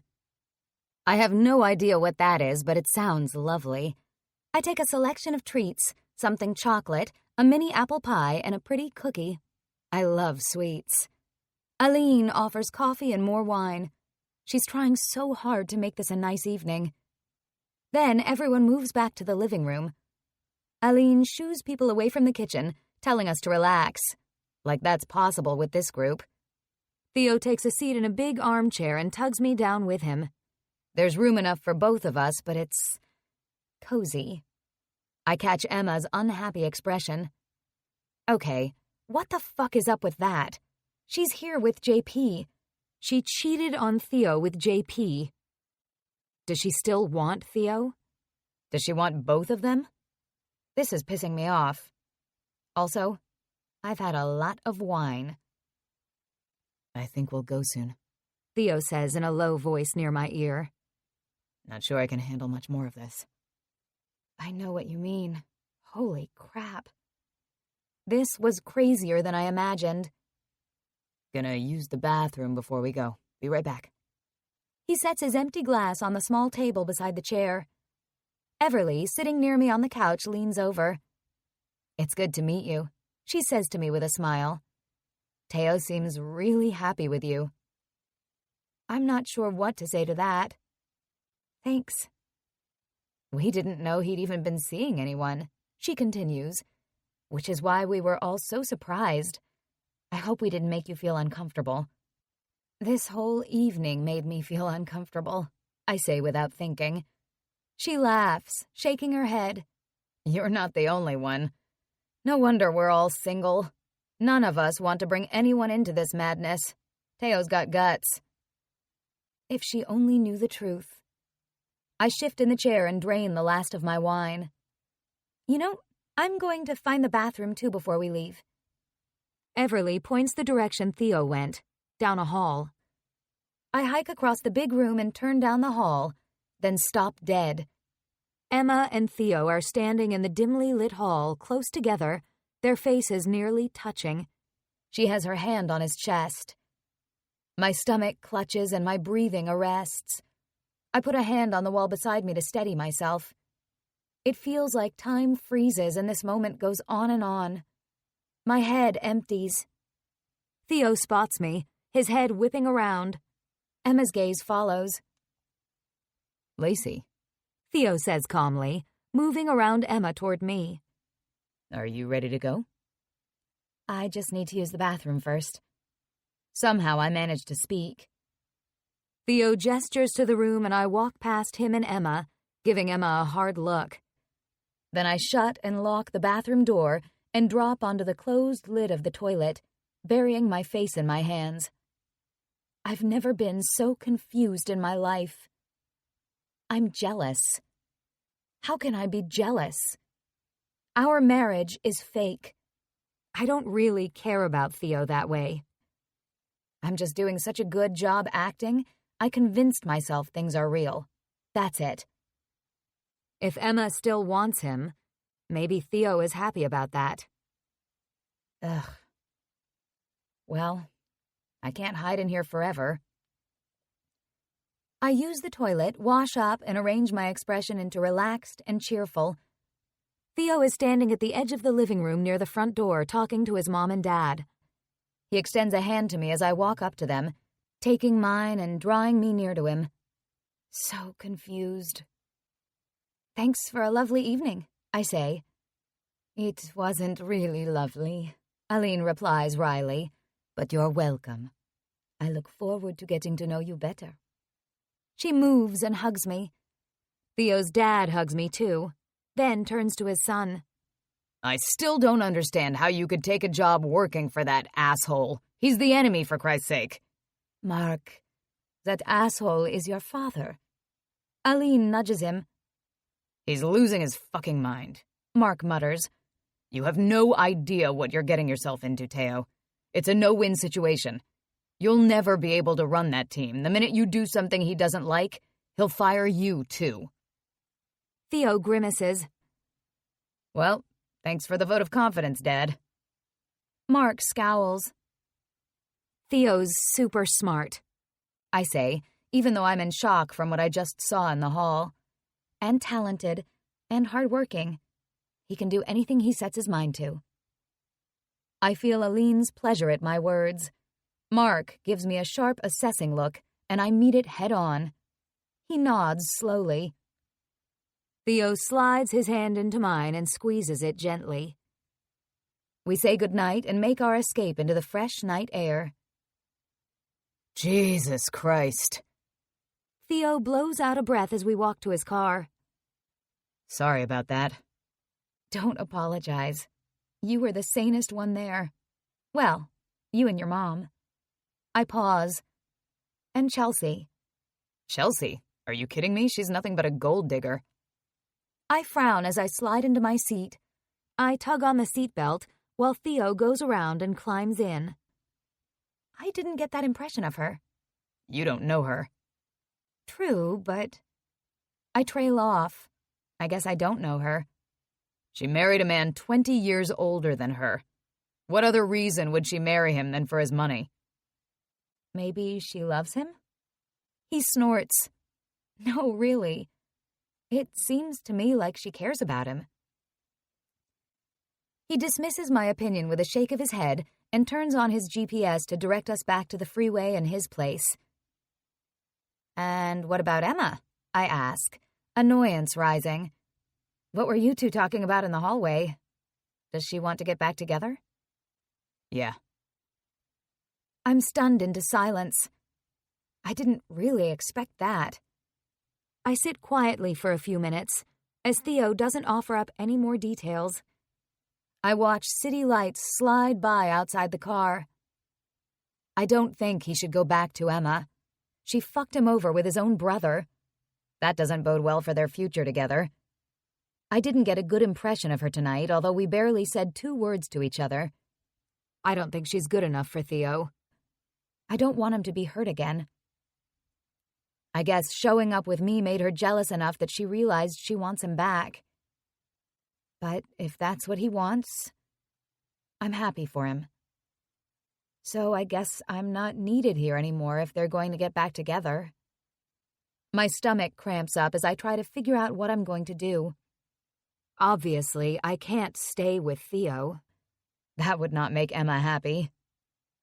Back to Vegas it is, then. Pressure builds behind my eyes, and I blink tears away, staring out the side window. I'm going to have to go back there someday. I have an apartment there, other belongings, my brother, who I'm still worried about, my best friend. It's probably best if I just pussy up and deal with things. I'm not sure exactly how I'm going to deal with those thugs Chris owes money to, but I'll figure something out. Chapter 15. Theo. I don't think Lacey has ever been as quiet as she has tonight. She didn't say much at the dinner, and she's gone totally silent now. Ha! As if I know her that well. In 4 days. Wow, it seems so much longer than that. I do feel like I know her. I glance at her as I drive on the freeway. Her head's leaning against the window and her eyes are closed. I guess she's fallen asleep. That's why she hasn't said anything. What an insane night. What was I thinking, dragging Lacey into my nutso family? No matter she needed to get out of town, and I helped her do that, and tried to look after her and make sure she has what she needs. She doesn't deserve this kind of lunacy. I have to admit, she was awesome tonight. She seemed to know when I was getting ready to blow up, and she'd reach out and squeeze my hand or take my arm, or ask me to look at her like I want to bang her brains out. Which, honestly, is probably the only way I can look at her. Weirdly, what I thought I needed her for, JP and Emma, that didn't bother me at all. It was the rest of the family fucking drama that got to me. Everly and Riley sniping at each other, Dad and Uncle Mark cornering me and bugging me for taking the job with Grandpa, then Dad on my case because I didn't get a prenup agreement drawn up before marrying Lacey, which was really fucking stupid of me in hindsight. Not like me at all. And JP. I swallowed a sigh. I don't even miss Emma, but I do miss JP. We're not even 2 years apart in age. We've always been best friends. Sure, we're competitive, but the thing about having a family member who plays the same sport as you is that you push each other to be better. But we've always had each other's backs, and I still don't know how he could have done that. I feel the loss of my brother more than anything, goddammit. Even more than the fact that my dad doesn't think I can do this job. I'm not ashamed to admit I want him to be proud of me, like he was when I was playing hockey and winning championships. Fuck me. I lean my head back against the headrest and sigh. And Emma, following me to tell me she misses me and she thinks she made a mistake, and now that I'm here in California too, maybe we could try again? She was at the fucking party with my brother. I'm pissed at him, but now I'm really pissed for him because, well, he's my brother. What the hell am I supposed to do now? Tell him Emma wants to get back together with me? He'd laugh in my face. But am I supposed to just let him stay with her, knowing what she's like? Christ, as if our family wasn't fucked up enough. Lacey talked to some of my family, Everly seems to like her, and Grandpa, he seems really taken with her. Or maybe he was just pissed at JP for showing up with Emma. That was actually hilarious. And Mom loves Lacey. And why not? She's funny and sweet and genuine, except for the lying about being married part. Even Dad gave her a look of respect when she defended me to him, and I wanted to grab her and squeeze the breath out of her for that. The drive home is faster, the traffic lighter now, and I pull into the garage at the condo and park. I turn to Lacey and gently nudge her shoulder. Hey, baby, we're home. Her eyelashes flutter and she lifts her head. Oh, wow. Already? Yeah. She sits for a few seconds, then reaches for her seatbelt. I jump out and hurry to open her door. I guess I was tired, she says quietly. I guess so. Don't blame you. The tribe is exhausting. She gives a half smile. That they are. In the house, she heads straight to her bedroom. Good night, Theo. She pauses. Do you like to be called Theo? She pronounces it the English way, then the French way. Or Theo? Either, I shrug. My family always calls me Theo, but when I got into major junior hockey, everyone assumed it was Theo, and I didn't bother trying to correct it. I like the French way. How your mom says it. Your mom's a doll. Yeah, she's okay. Good night, she says again and shuts her bedroom door. I don't move from where I'm standing in the living room. Something feels weird. Probably she hates my family. Understandable. Okay, I don't hate them all. None of them are bad people. Although I'm still not sure what the real story is about the missing money my dad and uncle have accused Grandpa of stealing from them. I can't believe he would do something like that, but they're pissed enough to sue him over it. Nothing says I love you like a lawsuit. Also, did Grandpa really cheat on his wife? I never knew my grandmother. She died before I was born. I've only ever known Chelsea, and my parents have always regarded her as the other woman, who married Grandpa for his money soon after he became a widower. Fuck, why did I take this goddamn job? I should have been looking for a job as far away from California as I could get. If only there was an NHL team in Alaska. Sunday morning. I could go to the office. God knows there's enough to do. When I come downstairs, Lacey's in the kitchen, making coffee, wearing pajamas, little shorts and a tank top. I stare longingly at her bare legs. Christ, even her feet are sexy, with shiny purple-painted toenails. Morning, she says, facing me. Morning. Neither of us are morning people, and we both love our coffee. I head straight to the Keurig and get myself a cup brewing. Lacey leans against the counter, holding her mug in both hands. So, I guess we need to talk. Not until I've had my coffee. I don't know what the hell she wants to talk about, but she knows I don't form words until I've had at least one cup. Right, okay. I'll be out on the deck. Yeah, I watch her walk out there because her ass in those little shorts is fucking hot, and those legs. When my coffee's ready, I grab it and join her on the deck. The morning is foggy and cool, the ocean almost obscured by pearly white mist. I set my coffee on the table, then go back inside to grab a blanket for Lacey. She gives me a startled look when I hand it to her. What? She just shakes her head. I get it. It's morning. No words.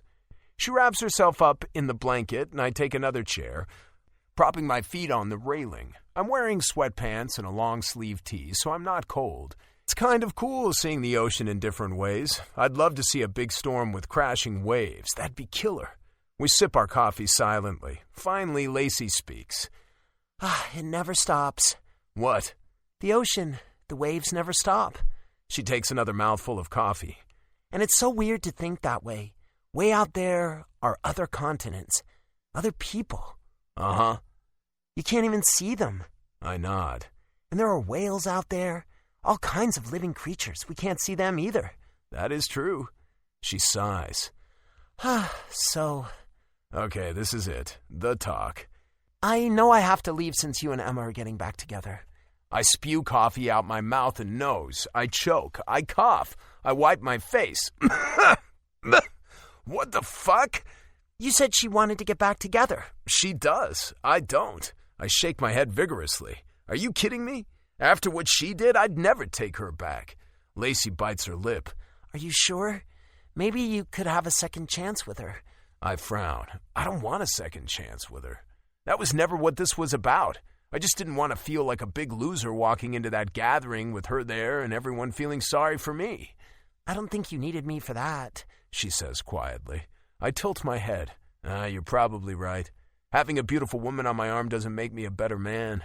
You were the better man because you were gracious about it.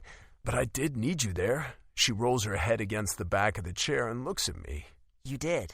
Yeah, I almost lost it a few times. When Dad and Grandpa were barking at each other, when Everly and Riley were snarking at each other, when Dad insulted me, and about 10 other times. Having you there calmed me down.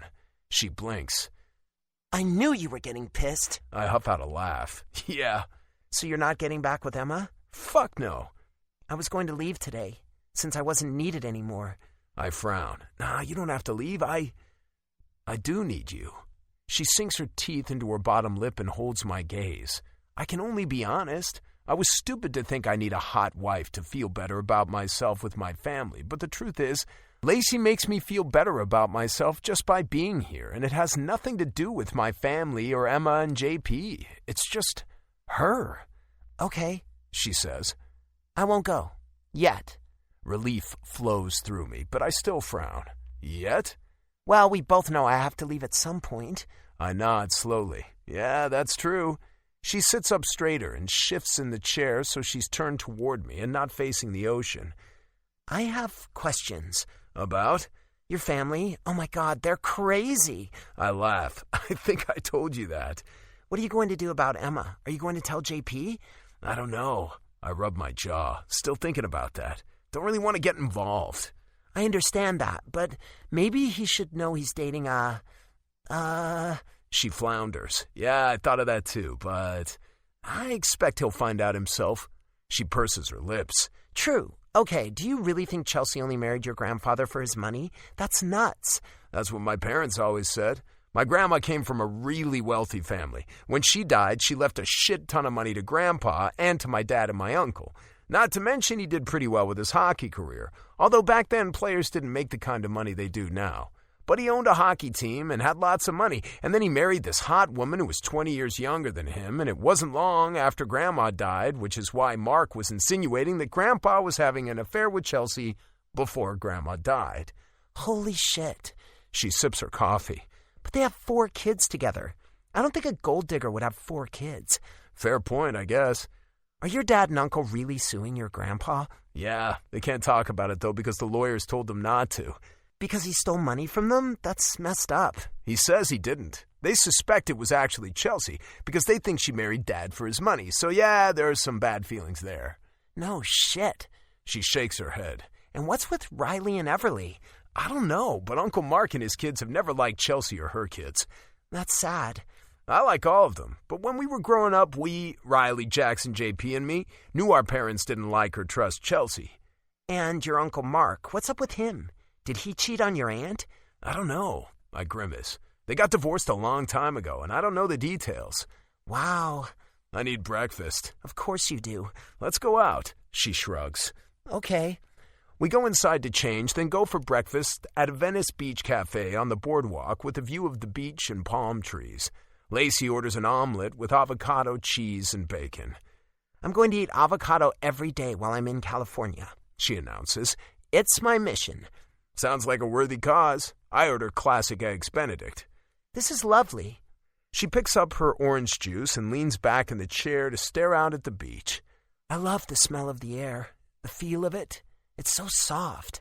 I study her across the table, taking in her glowing skin, masses of shiny hair and luminous smile. The air is soft? Yes, can you feel it? I grin. Sure. You're patronizing me. Her lips curve into a smile. No, I'm not. I lean forward, wanting to kiss those lush lips. You're entertaining me. So you're laughing at me? I shake my head, reading the teasing in her eyes. She knows how to push my buttons. Impressive. I'm laughing with you and you know it. Okay, can we go for a walk on the beach after this, or... She hesitates. Do you have to go to work? I sigh. I should. I sense she wants to protest, but says nothing. I appreciate that. Emma used to nag me about how much I worked. I find myself talking to Lacey about some of the issues I'm facing with the team as we eat our delicious breakfasts.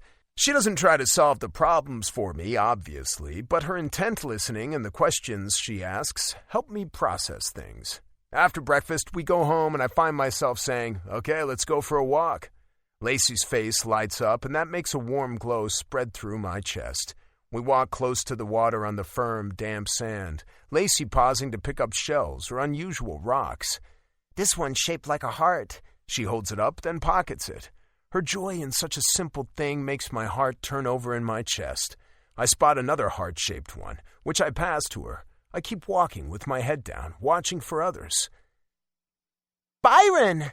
Startled, I look up at Lacey's shout. She's greeting a dog, a beautiful golden retriever. Byron? What the hell? Byron seems happy to see her too, trying to lick her face, and she's laughing. I glance over at the woman with Byron, who's smiling. See, he likes you, the woman says. You're such a good boy, aren't you? Such a handsome boy. She rubs Byron's ears, then straightens and looks at me. This is Byron, and Taylor, my husband, Dale. Taylor reaches out to shake my hand. Nice to meet you, Dale. I hear you've moved into Bobby's house. Yeah. Perplexed, I glance back and forth between Lacey and Taylor. You two know each other? We met yesterday out here. Lacey turns to Taylor. How was your date? Oh my God, the worst. She rolls her eyes. Dinner went okay, but just as we were leaving the restaurant, he took off running down the street. What? I started running after him, asking what was wrong, and he yelled, "Cops, I have a warrant out for my arrest!" So I stopped and the police ran past me and arrested him. Apparently he was dealing crack cocaine. Lacey's mouth drops open and she stares at Taylor. That is the worst. I know, right? Taylor shakes her head. I have no luck with men. I'm speechless. You want to come over for margaritas? Lacey asks her. I'm going to make guacamole because I'm on a mission to eat avocado every day. She's already had avocado today, but I like guacamole. Sure, let me take Byron home. No, bring him. I love him. She pets Byron, then turns big eyes on me. You should get a dog. Let me think about that. No, she laughs. What, you don't like dogs? Sure I do. I hold out my hand so Byron can sniff my knuckles. I just don't have time for one. Bah! Within a short time, we're at home on the patio, drinking margaritas and eating chips and salsa and guacamole, and Manny has joined us and there's music playing. And I should be at the office, but I'm not, because I'm laughing and drinking tequila, and I haven't been this relaxed and happy in a long time. You think your family's weird, Manny says. My grandma has fake plants, but she puts them in real dirt. Taylor laughs. That's hilarious. My grandma, bless her soul, used to turn off the TV when she was undressing because she didn't want the men on TV to see her naked. We all laugh uproariously. The tequila might have something to do with it. I can't take my eyes off Lacey. Her smile is radiant. Her jokes make me laugh. She's absolutely fucking gorgeous, and I can't have her. Christ! Then Taylor tells Manny about her date last night. He commiserates. I once had a date with a woman, and when I showed her a picture of my dog, she said, I hate dogs. So I got up and left. You have a dog? Taylor's eyes light up. I meet Lacey's eyes. Taylor and Manny seem to be getting along great. She grins at me and holds up her margarita glass. Okay, it's a wine glass, but whatever. I'll have to get some margarita glasses. We end up cooking chicken breasts and veggies on the grill. Then Manny and Taylor head home, eyeing each other like they both want to say something, but don't. They'll totally get together, Lacey says as we clean up the kitchen. You think so? I know so. Her confidence and pleasure in her prediction for her new friend is a total turn-on. Don't ask me why. I want to crowd her against the counter and kiss her until neither of us can breathe and she's begging me to fuck her. Jesus. I dry my hands on a towel and hang it inside the cupboard. Let's go in the hot tub, Lacey suggests. I gaze at her for a moment, remembering our drive from Vegas to L.A. and her telling me she'd rather have sex in a hot tub than on the beach. I swallow a groan. This is probably an epically bad idea. If I'm having a hard time keeping my hands off her, it's not going to be any easier sitting in a hot tub half naked. We haven't tried it out yet, she adds. I try to run through pros and cons and identify alternatives. If I say no, her feelings could be hurt. Or not. Maybe she'd rather be alone. If I say yes, I'll be... fuck it. Okay. I'll go get my swimsuit on. She darts away into her bedroom. Once again, she's got me doing things I know I shouldn't do. And the weird thing is, I don't even care. I don't want to analyze this too much, which is also weird because I live for analysis. Maybe sometimes it's better to just not dig too deep. Or maybe I'm a coward. Whatever. I jog upstairs and change into a pair of board shorts. The hot tub is outside my bedroom, so I head out and lift off the cover. Steam rises into the air along with the scent of bromine. I turn on the jets and the lights and let the water churn for a few minutes while I wait for Lacey. She appears in my bedroom door, and all the air leaves my lungs. I can't fucking breathe. Her red bikini doesn't cover much, and she's absolutely goddamn gorgeous. Her hair is piled on top of her head in a bunch of loops, and she drops a towel onto a chair and smiles. The sun is setting, and the solar lamps on the deck are illuminated. The sky above us a deep blue with a few stars winking here and there. Lacey walks toward me, and I can't speak, can't think, still can't breathe. Chapter 16. Theo. This is going to be so nice. She dips a hand into the water. Hot. That's the idea. I clear my scratchy throat. The hot tub is built in, with 2 steps up to it. Lacey climbs them, giving me a stellar view of her ass, barely covered by the scrap of red lycra, then lowers herself into the water and wades into a corner. She lets out a long sigh as she sinks into a seat. Ah, lovely. I leap in and submerge myself to hide the wood I'm suddenly sporting. The hot water closes around me. I'm in the opposite corner to Lacey, nowhere near enough to touch her, except our feet. My toes brush hers when I stretch my legs out. She leans her head back and closes her eyes. Oh my God, this is wonderful. It's pretty nice. I can just feel the tension melting out of me. Yeah, wait, what tension? We had fun today. Oh, just normal stuff. Like what? She sighs. I'm still worried about Chris. Have you heard any more from him? I texted him yesterday and he did reply and said he's fine. I think he's mad at me. He has no fucking right to be mad at you. One corner of her mouth kicks up. I know. When we left Vegas, you were pissed at him for trying to pimp you out and disappearing. And you were strong enough to cut him loose to stand on his own 2 feet. Yeah, but I still worry about him. I wade through the water over to crouch in front of her. I take her hands and squeeze them. You're being the strong one, You're doing the right thing. As long as he doesn't end up dead.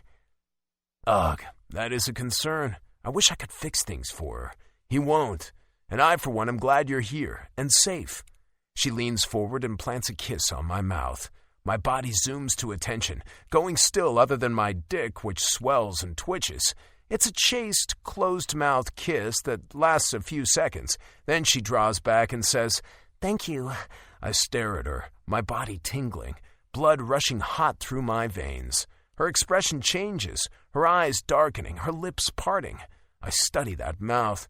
I want to feel it on mine again. I want to taste her. I want her warm, wet curves pressed up against me, especially one part of me that's throbbing with need. Dale.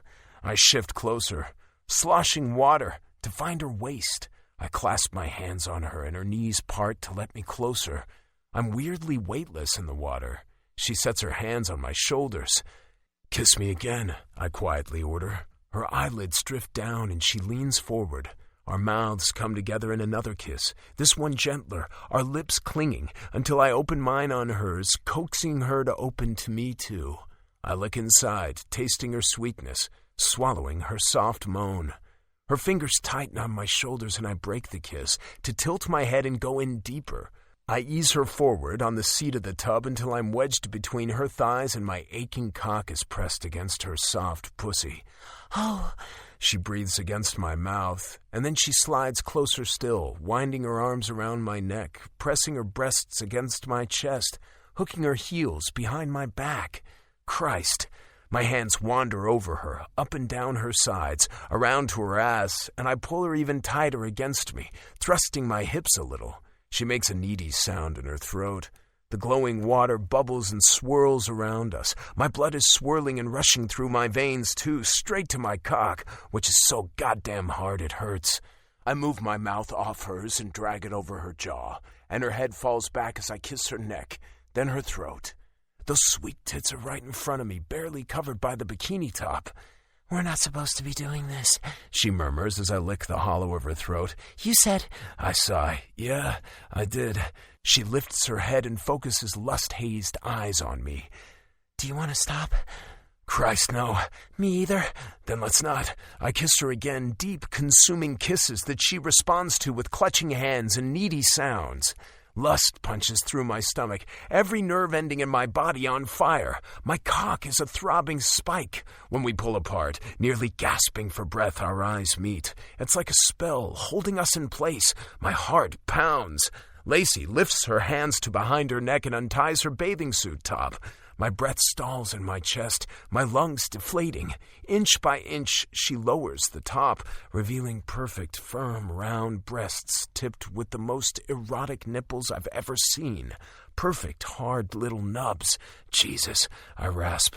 You're beautiful. She gives me a shy smile, and I reach for her, cupping the resilient flesh, squeezing gently, the feel of her in my palms making me ecstatic, blissful. I catch her nipples between my thumbs and forefingers and squeeze, tugging them out. She whimpers. I watch as I play there, pinching and pulling, her nipples going a gorgeous deep rose. Her eyelids droop and her breath is choppy. Her arms go lax in the water and she whispers, "Oh God, that feels so good." Yeah, it sure as hell does. Electricity pours into my body, zapping and jolting me, my need for her burning inside me. I reach around behind her and undo the back of the bikini, then toss it over the side of the hot tub. Nobody can see us up here. I don't know. Her eyes flicker toward the glass panels at the front of the deck, facing the ocean. It's all dark out there, and we're on the second story. I shake my head. No. Okay. I grasp her waist and lift her. She lets out a little shriek, grabbing my arms. I plant her butt on the side of the hot tub and hook my fingers into the bikini bottoms to drag them off. Pretty sure Bobby intended this tub to be used in the nude. You think? Her slow smile sets my groin on fire. Yeah. And I tug the laces of my board shorts to loosen them and shove them down over my hips. They float away in the bubbling water. Lacey's gaze drops to my dick, which expands even more. Oh, that's nice. Yeah? I give my shaft a firm tug. Yeah. Her tongue slides along her bottom lip. I move closer, sloshing water, parting her thighs. Then I glance over where I left my towel. Hang on. I wade over to grab it, fold it into a thick pad and set it beside her, then lift her onto it. The wall of the house is only a foot or so away, and I ease her back to lean against the smooth cement. Then I lay my hands on her inner thighs again and press them open. I drink in the sight of her beauty. Perfect feminine bliss. Plump, smooth flesh with a neat patch of light brown hair above it. Gorgeous. Thank you. She's flushed everywhere now. Her chest, her throat, her face. Her eyes glitter, and she reaches out a hand to touch my chest. Are you okay there? Is that towel enough padding? I'm okay. Her voice is breathy. Are you going to touch me? Oh, hell yeah. I'm going to touch you. I'm going to lick you and suck on you until you come on my face. She shivers. Oh, my God. I caress her inner thighs lightly, sliding up and down, closer and closer to her center, studying her with focused intensity.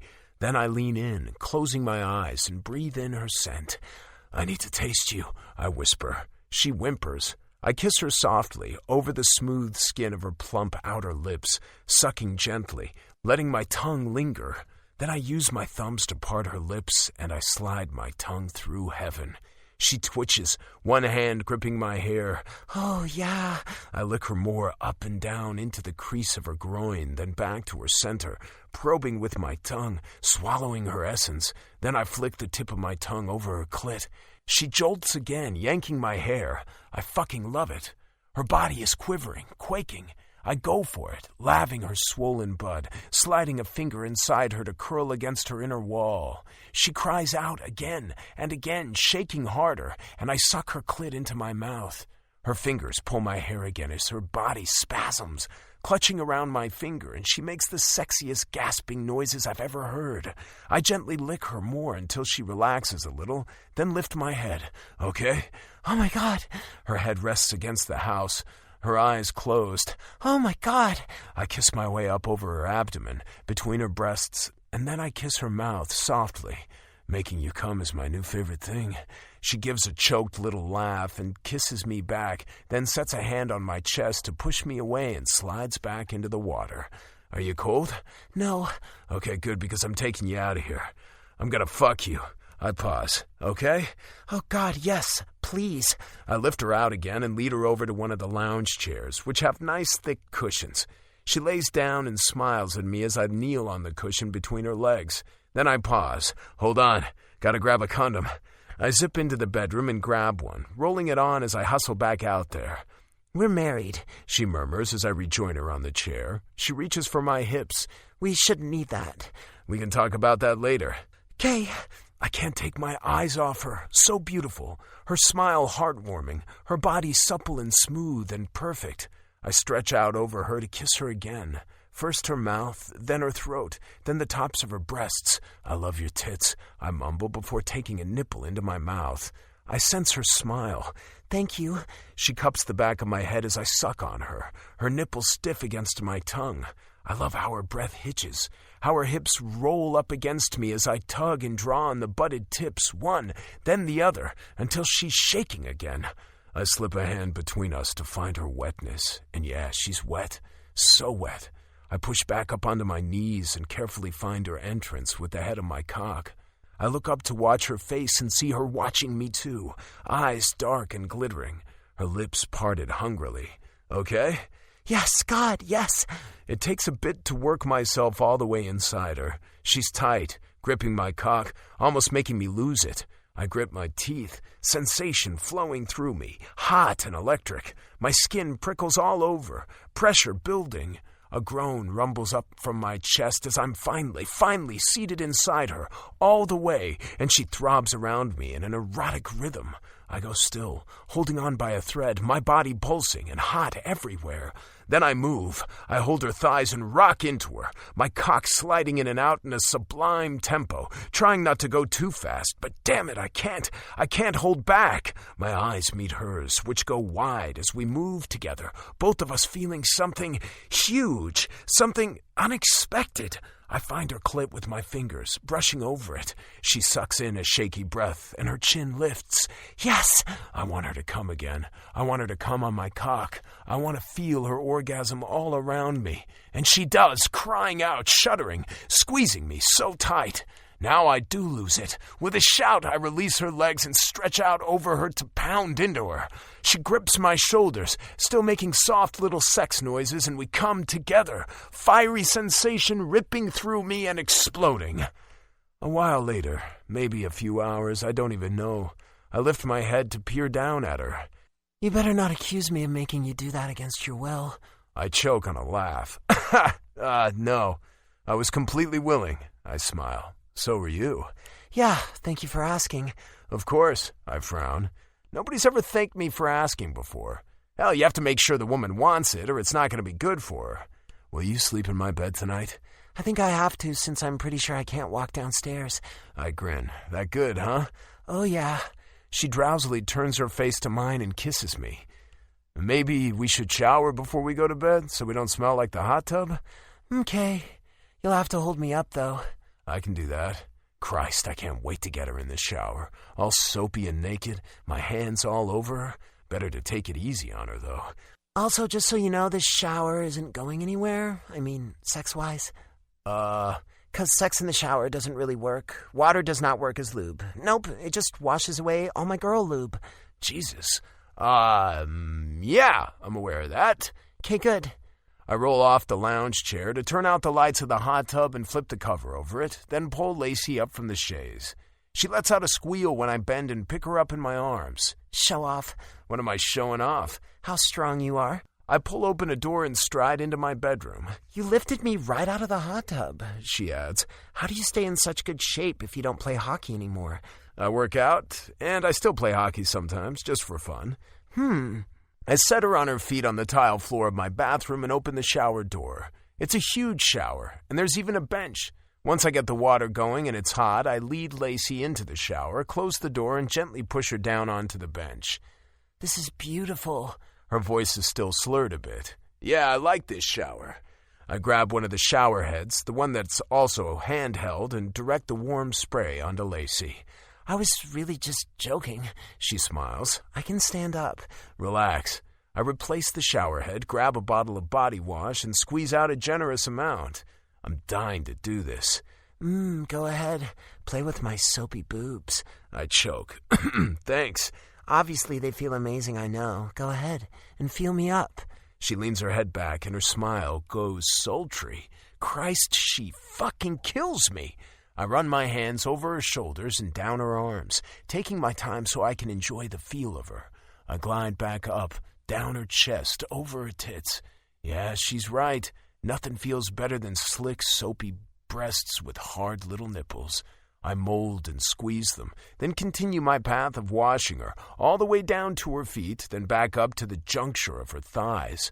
I ease them apart and gently slide my hand between them, over her soft, swollen pussy. She makes a sound that's half moan, half sigh.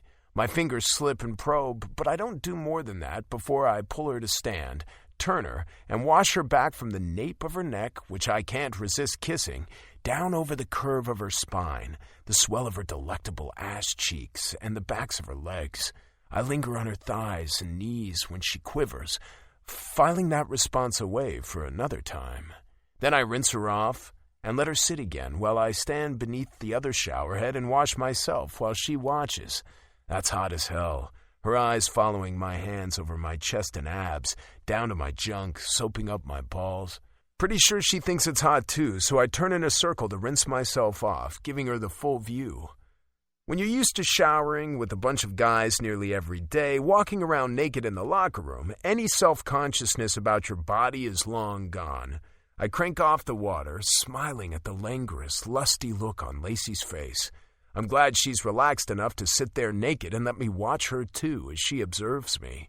Thick towels hang on the wall just outside the shower, and I pluck one off the hook to gently dry Lacey, then wrap it around her. I tuck the corner between her breasts as she reaches up and pulls her hair tie out. Her thick, wavy hair tumbles down around her shoulders in masses of gold and honey and caramel brown. Oh yeah, I groan. Love that hair. Her smile turns seductive. I remember. The hair fetish. Yeah. I reach for another towel. She moves closer and traces a finger down between my pecs. Tell me what you want to do with my hair. Chapter 17. Lacey. Teo is so damn sexy.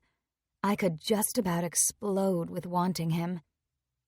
I've never felt so cared for, so cherished. Reaching for my hair, he lets out a groan. This. He slides his hand into it and twists, wrapping his hand and tugging. My eyelids feel weighed down. Thick, liquid heat slides down through me, converging between my legs. He uses my hair to pull me closer and touches his lips to mine. I want to feel your hair on my thighs when you have your mouth on my cock. I inhale sharply, my inner muscles squeezing. And on my stomach. He brushed his mouth over mine again. And wrapped around my cock. The images are making my inner muscles squeeze tight. That sounds very dirty. Oh, yeah. I have a lot of dirty thoughts about you. Did one of them involve sex in a hot tub? As soon as we got here, it did. I smile and melt against him. He pulls my hair again, tugging my head back to expose my throat. I close my eyes as he slides his tongue over the hollow of my throat, around my neck, and sucks gently on my skin. God. Desire swirls inside me, my pussy aching, my clit pulsing. He releases his grip on my hair, but his hand stays there, and the other joins it, holding my head as he tilts it and kisses me, long and deep and wet. Then he turns me and nudges me into the bedroom and toward the bed. Are we going to sleep? I ask. Not yet. Good. He's turning me on so much with his words and his touch, I'm practically vibrating. A few minutes ago, I'd been ready to crash. I was so satiated and limp from 2 wrenching orgasms. But I guess I'm greedy, because I want another one. But first, I want to act out his fantasies. I drop my towel and climb onto the bed to wait for him. His towel hits the floor also. Sweet Jesus on a pita, he's beautiful. I've never been into guys with huge bodybuilder muscles, and I find him so attractive. Lean, ripped, definitely with muscles in his arms, shoulders, and legs, but not massive. I want to lick your abs. Go right ahead. Come lay down here. He stretches out on his back on the bed, and my mouth is literally watering. I sweep my hands over his chest, moving to kneel beside him. Then I bend my head and kiss the muscles on his chest, softly, moving over his body until I reach a nipple. I lick him there and give his nipple a quick suck, not sure how he'll react. Some guys like it, some hate it. He groans, and his fingers curl into the duvet. I move to the other one and suck it, too, then kiss my way down his body. Yes, I lick his abs, running my tongue over the ridges, around his navel, then to the tender skin below that. He's taut there, too, but obviously sensitive as the muscles quiver at my touch. He makes another low sound of desire. I'm so close now to his cock, his lovely, thick cock. I lay kisses in the crease of his groin, spreading my hands on his thighs. His hair is silky rough, the muscles hard. I rub my palms over him, savoring the sensation. Then, teasingly, I skim my hands lower, to his knees, then the insides of his thighs. Christ, Lacey. His voice is strained. His cock is on his belly, stiff, flushed, and dripping. The most erotic thing I've ever seen. I torment him more by gently scraping my fingernails up his inner thighs. His legs part for me, and he's nearly panting. I brush my fingers over his balls, then dance them over his hips. Do it, he begs. Touch me.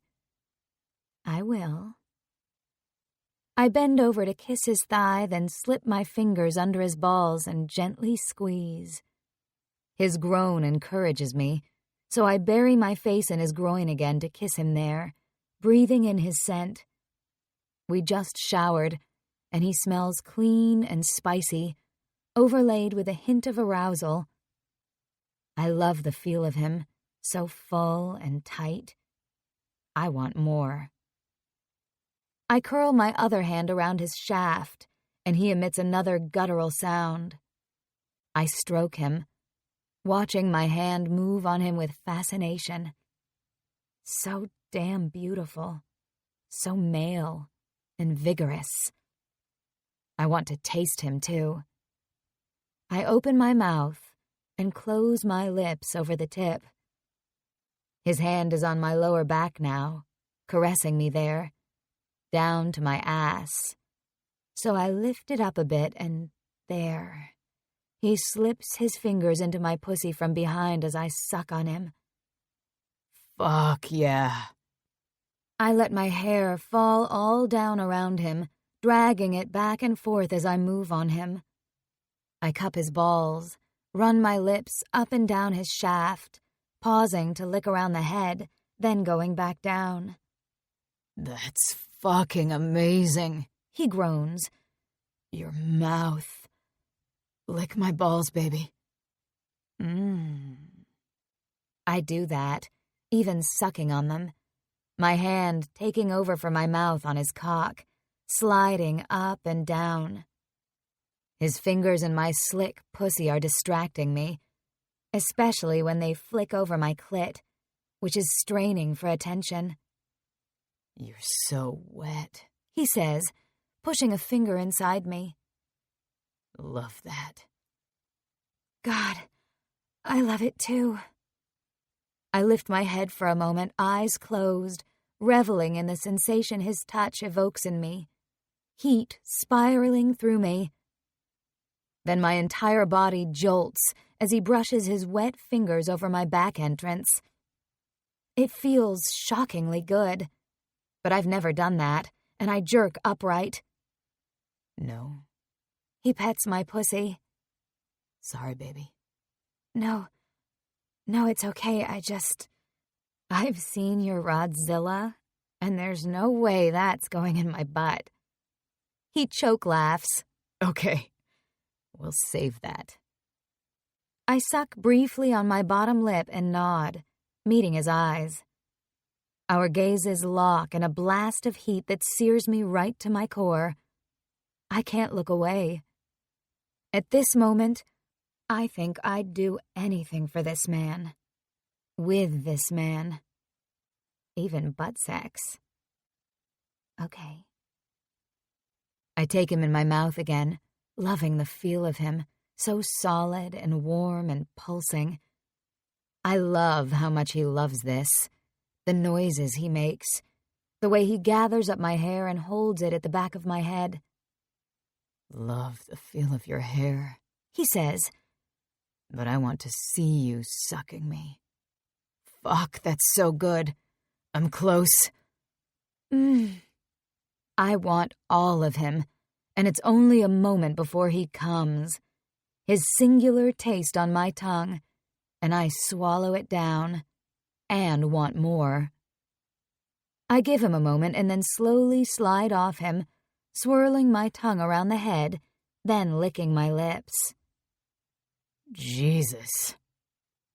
He releases my hair and I slide up beside him and sprawl on the bed face down. My jaw aches a bit, and I'm still drained from my own orgasms. His hand lands on my lower back and stays there, warm and heavy, the weight comforting.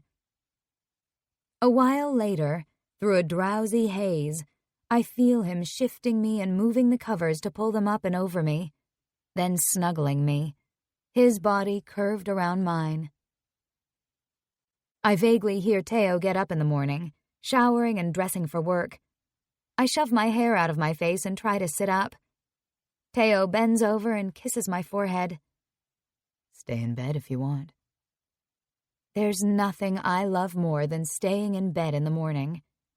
Well, now that I know what sex with Teo is like, staying in bed comes second. If he stayed with me, though, it would be heaven on earth. So I flop back down, pull the covers up to my chin, and close my eyes. See you later, sweetheart. He passes a hand over my hair. I smile. Okay. Moments later, I hear him leaving the house, his car starting and then pulling away. I sigh. This bed is lovely. Luxuriously soft yet supportive, with silky sheets and pillows that smell like Teo. I roll over and breathe in the scent of him. For a while I hover between sleep and wakefulness, delicious sex dreams floating through my mind. Wow. I could lie here all day like this. Except, as I become more alert, my eyes opening to stare at the ceiling, the fact that Teo has left the house because he has a job to go to makes me feel useless. I haven't been unemployed since I was 15. Feeling like a slug, I throw back the covers and slide out of bed. I'm naked, but I'm home alone, so I pad downstairs to shower and get dressed. I feel my thigh muscles as I walk, which is a reminder of last night's activities and how hot they were. And I get a little hot again thinking about that. I spend the day walking on the beach, wandering the neighborhood and playing with Byron when Taylor gets home from work. I eat a solitary dinner as Teo texts me he's working late, and the next day is much the same. Wednesday morning, I sit at the kitchen table with my phone and a cup of coffee, scrolling through social media and news sites. A text message notification pops up and I tap it. It's from Teo's mom. "Hi, Lacey. Teo gave me your number. I hope you don't mind. I was wondering if you'd have lunch with me today. Eep. My eyes pop wide open. I sit back in the chair. Well, it's not like my schedule is already full. I can't even think of an excuse to make. So, what the heck? I send her back a message saying I'd love to. She says she'll pick me up since she knows I have no car. That has to change, and I need to find a job. Even if I'm only going to be here a short time, I need to do something, to be productive. I'll figure it out. Since I have time, I go for another walk on the beach, letting the wind dry my hair, inhaling fresh sea air. There's something so calming and centering about the ocean. When I'm almost back at Teo's place, I plant my butt in the soft, pale sand near the lifeguard's stand, wrap my arms around my legs, and stare at the water. Teo and I have slept together every night, and it's amazing. I just wish I saw him more out of bed. Or maybe I just need something more to occupy my time. I knew we were going to do the deed at some point. We'd both admitted we were attracted to each other, and the sparks between us were only increasing even though he'd said we shouldn't get involved that way. I hope he's not angry about it. I don't think I pushed him into it, but I was definitely willing. I smile, resting my chin on my knees. Oh yeah, I was willing. And I'm willing to do it again. And again. Seeing him with his family over the weekend only intensified the attraction. It made me feel protective of him, which is weird, but also admiring. He was calm and unwavering in the face of criticism about taking this job. He kept a sense of humor, despite the tension that buzzed the entire evening. He's so smart and knowledgeable about what he does. His family, even the older generations who've been in the hockey world a lot longer than he has, listen to his every word. That all made me want him even more. And when we had sex, it was more intense than I'd expected. I shake my head and stand, brushing sand off my shorts. I better get ready for lunch. I change into a sundress and flip-flops, hoping this is appropriate. I use some product on my hair to tame the frizz. It dried into nice waves, but it's a little wild. Aline Gagnon rings the doorbell this time instead of just walking in. I smile as I answer the door, remembering that. Hi, come in. Hi, Lacey. You look so pretty. What a cute dress. Thanks. I just need to grab my purse and I'm ready to go. Perfect. Soon we're driving along Pacific Avenue with the top of Aline's little BMW convertible down, the sun on our faces and the wind in our hair. What a lovely day, Aline says, big sunglasses perched on her nose. It really is. I love Las Vegas, but I'm enjoying the ocean and the cooler temperatures. She's a confident driver. She pulls up at a big hotel right on the beach and lets a valet take her car. I'm a little in awe of her ease with this, and follow her into the elegant lobby. We'll go to the cafe here, she says. It's more casual. I hope that's not because I'm not dressed right for the other restaurant. Even the cafe is lovely. We're shown out onto a patio overlooking the beach, with glass panels blocking the breezes. Big, potted palms fill the spaces between wicker tables and chairs with comfortable striped blue cushions. From here, we can see people walking and running on the boardwalk and the Ferris wheel of the Santa Monica Pier. The beauty of it all makes my chest hurt. I don't even know what I'm doing here. Let's order Prosecco, Aline suggests. That would be nice. With flutes of bubbly wine in hand, we peruse the menu. I think I'll have the grilled salmon salad, Aline says. What are you thinking of? My eyes skim over the prices. I still have some cash, so I can afford this, but wow, it's expensive. I don't want to assume she's paying for lunch. I think I'd like the ahi niçoise salad. Oh, good choice. I've had that. We set our menus aside. You've obviously been here before. Yes, I love this place. I used to stay in this hotel when we visited Bob and Chelsea before we moved to California. Ah, it's beautiful. And a nice location. The boys loved going to the beach and the pier when they were little. We order and then Aline says, I thought this would be a nice chance to get to know each other, and I'm sure Teo's busy at the arena. Yes, he apparently has a lot on his plate. Her forehead furrows briefly. I'm sure. That team is a mess. He's got a challenge on his hands, but then he's always loved a challenge. He's been through some tough times. I'm thinking of his eye injury. Yes. She studies me.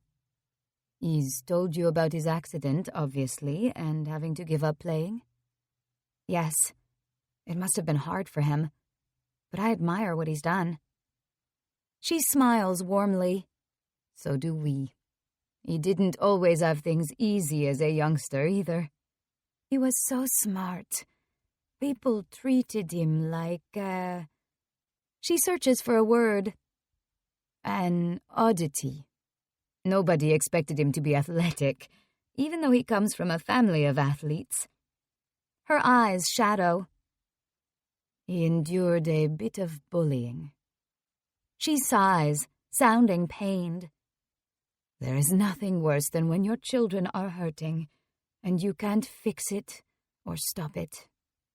I tried. Her brief smile holds sadness, but he was determined to prove those bullies wrong. And he excelled at hockey, too. I think that made it even more painful for him to have to give that up. My heart squeezes, thinking of an unhappy little Teo, his accomplishments even more impressive after hearing this. Luckily, he has brains as well as athleticism. Yes.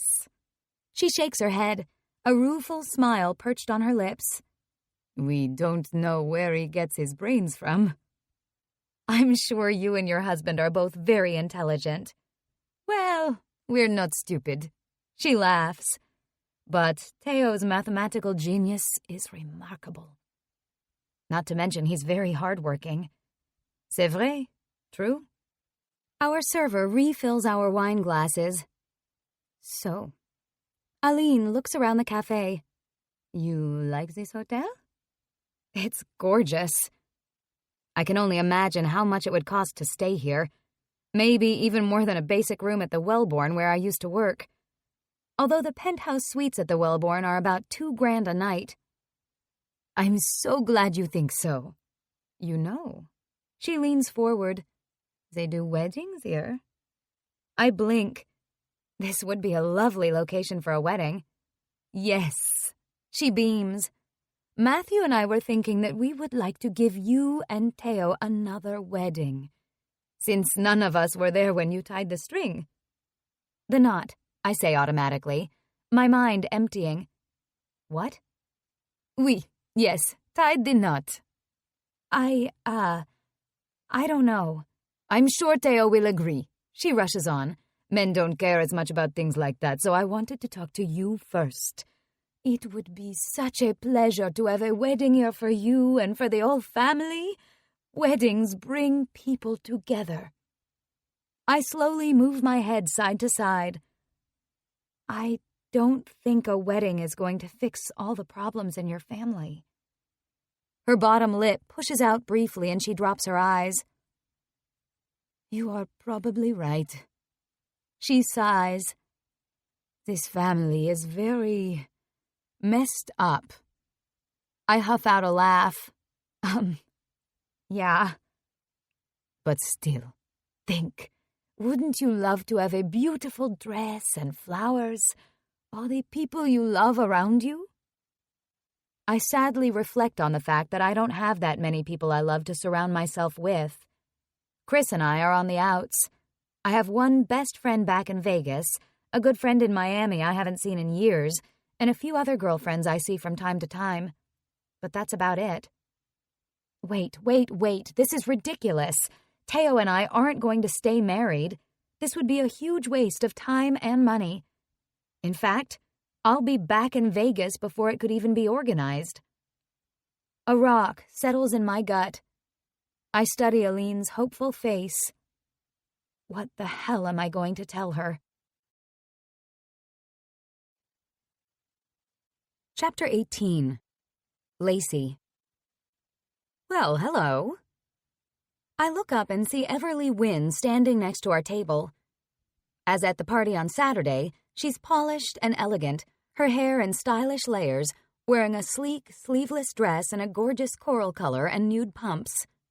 Hi! My exuberant greeting startles her. I'm just so happy at the interruption and not having to answer Aline right now. So nice to see you. How are you?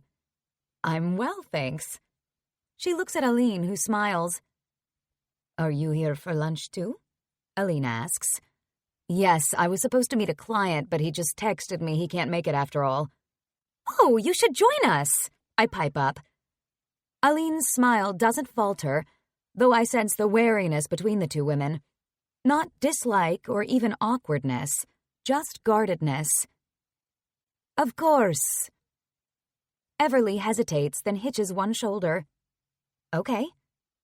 Immediately, one of the cafe staff appears with a chair for her and she sits. Well, this is nice, I chirp, guzzling my Prosecco. I get to see both of you. The waiter refills my glass instantly. Who are you meeting with? Aline asks Everly. Dan Diaz, she says to me, the mayor of Santa Monica. Oh, wow. We're working on a new partnership between the city and the foundation, she adds. I think it's going to be amazing. Right, Everly runs the Condors Foundation and lunches with the mayor. Would you like to see a menu? The waiter is here. We've already ordered, Aline tells Everly. I'll have the Coast Burger, Everly says without needing a menu. With fries. Thank you, Liam. She smiles at the waiter, who bears a striking resemblance to Ryan Gosling. Of course. He smiles back, plucks the menu away, and disappears. Well, Aline picks up her wine and drains it too. This is so nice. Tell us more about yourself, Lacey. Great. Just what I don't want to do. I shift in my wicker chair. Well, I told you my mom passed away a couple of years ago. She had ovarian cancer. I pause. I never knew my father. They both nod without judgment, so I continue. I have a twin brother, Chris. He's a little angry with me right now. I drop my gaze to my wine glass. He has a gambling addiction, and I finally refused to keep bailing him out. Oh, no. Aline's eyes warm with sympathy. Addictions are a terrible thing. They make us feel so powerless to help someone. Yes.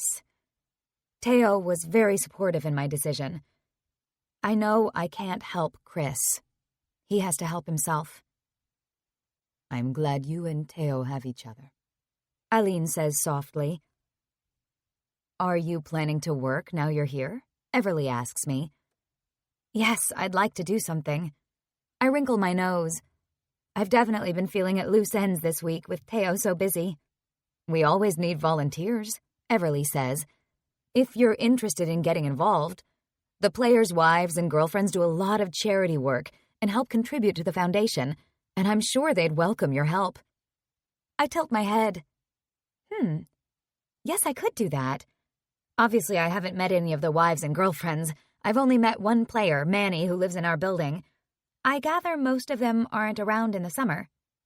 Yes, many of them go spend time with their families. When does the season start? Officially October, but they'll start arriving back in town in August for training camp. That's still so far away. Yes, our activities do slow down over the summer. We can talk more about ways for you to get involved. Thanks, I'd like that. I let Everly and Aline chat more, gradually joining in the conversation. I learn that Everly has a wicked sense of humor, and I admire how she digs into her huge hamburger and fries with no shame. I'm on a low-carb diet, she tells me when she sees me eyeing her food. She picks up a fry in her fingers. I raise my eyebrows. When I feel low, I eat carbs. She grins. I laugh. Hey, me too. Why do you feel low, Everly? Aline asks with a slight frown. Everly shrugs. Just joking. We also discover a mutual love of knitting. It's great for stress relief, I say excitedly. I wasn't able to bring my knitting things with me. Why not? Everly's forehead furrows. Ugh. Long story, I say lightly, waving a hand. Is there somewhere near here I can get needles and yarns? Oh, yes, there's a great shop on Ocean Park Boulevard. I can take you there. I assume she's throwing out a polite non-invitation, but she actually arranges to take me there tomorrow after work. I'm sorry I don't have a car, I say, but I can probably figure out how to get there by bus and meet you there. I learn that she lives in a condo not that far from Teo's place in Venice Beach. I'll pick you up, she tells me. Okay, thanks. We finish our lunches and I reach for my purse, but Eileen and Everly wave at me and argue over who's paying. Everly gives in graciously and lets Eileen buy us all lunch. I better get back to the office. Everly glances at her watch. We walk through the lobby to the hotel entrance. Eileen gestures to Everly to have her car brought first. Since you have to go back to work. I am the boss, Everly says with a smile, but thanks. As we wait, she tips her head to one side, looking at me. I'm glad I ran into you. It was a fun lunch. Yeah, me too. She gives me a small hug. With her gone, I turn to Eileen, my insides nodding, knowing she's going to bring up the wedding again. She doesn't until we're on our way back to Teo's place. Think about the wedding idea, she says. It would be so much fun. I don't have a daughter, and I've always waited for the day we'd have a wedding in the family. My heart sinks.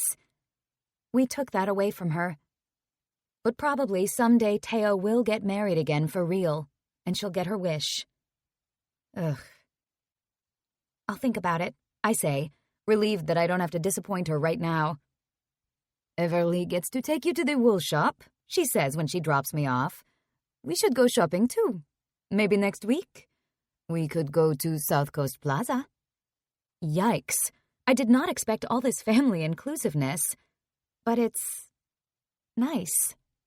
I smile at her. Okay, that would be fun. Thank you. I am so happy to have a daughter. My smile widens at her infectious delight. We exchange hugs too on the sidewalk in front of Teo's condo, and I wave as she drives away. I enjoy the feeling of well-being that settles inside me after a fun lunch with the two women as I gather up laundry from my room and Teo's, sort it, and start a load in the washing machine, then take my Kindle out onto the patio with a glass of iced tea to read for a while and think about what I can do while I'm here. I make dinner for two, even though I'm pretty sure Teo won't be home until late again. He surprises me, though, showing up shortly after 6, just as I'm sitting down to eat. Seeing him, my heart bumps like a teenage girl running into her crush. Hi! I jump up. Dinner's ready. Awesome. I'm starving. I hustle over to the stove and fill a plate for him with the pasta dish I made, linguine with red peppers, asparagus, and parmesan. I even whipped up some garlic buns. When I turn back to him, he's holding up a penguin. I halt in place. I blink. What's that? It's the mascot for the team I used to play for. I brought it home for you. He grimaces. I know it's not Pete, and it's not from your mom, but I thought you might like it. My chest swells and tightens. I can't breathe as I stare at the soft, stuffed toy. I set his plate on the counter and reach for the penguin. Thank you. My mouth quivers as I stare down at it. It's not Pete, he's right. But I almost can't bear the emotion filling me because he brought me this. I blink back tears, set the penguin on the counter, and pick up Teo's plate. Like a happy housewife of the 1950s, I set the plate in front of him and fetch him a glass of water. Here you go. He eyes me. You don't have to wait on me. I roll my eyes. Please, I know that. I sit and sigh. I have nothing else to do. His lips twitch. Bored? A little. I hear you had lunch with my mom today. I frown. How did you... Oh, Everly? Yeah. He twirls pasta onto his fork. The foundation offices are in the arena, too. She stopped by to give me shit for working late. I blink. His smile is crooked. She said I shouldn't ignore my new bride, especially since you don't know anyone here and you seem a little at loose ends. I'm fine. I pause, but I am happy you're here. Our eyes meet. Heat fills my belly and my skin tingles. His slow smile has my panties dampening. What do you want to do after dinner? He asks. My mind goes straight to the gutter, or rather the bed. Maybe a walk on the beach? He suggests, eyes gleaming. I smile back. I never turn down a walk on the beach. You're obsessed with the ocean. Yeah, I kind of am. I stab a piece of asparagus with my fork. This is really good. Thanks. Your mom wants to give us a wedding. He freezes. She wants what now? One corner of my mouth lifts. She wants us to have another wedding. She took me to Shores for lunch and told me what beautiful weddings they do there, and that she's been waiting and waiting for a family wedding and missed out on ours. Jesus Christ. I know. I poke at my food. I didn't say yes or no. She asked me to think about it. I didn't want to hurt her feelings. He scrubs a hand over his face. Yeah. Then he shakes his head. I'll deal with it. Whew, okay. I blow out a quick breath of relief. How was your work today? Well, I'm learning a lot. About the team? Yeah. I've been watching tons of video and crunching numbers. The night I met you, I thought you were an accountant. Then I thought you were a hockey player. Turns out you're a number cruncher after all, but I don't get what kind of numbers you're crunching. All kinds of things. Analyzing the video, and then the data helps us know more about individual player performance, also how specific lines perform together and how the team performs. It's so technical. Once again, I feel a surge of admiration for him. It is. I guess when I think about hockey or sports, I just think about how many goals they score or how many games they win. Yeah, that's what it all comes down to, but I'm trying to make decisions like how much a player is worth paying, or if the player is even worth keeping on the team. And when we get into the season, the numbers will help the coach make decisions like which players should play together, who should kill penalties, who goes on the power play. We can use stats to predict what will happen with teams we play against, which ones are likely to outscore us or not. Honestly, talking about numbers and stats should make my eyes glaze over, but I find I'm fascinated by this. When I thought about hockey, not that I ever thought about hockey much, it was as a fast, physical sport with guys slamming each other into the boards and taking pucks to the teeth. I had no idea there was so much strategy to it. I let Teo keep talking about it as we clean up, then go for our walk, asking probably stupid questions and letting him patiently explain things to me, like what Corsi and Fenwick and expected goals scores are. But you can't rely on just numbers, he adds, my hand clasped in his as we stroll along the sand. You have to rely on your eyes, too, to get a complete picture. There's a saying about stats. They're like a bikini. What they reveal is interesting. His eyes wander over me, leaving heat in their path. But what they cover up is crucial. Ha! Sometimes our eyes lie, and the numbers prove it. But sometimes the numbers are misleading, too. And you know hockey, so you can use your eyes, too. Yeah. He swings my hand and gives me that slow, sexy smile. Even though I have one shitty eye. My heart bumps. But you can see fine with your glasses. Yeah, I can. Your mom said that kids bugged you about being smart when you were a kid. He grimaces but shrugs. Yeah. But you showed them. The smile is back. Yeah, I did. But you never totally lose that feeling of being different. I felt like something was wrong with me. I can't imagine you feeling that way. I eye him. The sun is low in the sky, making his tanned skin golden, emphasizing his strong bone structure. Our shadows stretch long across the sand. You seem so confident and together. Well, for a moment he says nothing. I am confident in my abilities, but I like to analyze things. Maybe too much sometimes.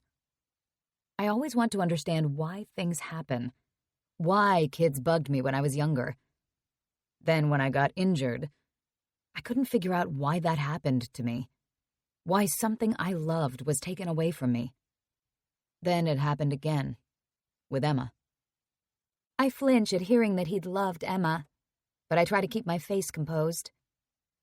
And with JP, he adds, he was my best friend. He stuck up for me when kids teased me. He was there for me when I got hurt. I couldn't figure out how he of all people could have done that to me. My chest aches for him, for the hurt he felt. So in the end, what I came up with is, I don't deserve the things I want. I stop walking, my mouth dropping open. His hand tugs mine and he stops too, turning to face me. That's crazy, I announce. He gives a soft laugh. You have a better explanation? No. I frown. I know, it's hard to stop those thoughts sometimes. I try not to want things too much, in case they get taken away. But his eyes shadow. I really want this job, and I want to do well at it. My heart squeezes almost painfully at the hints of vulnerability in his words. His fear that this too will be taken away from him. His hesitancy to even say it out loud. You will. I reach up to cup his face with both hands and go onto my toes to kiss him. You will. He clasps my waist and says lightly, I appreciate your faith in me. I wind my arms around his neck and kiss him deeper, the ocean breeze blowing my hair all around us. He pulls me closer against him and I exult in the feel of his big, hard body against mine and his arms around me. I can't explain why I have faith in him, but I guess that's what faith is, believing in something without any real evidence. I don't really know if he's good at his job, despite how smart he seems and how his family listened to his every word when we talked about hockey and how his grandfather hired him for a reason. But I do believe in him. Chapter 19. Theo. Belmont has to go. I shake my head at Grandpa. I disagree. Are you kidding me? He was struggling at the end of the season, hardly any goals. I smile. I'd rather deal with exact numbers than hardly any, but this is one of those situations where you need your eyes and the math. He was playing at about the same effectiveness in the offensive zone and even strength as he did the year before, with similar scoring chance numbers, but getting a higher percentage of his shot attempts from the slot on net, and a high proportion of them were off the rush. Part of the reason he didn't put up points is the team overall wasn't scoring. I give Grandpa a pointed look. At 5-on-5, they scored on 5.04% of their shots on goal, the second lowest in the league. Grandpa frowns. I think you're trying to baffle me with bullshit. I laugh. No, I'm not. These are the things we need to consider. All that data shit just goes over my head, he complains. Grandpa's an old-fashioned hockey man, and cap compliance and statistical analysis aren't areas traditional hockey men are very knowledgeable about. His line mate wasn't scoring either, I add, but the reason I'm not worried about Belmont's lack of production is his dominance in gaining the zone. He's an elite player at gaining controlled entries, and his attacking style off the rush makes him a dangerous player once the puck crosses the blue line. He's also pretty decent at creating offense off dump-ins. I've been watching video of him and comparing him to some of the best scoring chance producers off entries, and he's right up there. Jesus, are you serious? Serious as taking a puck to the nuts? Grandpa barks out a laugh. Ha! Look, he may have been in a slump, but I think we need to be patient with him because he does all the right things to create scoring chances. Now, Jablonski, on the other hand, I like him. Grandpa interrupts. Great, I like him too, but with him, the numbers don't lie. He's not worth the money we're paying for him. Grandpa sighs. Are you ever going to listen to me? I'm listening to you. If you're asking am I always going to do what you want, then no, not always. Also, we have to talk about Joe. I told you he had to go. And he does, but not just because we're losing. I rub the back of my neck. He doesn't respect me or what I'm telling him. I'd had that feeling from our first meeting. He doesn't agree with the kind of analytics I want to use. We need someone who's on board with that. Fuck! Like who? You got someone in mind? He gives me a shrewd look. Actually, I do. Dave. Grandpa frowns. Dave Martin? Our assistant coach. Yeah, we've talked a lot, and I think he's ready to move up. He's too new here. I just hired him. He hired him to replace my Uncle Mark, who he fired. You have other ideas? You wanted to replace Joe right from the start. Who did you have in mind? I was thinking about Ben Gardner. My jaw drops. Are you fucking kidding me? I like him. I rub my forehead. Grandpa, he got fired by the Blades for running an illegal sports gambling ring. He did? Grandpa's eyebrows draw together. I give him a long, searching, incredulous look. You had to know about that. The whole sports world knew about that. Right. He shakes his head. Okay, never mind him. Okay, Jesus. When is Scott starting? Monday. I hired an assistant GM the other day after talking to a bunch of candidates and doing a lot of research. Then Scott flew to L.A. and we had lunch, which turned into nearly 3 hours because we got along so well. I can't wait till he gets here, and I've got someone I can delegate things to. Someone who thinks the same way I do I can bounce ideas off. He also has tons of experience managing an AHL team and a few years working in the NHL as assistant GM in Vancouver. I get back to work in my office. I'm starting to put the puzzle pieces together, the contracts we want to negotiate and the ones we don't. There are 10 players I need to figure out what kind of future they have with us. Bertelson and Bell are definite cornerstones, and we need to offer them big contracts. Bell has proven himself as a top 4 defenseman and will also need to be paid as one. The other guys are all well regarded in the club, but there are better established players ahead of them and up-and-coming prospects behind them.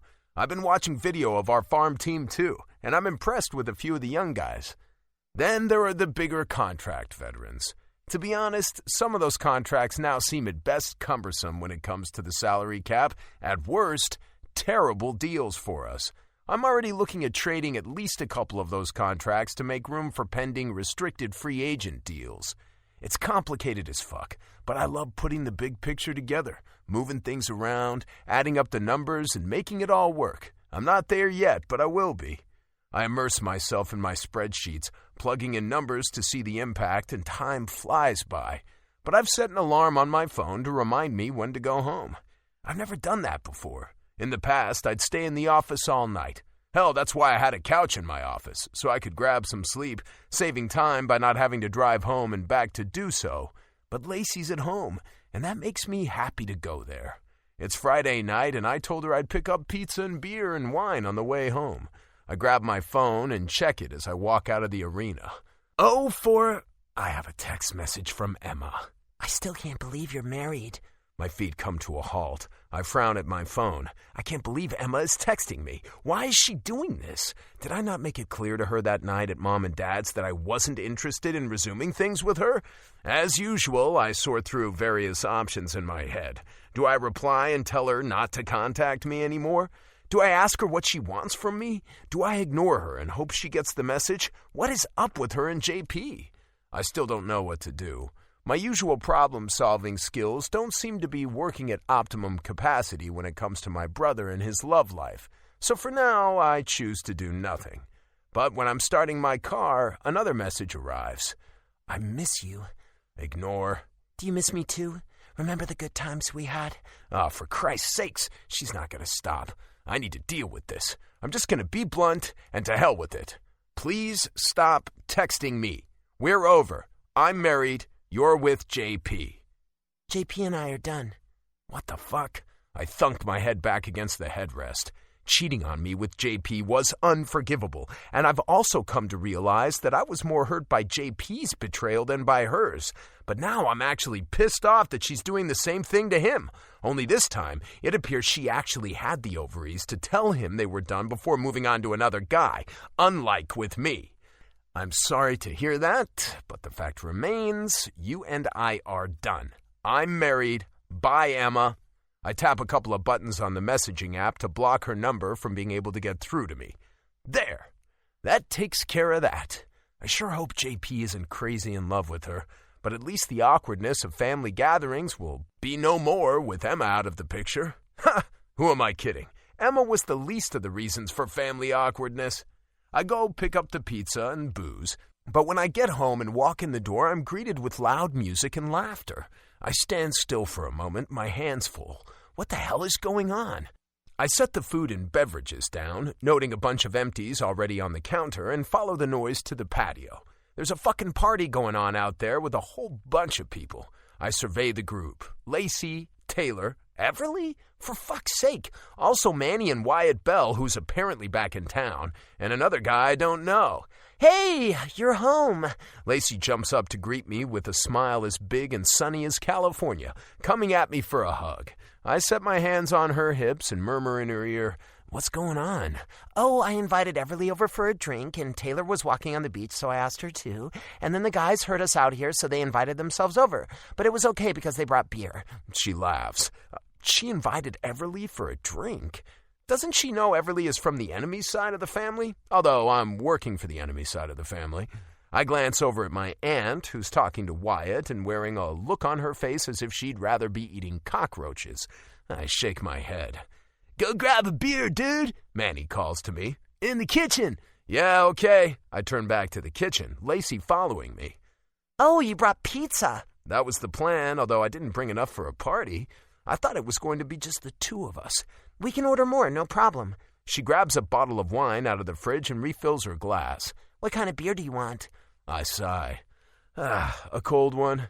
With a laugh, she hands me one from the fridge. I'll go change. I sure don't fit in my tailored dress pants and shirt when everyone else is wearing shorts and T-shirts. She gives me a cheerful smooch on the mouth and carries her glass and the bottle out to the patio. I stand there for a minute. Weirdly, I'm disappointed that it won't be just the two of us. I'm also disgruntled. I hate last-minute changes to my plans. I know this about myself, but it still bugs me. Lacey looked so happy, like she was having fun. She's young and vibrant and sociable. I'm a boring number cruncher who plans his spontaneity. I also remember that her life hasn't been a lot of fun lately, after caring for her mother, being the grown-up for her piece-of-shit brother, working multiple jobs to pay the bills and bail him out. She deserves a little fun in her life. So I swallow my aggravation as I trudge upstairs to change. A Friday night with pizza, Netflix, and, sex sounded good to me. But maybe I need to make other plans with Lacey. Maybe she'd like to go out to a club or a concert, even a movie or a nice restaurant for dinner. Like a date. We kind of skipped over that part. Back downstairs, I find Lacey in the kitchen just ending a call on her phone. I ordered more pizza, she says. I hope that's okay. Sure, gotta feed our guests. I'm not exactly an experienced host. Back in Vegas, even when I was home, I was usually working. I pick up the beer I left on the counter and saunter out to the patio. "Hey, Theo," Wyatt calls, standing. We move together for a bro shake. "Good to see you." "You too." "Should I call you boss?" he asks with a smirk. "Yes, you absolutely should." I don't know Wyatt well, but we were drafted in the same year and met then. "This is my buddy Malcolm." He introduces me to the guy I haven't met. I grab an empty chair next to Lacey. She's chatting away to Everly about the hat she started knitting after their trip to some yarn store the other day, but flashes me a smile. I had no idea Everly liked to knit. Apparently they both also want to take a cake decorating course. "Well, what are you up to for the rest of the summer?" I ask Wyatt. "I'm working with Matt Heller," he says, mentioning a former player who now runs an elite conditioning facility for athletes. "So I'll be around. I may take one more trip back home before training camp. Matt has a great reputation. Yeah, I'm sure he's going to kick my ass." Conversation flows until our pizza arrives. I pay for it while Lacey carries it into the kitchen and pulls plates out of the cupboard. She put the pizza I brought into the oven to keep it warm, so she slides it out too, then calls to everyone to come help themselves. She added a tossed salad to the order, which is good because the women all seem to want that. We all fill our plates and go back outside. The setting sun creates a magnificent view over the ocean, and a mellow, relaxed feeling washes down through me. It's an unfamiliar feeling. I've been told I'm wound a bit tight. I know I'm intense when it comes to my work, and I like structure and predictability. I'm not sure if I like feeling this way. There's no such thing as a shower or a grower. A guy's penis is either small and gets bigger when it's erect, or it's big and it gets bigger when it's erect. That shower versus grower thing is a myth. My head whips around to see Wyatt smirking at Everly. What the hell are they talking about? Everly taps her chin. I'll have to conduct some research on that theory. Wyatt's smirk slips. The penis is just a muscle, Manny adds. When blood flows into it, it gets bigger. It's all about elasticity, and it's better to be a grower. Your junk is better protected when flaccid, but more impressive when erect. Everly scoffs. Come on. Every guy wants to be a shower. I have 3 brothers. You guys all get naked together. Are you telling me you don't sneak a glance at each other and compare yourselves? Lacey and Taylor are laughing their asses off at this conversation, and I shake my head, a smile tugging my lips. So size does matter? Wyatt challenges Everly. Well, she again presses a finger to her chin. What really matters is functionality. True, Lacey chimes in. I agree, Taylor says. As a heterosexual woman, I do have an appreciation for the male organ and the pleasure it can bestow, but every woman has personal preferences when it comes to peen. Sure, Lacey agrees. Long, short, thick, thin, circumcised or uncut, Taylor adds. Right, Everly nods. But if anyone asks what kind of penis I prefer, my answer is a hard one. Laughter breaks out, including me. Jesus. Wyatt is looking at Everly like he wants to whip out his dick and show her how impressive he is, and Manny's hanging on Taylor's every word. And as I meet Lacey's dancing eyes, both of us clearly thinking about the size of my junk, which she seems quite happy with, I want to drag her upstairs and get naked. Our impromptu party continues until midnight, when Taylor gets up to leave and Manny says he'll walk her home because it's dark. It's 3 doors down, she protests, but he insists and they're gone.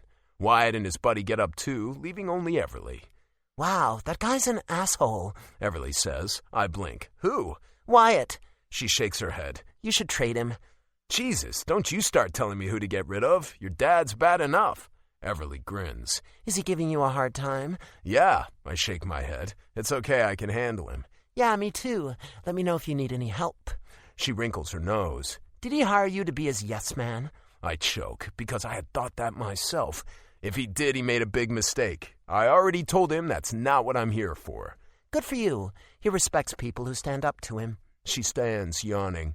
I'll pick you up at 1, she tells Lacey. I frown. What for? We're going for pedicures.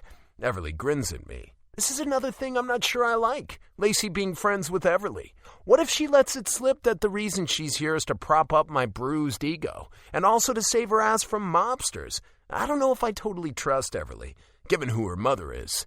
My toes are a mess. Lacey straightens her legs to inspect her feet. Thanks for the wine and the pizza. Everly crosses the patio. Where did I leave my purse? Lacey and I follow her into the living room. It's here. Lacey grabs the designer bag and hands it to Everly. It was fun. Thanks for coming over. See you tomorrow. And we're alone. Lacey meanders into the kitchen and contemplates the mess.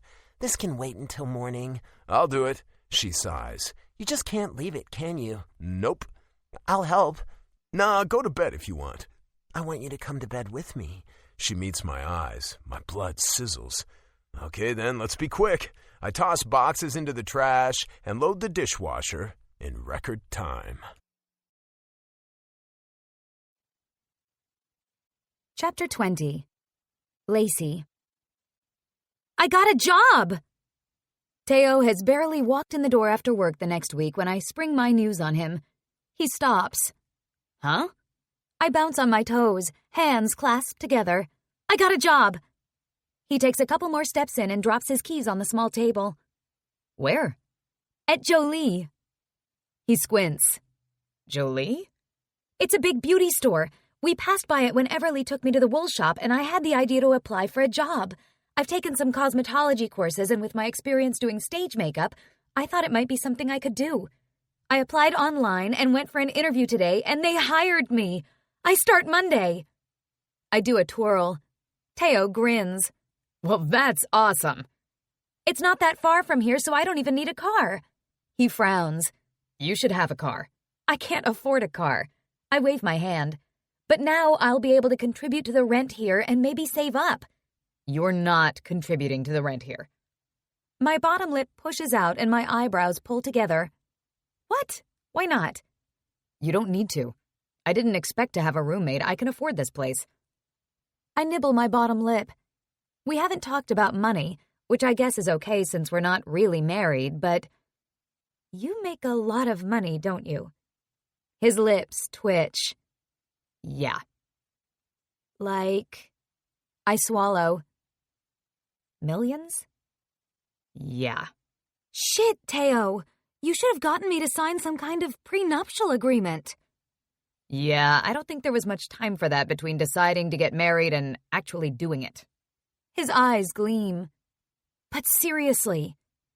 Yeah. One corner of his mouth turns down.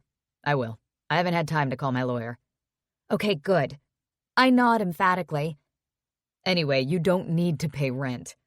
I know you used some of your money to pay another month's rent on your apartment, which you probably couldn't afford. He fixes me with a firm stare. Yeah, I purse my lips. Our furniture is there. And what if Chris needed a place to go? Well, he could pay the rent himself like a goddamn adult. I bite my lip. Yeah, I guess. You haven't heard from him?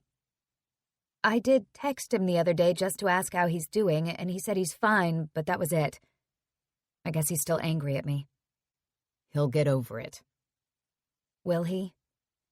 I eye him. Are you going to get over what your brother did? He frowns. That's different. Not so much. You said you miss him. You were best friends. Maybe you should make an effort. Especially since he and Emma are done. He'd told me about the text messages he'd exchanged with her and the news that she and JP had broken up. His frown darkens. No. I shrug. I'm not going to push it. Right now, anyway. So, let me take you out for dinner to celebrate. I'll take you out. He pulls me closer and kisses my forehead. Congratulations. Thank you. I smile up at him and then he kisses my mouth. A slow, lush kiss that melts me inside, like all his kisses do. I was so excited to share my news with him, eagerly waiting for him to get home, anticipating his happiness for me, and I love the feel of his arms around me, his mouth on mine. The support I feel from him making my small accomplishment seem so much bigger. It's been a long time since I've felt this caring, this feeling of not being on my own. I was fine on my own, but this is lovely. I kiss him deeper, showing him gratitude for him just being there. It's not about the rent. It's about cheering each other on, believing in each other, backing each other up. Oh, hell, my feelings for Teo are starting to get complicated. I pull back and give him a shaky smile. Where would you like to go for dinner? He smooths my hair off my face with a tender gesture that dissolves my bones. I don't know. Maybe that place we went for breakfast? Pfft, we can go somewhere nicer than that. It doesn't matter where we go. It's nice just to go out. With you. Ugh, I probably shouldn't have said that. But he just smiles. Yeah. How about seafood? I've heard there's a nice place on the marina. Sure, I love seafood. We move apart and he pulls out his phone, swiping and tapping. There, 7 o'clock. Ack, it's 6:15. I better get ready. You look fine. I can't go wearing shorts. I'll change. I still keep my clothes and most of my toiletries down here, although some of my things are migrating upstairs to Teo's bedroom and bathroom. We haven't really talked about what's going on between us, sleeping together and going out on dates together and living together. But this isn't real. It's temporary, and I can't start liking this feeling of togetherness too much. The restaurant is charming, with lots of windows and a view of all the boats in the marina. The sun hangs low over the ocean, which probably means a pretty sunset soon. Once we've ordered extravagant king crab for me and prime rib for Teo, over glasses of wine, Teo tells me, I had to fire someone today. Oh no. I lean forward, studying his face. Judging from his tone and his expression, it wasn't a fun thing to do. I guess it never is. Was it awful? It wasn't a party. He grimaces, turning the stem of his wine glass between his fingers. You're the big boss. Yep, that's my job. It had to happen. Who was it? The head coach of the team. Oh, that's big. Yeah. Obviously, it's a pretty important position. For sure. Do you know who's going to replace him? I've talked to a few people, but I honestly think the assistant coach we have is the best man for the job. Grandpa's not so sure. It's your decision, though, right? Yeah. He gives a short laugh. In theory. Grandpa's not exactly giving me the total control he said he would. He's not letting you make decisions? Well, in the end he is, but it's taking a lot more work than it should. Is he okay with you firing the coach?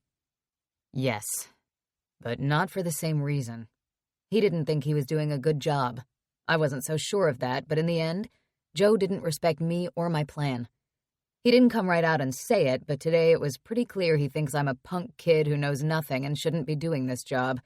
Wouldn't be doing this job if it weren't for the fact that the owner of the team is my grandfather.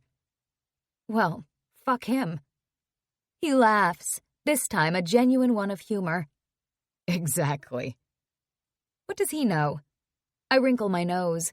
You were the assistant manager in Vegas. It's not like you have no experience. Yeah.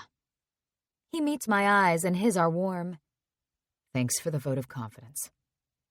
I nod firmly. Also, you have hockey in your blood, so you just know stuff. He chuckles. And you will probably be running the Jolie store in no time. He lifts his glass. Ha, as if.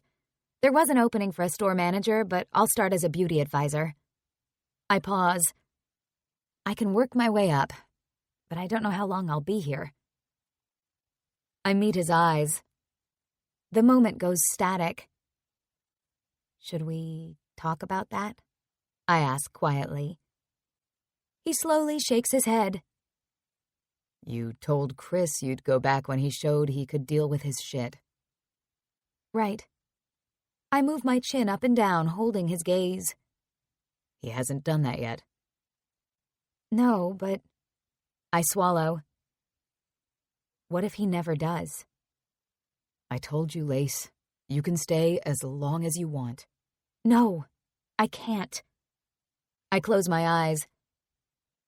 I mean, we can't just have this weird, open-ended relationship forever. Your mom wants a wedding. Someday you'll meet the woman you want to have that wedding with. The woman you want to spend the rest of your life with. He reaches out and curls his fingers around mine on the table. Lacey, I'm fine right now. I'm not interested in a forever relationship. I feel that like a throat punch, but I try not to flinch. I'm focused on this job and proving myself. He continues. I'm fine with the way things are now. I like you here. We have fun together. Sometimes I think you don't want to have fun. He flashes a rueful smile. I'm not used to having fun, but I kind of like it.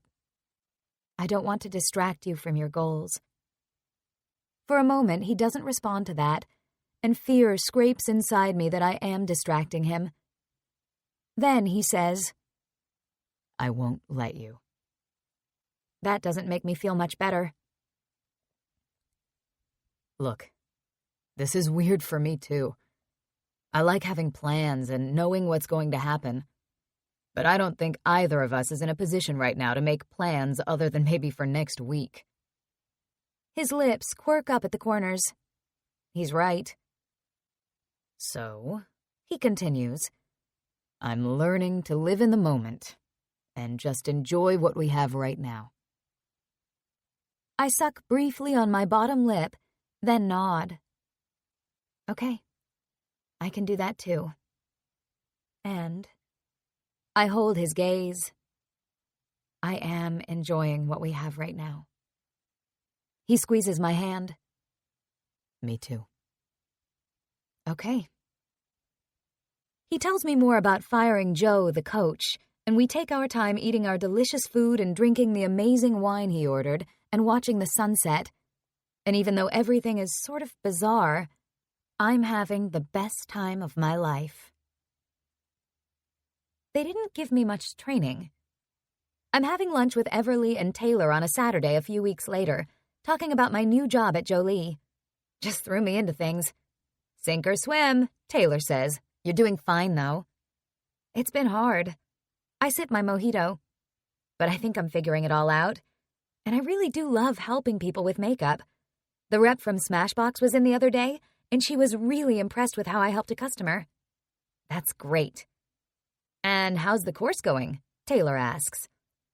I signed up to take a course at Bella Academy, a prominent cosmetology school in Hollywood. So far, so good. It was expensive, but hopefully I'll learn more. That's awesome, Lace. I really am enjoying the course and my job, although customer service jobs have their frustrations.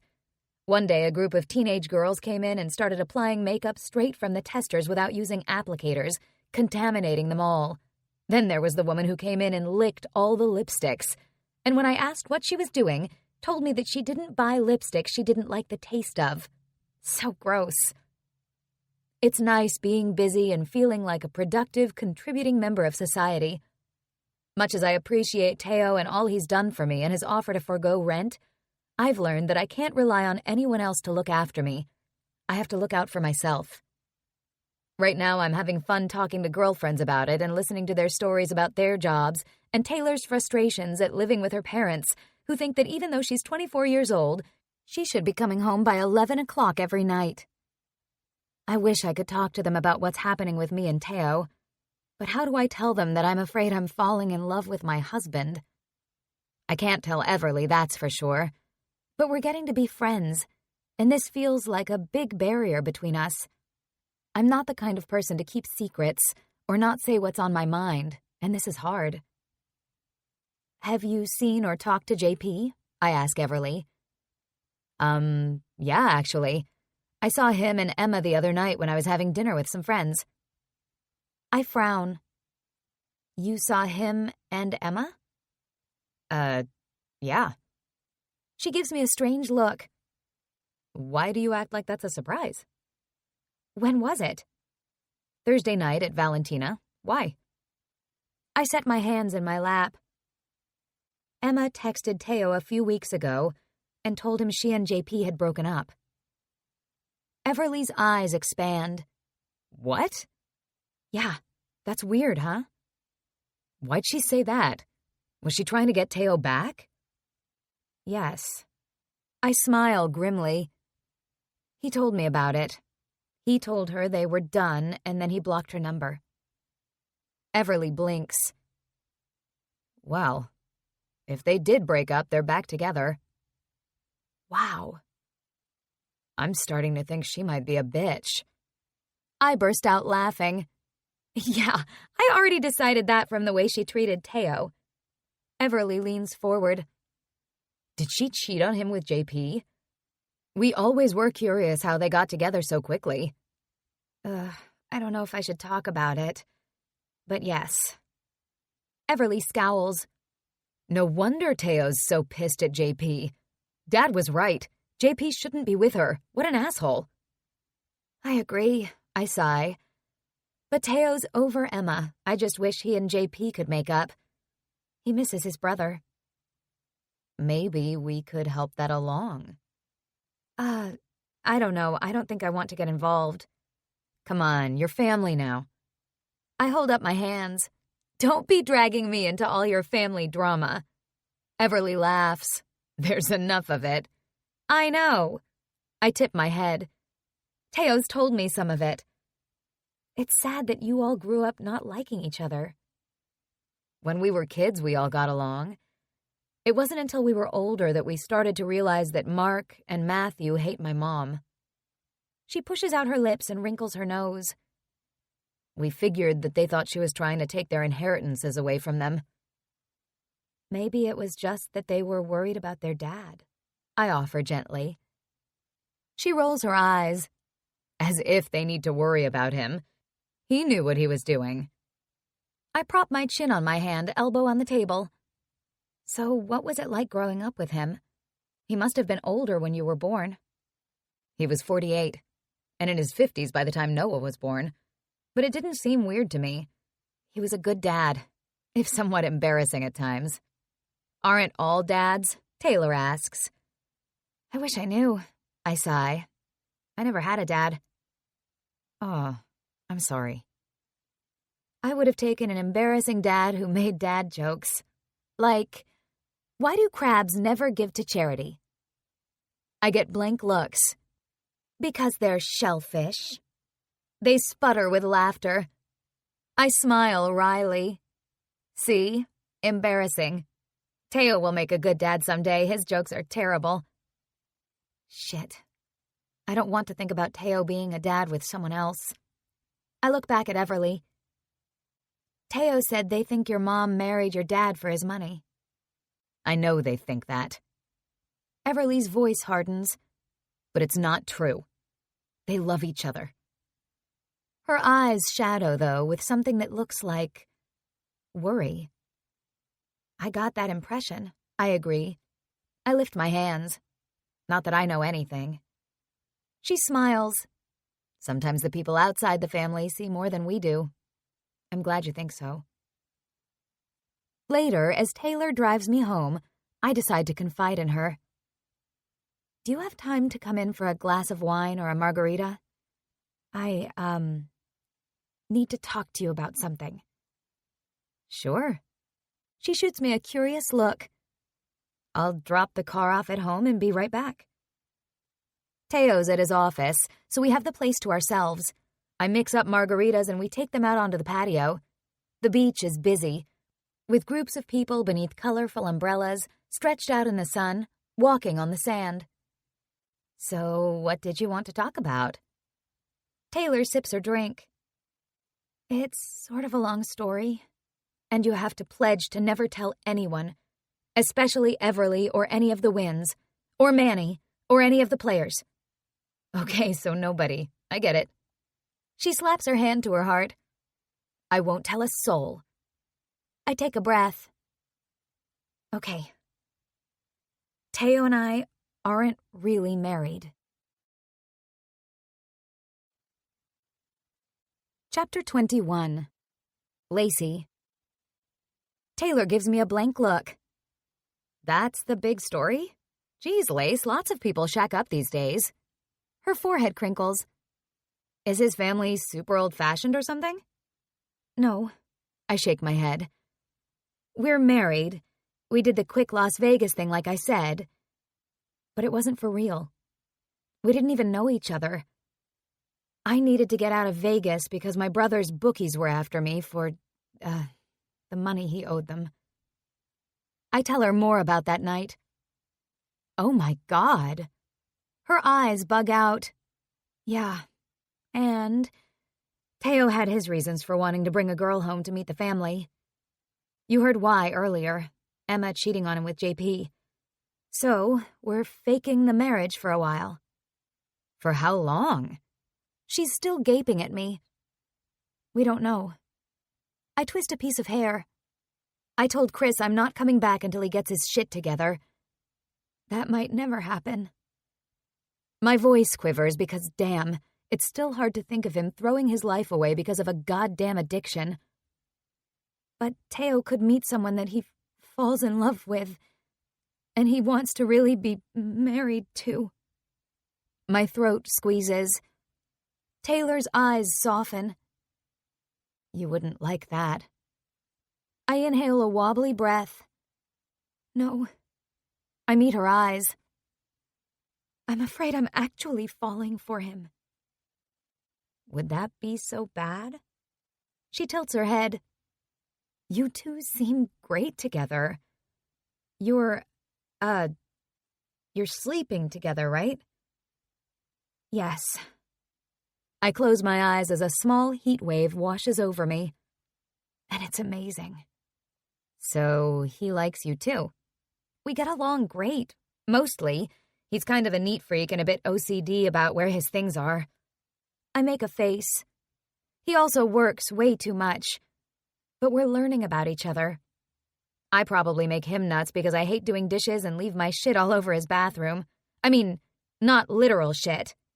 My eyes pop open in horror. A laugh spills from her lips. I knew what you meant. And that sounds like a normal marriage. I don't know what to do.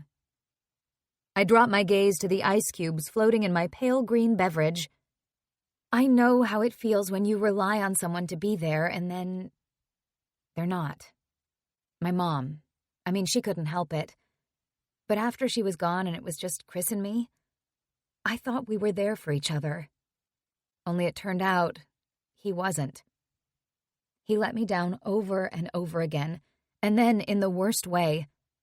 I can't risk feeling like that about Teo, like I need him. I have to look out for myself because nobody else will. Oh, sweetie. Taylor's bottom lip pushes out in sympathy.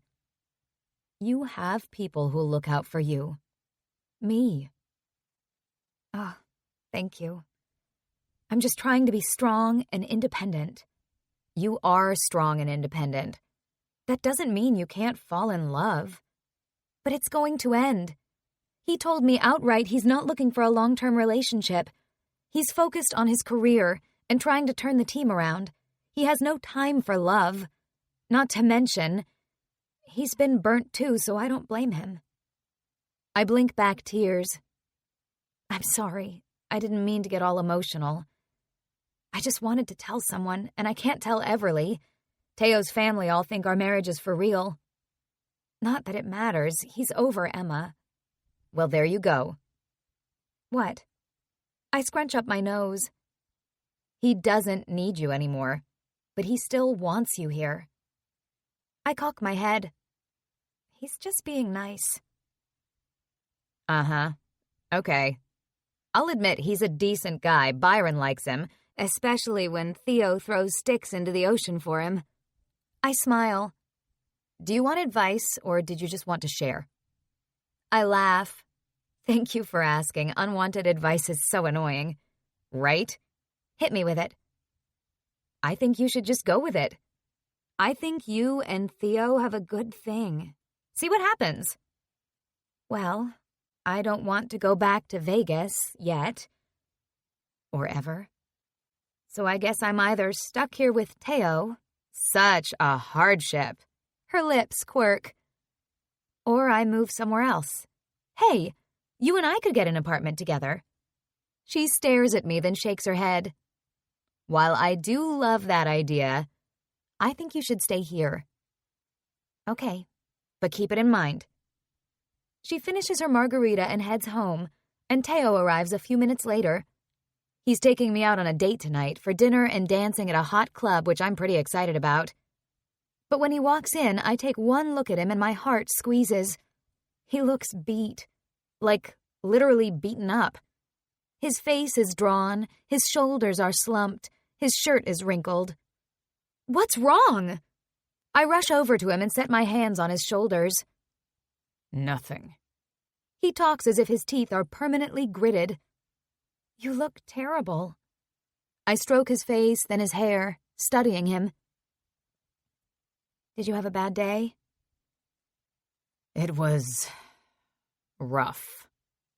He sighs and sets his hands on my hips. I've been talking to a bunch of agents about contracts. Some we're making progress on, others not so much. Fuck, that Jack Burnside is an asshole. He shakes his head. Yeah. I have no idea who he's talking about, but I assume he's an agent. Tough negotiator. We can't pay what his client wants, and damn it, we want to keep him. Oh no. Sympathy floods through me, along with a helpless feeling because I can't do anything to help with this. I hate seeing him so stressed. His body is tense, his jaw is tight. I can feel the rigidity of his shoulder muscles. This isn't the first time he's come home stressed, but this seems the worst. The pressure on him is building as the off-season progresses. Yesterday I met with our scouting team, he says. It's cool looking at the prospects that are coming up, but those are impactful decisions as well. The draft is happening in 2 weeks. I know nothing about the draft. Tell me about it over dinner. No. Wait. I pause. Let's not go out after all. But we planned it. His forehead creases. You love dancing. I do. But we can go dancing another time. You need to decompress. And I know just the way. His eyes darken and his eyebrows raise. I laugh softly. Okay, yes, sex is good stress relief, all those hormones. But let's order in dinner, have a glass of wine, and go in the hot tub. Then I'll give you a massage. He gazes back at me. Seriously? I nod. I know you don't like last-minute changes of plans, but I think this is a better way to spend the evening. I really want to do whatever I can to make him feel better. His throat works and he still stares at me. Then he nods briefly. Okay. You go change. I'll order dinner. He trudges upstairs and I grab my phone. He said the prime rib we had the other night at Del Rey was the best he'd ever had. I open up my Grubhub app and place the order. Then I uncork a bottle of Zinfandel and tip 2 generous pours into glasses. When Teo comes down, he's dressed in athletic shorts and one of his goofy t-shirts. This one reads, "Don't be mean, be above average," with a little line graph image. He already looks less tense. I hand him his wine. Dinner will be an hour. Do you want to go in the hot tub now or after? After. His lips quirk. I might fall asleep before dinner if we do. Okay then. Let's go out on the patio and watch the sunset, and you can tell me all about your day. And I'll just listen because I have no clue, but I'm a good listener. He moves toward me, cups my cheek with one hand, and kisses my forehead. Yeah, you are. My heart tilts in my chest, emotion flooding me. I so want to be here for this man. We settle onto the love seat out on the patio, our feet up on the wicker table facing the ocean. As always, the faint, rhythmic rush of waves onto the shore, the soft breeze, the scent of salt and sand, and the endless stretch of water and sky soothes and calms. I know Teo feels it too. Tell me about the draft. Well, it sort of starts next weekend. I'm going to Buffalo for the Combine to meet with players. I hold up a hand as if asking a question of the teacher. Combine? He grins. Yeah. All the eligible players who want to play in the NHL are there. They go through a bunch of fitness tests, and we get to sit down with them and talk to them, see who would be a good fit, physically and mentally. You meet with all of them? No. He shakes his head. Our scouts have been watching these guys and reporting back to us. They know what the kids' families are like, what their characters are, and we've narrowed down a list of guys we're interested in. We have lots of homework done before this, so this isn't the be-all and end-all. The fitness testing is valuable in terms of what skills and strengths the guys have. Also, I can talk to other GMs there. A lot of trade talks start at the Combine. Huh. But it's like analytics. They can't be the only tool you use. Same with the Combine. There's value in it, though. Then at the end of the month, I go to Vancouver for the actual draft. Every team takes turns picking. We're in a good position this year because of our shitty record. I huff out a laugh. I guess that's good. Yeah. We have 2 first-round picks, and the field is rich this year with talented kids. Is it your decision who to pick? Yeah, but I do it in conjunction with the team, of course. Even the coach? Does he get a say? Nah. I laugh. No, really, I don't want his input as much. He hasn't been watching these players for years like the scouts have. Years? I'm boggled. Yeah, sure. They start watching kids in major junior hockey, maybe even sooner. They know these guys and have watched them grow and mature. The coach has no idea, other than maybe he saw them play in one game.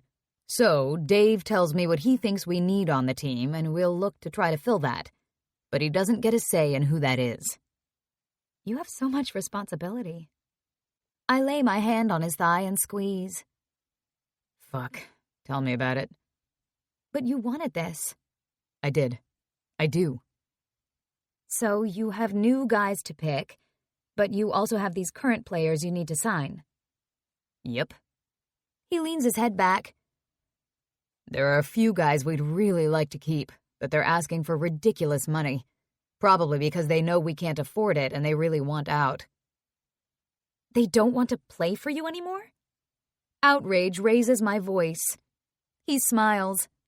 Believe it or not, most players want to play for winning teams. One corner of my mouth lifts. Okay, yeah, I get that. I have to convince them that we can win. We will win with the changes we're making. No wonder he's so stressed. Our food arrives and Teo's delighted with his dinner, devouring the prime rib and garlic mashed potatoes, and then we get naked and go in the hot tub with another glass of wine. We sink into the bubbling, swirling waters, the heat relaxing us. I hope it's relaxing Teo. That was so good. I let out a sigh and tipped my head back to look up at the sky. It was. Thank you. I'll make it up to you by taking you dancing another time. Thank you. How long are you going to be away? I fly to Buffalo on Sunday. I'll be gone a week. A whole week? I push up out of the water. Yeah. He pauses. Come with me. I can't. I have a job and school. Right. Damn. You'll be busy anyway. True. Crap, I'm going to miss him. Feeling better? I ask him. Come here. I smile and set my wine glass down beside the tub, then float over to Teo in the corner. He pulls me onto his lap, tilts his head, and kisses me. I'm full of love for him. I want this forever. I know I shouldn't. I know I can't have it. I just told Taylor earlier that I know Teo doesn't want forever. But he wants right now. And so do I. So I kiss him back with all the love I have for him right now, this moment. My arms twined around his neck, my aching center pressed against his heart-on. His hands tighten on me. His tongue slides into my mouth and out, again and again, in lush, sensual kisses that go on and on. We move from the hot tub to the bedroom, and even though we're both buzzing with arousal, I make him lay on the bed face down, and I bring my bottle of 2-in-1 massage lube with us. Sitting aside his thighs, I squeeze lubricant into my palms and rub them together to warm it. Then stroke them over his shoulders and down his back. I return to his shoulders because he's still tense there, his muscles like granite. I knead and press my thumbs into the flesh, finding the knots and working them until they release. He groans. That's fantastic. I hope so. I keep my voice hushed, my touches slow, working my way down his back, then back up to the shoulders again. I sweep my hands down his upper arms in a slow, firm motion, dig my thumbs into his upper back, and on the next move downward, I keep going all the way to his gorgeous ass. Gorgeous. A sigh leaks from my lips as I massage his firm cheeks, which first tighten at my touch, then relax again. I shift lower for better access, slipping my fingers along the crease where his butt meets thigh, then lower still to his legs. I stroke up and down his thighs, to the knee and back, up the inside of his legs, eliciting a shudder. and he parts them for me. Oh, Jesus. I gaze at him, enthralled at the shadowy glimpse of his testicles between his muscled thighs. Slowly, I slide my hands down those creases again, brushing over his perineum, fingertips caressing his balls. His body jerks and he sucks in a breath. "Can I use that toy on you?" I ask quietly. He brought home a sexy little butt plug a week or so ago and convinced me to let him use it on me. And I loved it. He tenses. Is this a new form of stress relief? Hey, it could work. I stroke him again. Okay. He chokes out. I move over and find the toy in the bottom drawer of the nightstand and lube it up.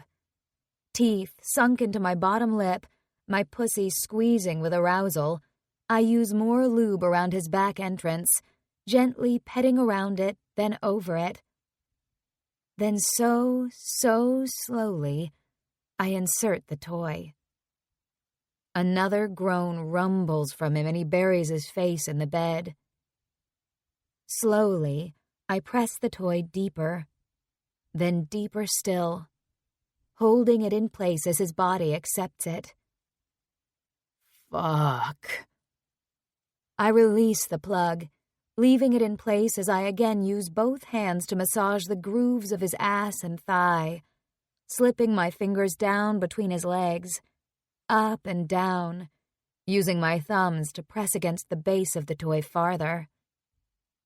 He's making more guttural noises, his hips lifting. I take a break, running my slick hands down over his thighs, the dark hair there flattened to his skin with the lube. He's shiny everywhere, his skin smooth over muscles.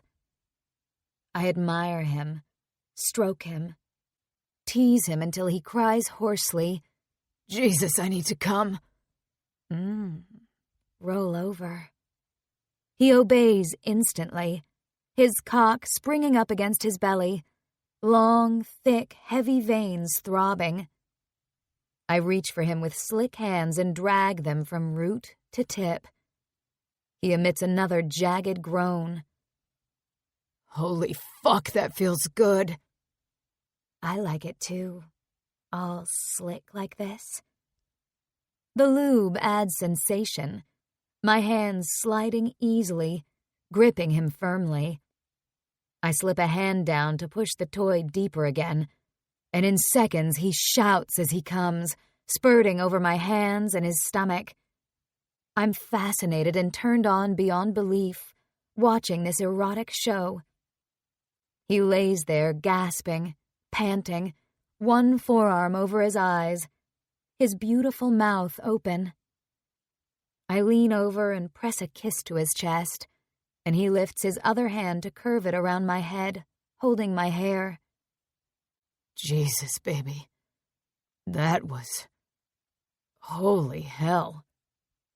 Did it feel good? I kiss him again. Fuck yeah, he mumbles. That was intense. You seem a lot more relaxed. I smile against his skin. His lips curve up too. Oh yeah. My work here is done. He chuckles. Best massage I ever had. He lets his arm fall to the bed and meets my eyes. With a happy ending, even. Yep. I bend over and kiss his mouth, slow and lingering. I want to tell him I love him. I suck my bottom lip between my teeth and sit back on my heels. He's looking at me so warmly, so affectionately. My chest tightens and I can't speak, which is probably just as well. Chapter 22. Theo. Fuck, I miss her. This combine is what I love, hockey. All hockey, all the time. Watching players get tested, talking to players, scouts, other GMs, also the media, constantly sniffing around for hints of any juicy news. But I miss Lacey. I call her every night before I go to bed, text her every morning when I get up, think about her all the fucking time. I need to focus on business. This is important. I've been approached by a couple of GMs to feel me out about trades. I need to be smart and strategic, not lovesick and pining. Since that night last weekend when I came home wound so tight, my neck, my shoulders, and my jaw all killing me, my head pounding, and she'd taken care of me, I'm bursting with weird feelings. I need her. I want her. I don't want to be apart from her, which this goddamn trip is forcing me to do. She gave up a night at a club that she'd been looking forward to make me feel better, and she's sneaking in behind the barriers I erected to keep my heart safe from betrayal. Not only that, she destroyed me with the hottest hand job in the history of hand jobs, with that anal play I never thought I'd enjoy, and lube that had the top of my head nearly blowing off from the incredible sensation. That was a pretty intimate scene, something I've never done with anyone else. Focus. I've got my questions for this 18-year-old giant sitting in front of me, one of our highest picks. The questions developed by a sports psychologist. Here's a picture of a train with 2 engines. Which way is it going? The kid's eyes flicker. Don't answer that, I say. That's a fucking stupid question. He laughs nervously. I switch gears. Last year you had a lot of personal success, but your team's finish was disappointing. How do you deal with that? I listened to his response, nodding. Okay, he did well. The next guy I talked to isn't as big. He's likely still got growing to do, but I ask him, how do you deal with going up against bigger players in the corners? The next guy we interview tells us his strength is his ability to play an all-around game. We pretty much agree with that.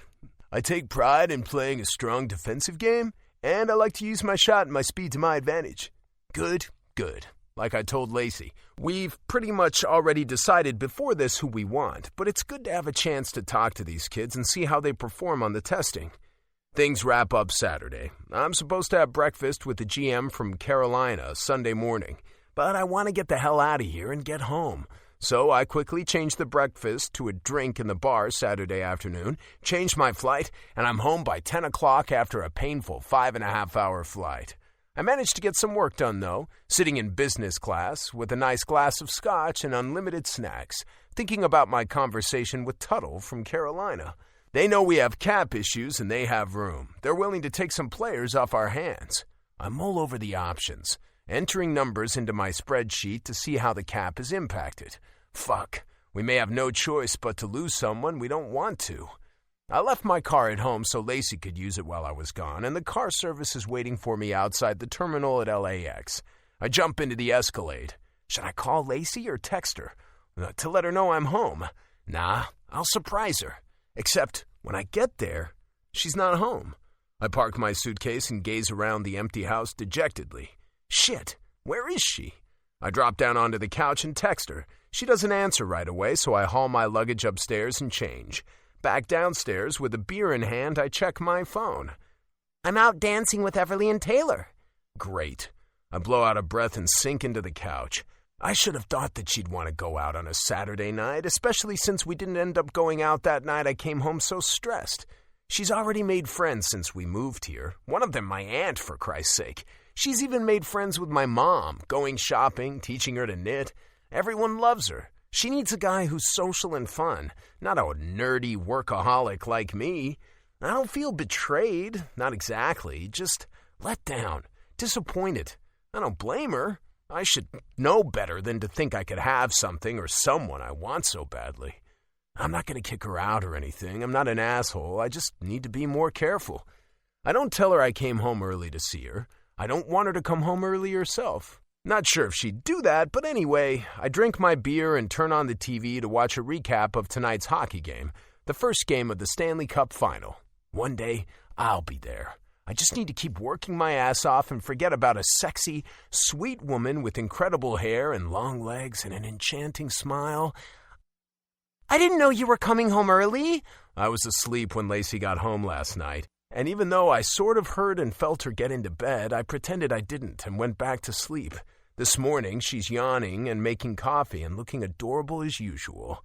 It was a last-minute decision. Decided I wanted to get back so I could head into the office today and go through all my notes. But it's Sunday.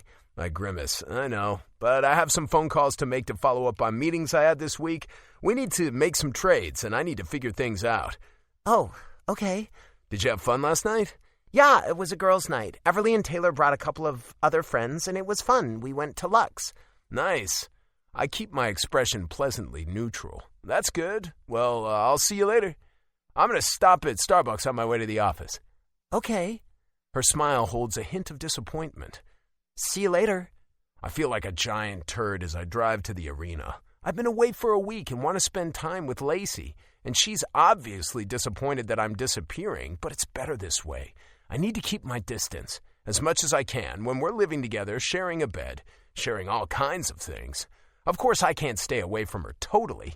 I hate myself when she snuggles up to me in bed that night, but I've missed her so goddamn much, and I want her with a blood-deep craving I can't ignore. And she feels so fucking good. All long, silky hair and soft skin and lush curves.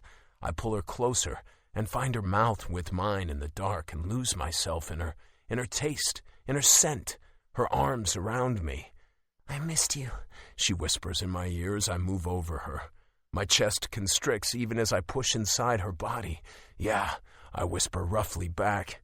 Her hands move over me, pulling me closer, caressing my hot skin. Her body closes around me tight, slick, inflaming me even more. I move against her, unable to resist, my need for her raging through me. I want to take her and take her and take her and never stop. You don't need to actually measure the water. But it says use 10 cups of boiling water. Holding the measuring cup, I frown at Lacey. I've read the directions on the package of pasta. It doesn't matter how much water you use. She's starting to lose patience. You drain the water off after it's cooked anyway. Well, that's true, but I think we should follow the directions. She grips the edge of the counter, looking like she wants to scream. It doesn't matter. Well, it must matter somehow. Why else would they put that in the directions? Ah! She lets out the scream I could see building. Then she lets out a long huff. Oh my God! It's a good thing I like you. I crack up. I can't help it. I like her too. So much. I wrap her up in a bear hug, squeezing her so tight because I can't tell her how much I like her. Or maybe even love her. I can't. Okay, we'll do it your way. I kiss her forehead, pick up the pot, and run water into it straight from the tap. There, living on the edge, baby. She laughs, too. Damn right. We're making dinner, then sitting down to watch the hockey game tonight, the final game of the Stanley Cup playoffs.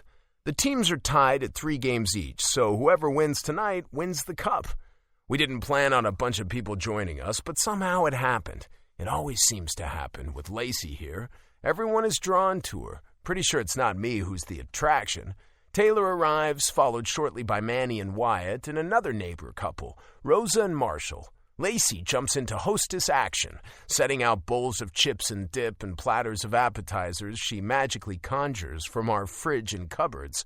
Once again, I have to go with the flow. I'm getting used to it. And I'm actually kind of having fun acting as host to her hostess, acting as bartender, serving drinks to our guests. "Thanks, man," Manny says as I hand him a beer. "How are things shaping up with the team?" He knows I can't really tell him anything, especially since he's likely going to be one of the guys on the chopping block, so I say, "Making progress." "Who've you got your eye on for the draft?" "I could tell you, but then I'd have to kill you." Manny laughs. "Come on. Everyone knows Koskinen, Rintala, and Smith-Evans are going to go top 3. You have second pick, so one of them is likely going to be a Condor." I smile. "Who are we cheering for?" Lacey asks as she settles onto the couch next to me with a beer in her hand. I shake my head. "It's got to be Pittsburgh, babe." She nods. "Your team. Okay." Most people there are cheering for the Sharks, so there's a bit of trash talking going on. "Morrison sucks," Manny says of a Pittsburgh center. "I've seen better hands on a digital clock." "Are you kidding me?" I shake my head. "His numbers don't lie." "He has to stop that puck or they'll score," Lacey cries at one point, talking about the Pittsburgh goalie. I turn and give her a look. She immediately gets it and her cheeks turn pink. "Sorry," she mumbles. "Captain Obvious, huh?" I try to repress my smile. "She's cute." "Oh my God," she says moments later, staring at the TV. "Can they do that? He just punched him in the face." "Not supposed to," I answer. "Guess the refs didn't see?" "Well, they should be watching better." Then she really makes me laugh. Oh, nice shot! Yay! She claps for a Sharks goal along with everyone else. Babe, I nudge her. Wrong team. Oh, right, but still, that was a nice shot. Can't argue with that. Everly shows up between periods. I have no idea how she knew there was a party going on. Maybe she didn't. Lacey jumps up and dashes over to hug her. Hi! Hey! Everly gives her a hug in return. They're best buds now, apparently. Weird. Everly smiles at me. Hi, Theo. Haven't seen you since you got back from Buffalo. How was it? Productive. Good. Oh, hi, she says unenthusiastically to Wyatt, then turns her back on him and sits next to Rosa and Marshall. What's the score? Wyatt's face pinches up. Lacey brings out more food. I hand Everly a glass of wine and refill other drinks. Pittsburgh scores early in the second period, tying it up. Lacey and I high-five each other. Got it right this time, I murmur to her. She knows I'm teasing and gives me a little elbow in the ribs. I'm learning. The Sharks take a terrible penalty for an illegal hit to the head, and in the power play, Pittsburgh scores again, taking the lead. This opens the floodgates, and they go on to score 2 more unanswered goals. But the game's not over. Late in the third, the Sharks put the pressure on and score twice. With seconds left in the game and their net empty, they're circling like crazy in front of the Pittsburgh net, in total control of the puck in a last desperate attempt to tie it up. We're all on the edges of our seats, watching, cheering, groaning, and shrieking with every shot attempt. The horn sounds to end the game. Yeah! I pump my fists in the air. I turn to Lacey and she raises her arms to smack my hands. The Sharks fans are disappointed, but nobody here was that invested in the outcome. So our party continues as we watch the players shake hands, celebrate, and carry the cup around the ice. Of course, I feel that pang of longing, that wish that someday I could hold that beauty in my hands. I'm working on it. Hockey season's over for everyone now. Things are going to ramp up even more for me. I'm back in Vegas. It's weird coming back. Everything is so familiar. Tonight are the NHL awards. I'm not nominated for anything. Nobody from the Condors is. But the Mustangs goalie is nominated for the Vezina Trophy and one of the defensemen for the Norris, so I came back to support them and do some networking. There'll be parties, naturally, but I'm not big on those. I have one other mission while I'm here. I drive to the apartment building where Lacey used to live, where she still pays the rent in case her brother comes back and needs a place to live.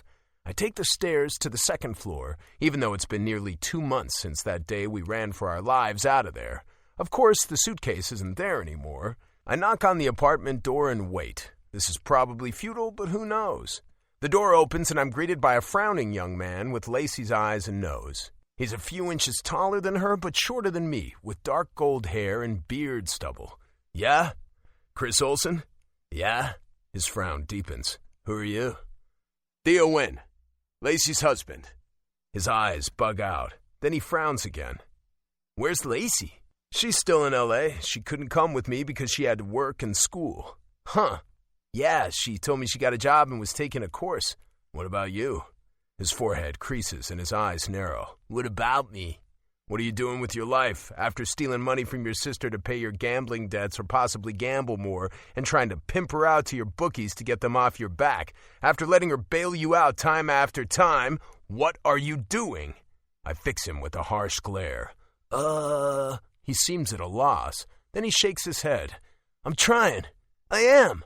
I push past him to enter the apartment. Sure, come on in, he says sarcastically. We don't need to have this conversation in the hall. I turn to face him. You say you're trying. What exactly does that mean? He stares back at me for a moment.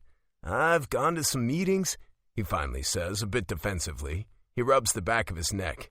I know I have a problem. I nod slowly.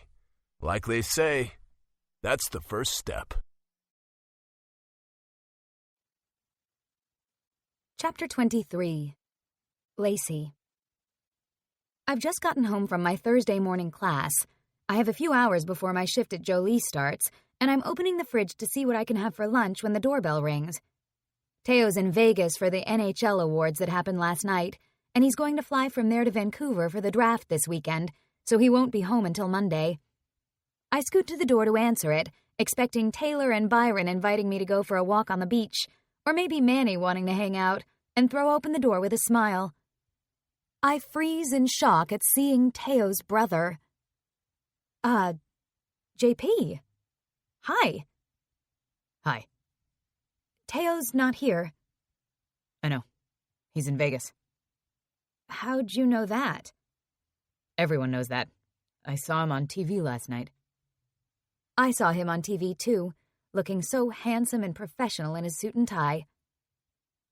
Can I come in? I need to talk to you. Why me? I stare at him as I move aside to let him enter the condo. He walks in. Because you know Teo. You know what's going on with him. Yeah? I'm not sure what he's talking about. I move around him and lead the way to the living room, gesturing at the couch. Have a seat. Can I get you anything? Coffee? Nah, I'm good. This is a great place. He crosses to the big couch. It is. I sit in an armchair. Okay, what's going on? Did he tell you about Emma and me? What happened? You mean when you both betrayed him and stabbed him in the back? I narrow my eyes at him. Yes, he told me. He winces.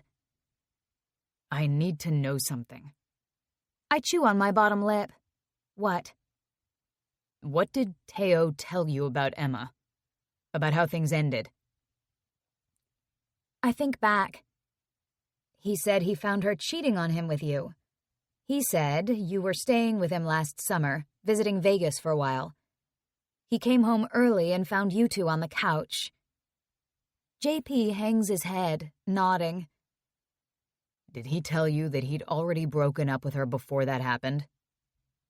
I frown. No. I squint at him. I don't think that makes it much better, frankly, if you're looking for forgiveness. He shakes his head. That's not what I'm looking for. I know I fucked up. Big time. Yep. I nod firmly. But in any case, no. They were still together when that happened. I pause. Weren't they? Emma told me they weren't. She told me she'd ended things with him because she had feelings for me. We'd been hanging around for a couple of weeks, mostly with Teo, but sometimes just she and I would do things, chill at the pool, or go to a show when he was busy. There was an attraction between us. He swipes a hand over his face and looks away. I was at Teo's place when she showed up. She said she came to get some of her things she'd left there. I know I shouldn't have hooked up with her regardless, but it was hard to resist when she was right there coming on to me. And she's really hot, and she was telling me how great I was compared to Teo, who's always been better than me at everything. My eyes fly open wide. I stare at him. Then I slowly stand and move over to the couch to sit next to him, my heart swelling with sympathy. I can imagine Teo as a hard older brother to live up to. Not only athletically talented, but brilliant, and insanely gorgeous. But I say, I'm sure that's not true. It's true. And I lost my mind. He shakes his head. It's okay. This has all just proved that point. He is better than me. His tone is laced with bitterness. I actually do feel sorry for him, even though he did a terrible thing and hurt Teo. Backing up, though, I say slowly, Emma lied to you about ending things with Teo. Apparently. Teo didn't exactly want to have a conversation about it. He kicked us both out. We drove back to LA together. He wouldn't talk to me about it. Do you blame him? I level an incredulous stare on him. No, he sighs. I get it. But I just found out that Emma recently told him the same thing. That we'd broken up. Oh. I nibble my bottom lip. How did you find out about that? Everly. I suck in a long, slow breath and let it out. Well, I never told her that was a secret, and she was talking about trying to help JP and Teo get past this. I don't know if Everly told him she heard it from me, though. I see. She wanted to get back with him. I nod. Yeah, he told me. Oh, okay. Wow, that's great. Why is that great? Obviously, you two have a strong relationship if he can be that honest with you. Oh, yeah, Teo is an honest person. Yeah, he is. Of course he is. Annoyance flares inside me. You know, Teo hasn't exactly had things easy his whole life. JP looks up at me. You mean his injury? Well, yeah, that was a pretty big blow, especially to a guy people didn't believe could play professional hockey. Everyone always knew he'd play in the NHL. He's a win. They didn't always know that. I say quietly. He didn't always know that. I guess you didn't know about the kids that made fun of him when he was young, or the hockey coaches who didn't want him on their teams. What? He frowns. Didn't want him on their teams? I nod. Yes. Your parents probably sheltered you from that. Shit. His eyebrows pull together. I did know about the bullying. I stuck up for him when kids called him names and made fun of him. I was 2 years younger, though, and some of those kids were big. Once I got in an actual fist fight. He grimaces. I took a shit kicking. You did that for Teo? I gaze at him in awe. Yeah. He's my brother. I press a hand to my heart, my eyes brimming with tears. You two really need to talk. You think? He meets my eyes. I had to find out if it was true or not that Emma had ended things with him. Because then she lied to me. Twice. Are you in love with her? My heart beats faster, hoping he's not. Because damn, this woman has really messed things up for two brothers who really love each other. He closes his eyes and exhales sharply. I don't know. I set a hand on his shoulder. I'm sorry. It hurts. The door opens and Teo walks in. He stops short at seeing us. His face goes stiff, his mouth a harsh line. What the hell is going on here? I jump up. Teo, you're not supposed to be here. He scowls. I can't fucking believe this. He glares at his brother. What the fuck, JP? JP stands. Teo. Why are you back? I rush over to hug him, happy to see him but confused. He shakes his head, his face rigid, his expression forbidding. He steps back from me. I stop, my heart lurching. What's wrong? What's wrong? He waves a hand at me, then JP. What's wrong? This comes out as a near bellow. Oh. Oh no, he doesn't think... Oh my God. No, Teo. I grab his arm. It's not what you think. Where have I heard that before? He snaps. Fuck this. He turns and heads back to the door. Wait!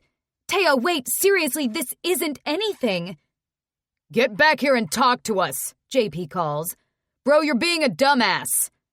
Teo stops, then turns his head and says over his shoulder, Yeah, I sure as hell am.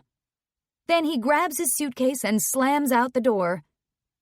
After a shocked beat, I run after Teo, my feet bare out onto the sidewalk. The sand there is cool beneath my soles and I skid in it, nearly falling. I parked Teo's car on the street when I got home, and he's already there, tossing his case into the trunk and yanking open his door. Teo, stop! He shakes his head. Got a flight to catch. I watch him drive away, my mouth open, my eyes wide. What the hell? I turn back to JP, who followed me to the door. Well, shit, he says. Does he seriously think we were screwing around on him? He can't possibly think that. If he does, he's an idiot. I well know he's not an idiot, but sometimes very smart people can be kind of clueless. I roll my eyes. I'll call him and explain things. Okay. Shit. He presses his thumb and fingertips to his forehead. What the hell is he doing showing up? He lives here. Never mind that I had the same reaction. You can understand why he'd be freaked out. Yeah, but this is different. Don't worry, I'll tell him. I'll tell him that you're ready to apologize to him. I study him. You are, right? Yeah. He mutters. I nod. Okay. He nods glumly. Sorry to cause problems. I just came here to... I don't know. I wanted to confirm I'm right about Emma, and I was right to tell her I never want to see her again. You told her that? Yeah. Well, good. I blow out a breath. Okay, when Teo gets back from Vancouver, we'll all get together and sort things out. It'll be fine. JP leaves and I sink down onto the couch. My heart hurts that Teo could actually think I would do something like that. Cheat on him with his own brother. I hate that he's hurting, but I'll explain things and it'll be fine. I go grab my phone out of my purse and call him, but it goes to voicemail. I leave a message. Hey, it's me. You are being a dumbass. Call me back. We need to talk. By the time I have to leave for work, he still hasn't called. Okay, he's probably on a plane and can't. I send him a text that he'll get when he lands. JP came to talk to me about Emma. He knows she's a bitch who lied to you both, and they broke up, and he's ready to apologize to you. You two need to talk. I hit send. Then I type more. And if you think I was cheating on you with your brother, you really are a dumbass. Send.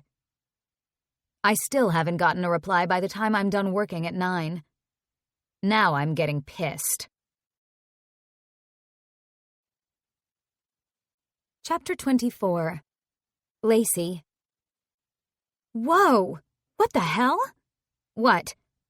I just opened the envelope that has my Vegas apartment as the return address and now hold in my hands a check for $1,000. I show it to Taylor. From Chris. Holy shit. I know. I shake my head. Where did he get this money? Oh, geez. My stomach cramps. He must be still gambling. She makes a face, looking anxious. Ugh, where's my phone? I have to call him, even though he probably won't answer. I tap his number in my contacts and it rings. To my surprise, he answers. Hey, Lace. Chris. I hesitate. I'm so surprised he answered and so happy to hear his voice my heart squeezes. How are you? Not bad. How are you? Okay. I, got your check today in the mail. Oh, good. I hesitate. Chris, where did you get the money? Don't worry. I didn't steal it or win it. I earned it. He pauses. I got a job. Wow. That's great. Yeah, it's kind of a crap job, but the pay is pretty good. I'm working for a filter manufacturer, doing assembly work. I don't even know what to say. That's awesome, Chris. So I sent you that. I know it doesn't repay you for everything you did, but it's a start. You don't have to repay me. I suck in a quick breath and let it out. I said that automatically, but maybe I shouldn't be so forgiving. It's hard, though, especially when he's making an effort. I probably can't pay you back everything, he says. But part of the program is trying to make amends. Program? I meet Taylor's eyes, which are curious but soft. I sit down at the dining table. I'm going to a gambling addiction program. It's like Alcoholics Anonymous. Oh, Chris. I close my eyes as tears sting them, my throat constricting. I'm so glad. I'm sorry for all the shit I caused. And I'm really sorry for using you to try to appease those fucking criminals. Have you dealt with them? Yeah. I now have a large loan at the bank, but I'm out of debt. I had to get a job first before they'd give me a loan, and it'll take a while to repay it. Sometimes it feels like it'll take forever. He gives a harsh chuckle. But I just need to focus on right now. Yeah. I want to offer to help, but I fight back the words. He needs to do this himself. You said you'd come back when I got my shit together. But you're married now. Your dude seems like a straight-up guy. I cock my head. What? How do you know? He came to see me the other day. My lungs compress painfully and I can't breathe. He did? Yeah. He was tough, but it's okay. He's looking out for you. You totally deserve someone like that, Lace. I blink rapidly, my eyes prickling again. Well, it's not what it seems, actually. I don't really want to tell him the whole story right now. I'm so hurt by Teo's silence and refusal to talk about what happened. I know he has to focus on business. The draft is a big thing and he has all kinds of meetings. Plus, he was sitting in a hockey arena last night for the first picks and again all day today. I watched it on TV, anxiously looking for any glimpse of him, then staring at the TV when he got up on the stage to make their picks, so proud of him and impressed and admiring. But he could take a minute just to message me back. I've told him the truth about what happened, and if he doesn't believe me... He doesn't believe me. I guess that's pretty obvious from his silence. Well, fuck him then. My chest aches and pressure burns behind my eyes and cheekbones. I draw air into my lungs, slowly, shakily, and expel it out. I'm coming home, I whisper to Chris. Taylor's eyes nearly pop out of her head. What? She mouths. What? Chris says. I'm coming home. I say it louder, stronger. What about your husband? It's a long story. I'll tell you when I'm there. I'll text you when I know when I'll be there. Okay, he says slowly. Are you okay, Lace? Sure. I'll see you soon. I end the call. What are you doing? Taylor demands. I sigh. Teo's pissed at me and apparently not speaking to me. Why? Did you leave the lid off the toothpaste again? Ha, no. I tell her the story of what happened when he came home from Vegas. He's such an idiot. Yeah. How could he think that? Deja vu, I guess. I shake my head. I've texted him and left voicemails for him and he's not answering. Clearly, he doesn't believe me, and I'm not staying with someone who doesn't trust me. No. Taylor shakes her head. No, you're not leaving. I am. My voice is thready. I can't stay here if Teo really thinks I would cheat on him with his brother. You need to talk to him. Tell him that. I'm already looking up flights. This money Chris sent me will come in handy.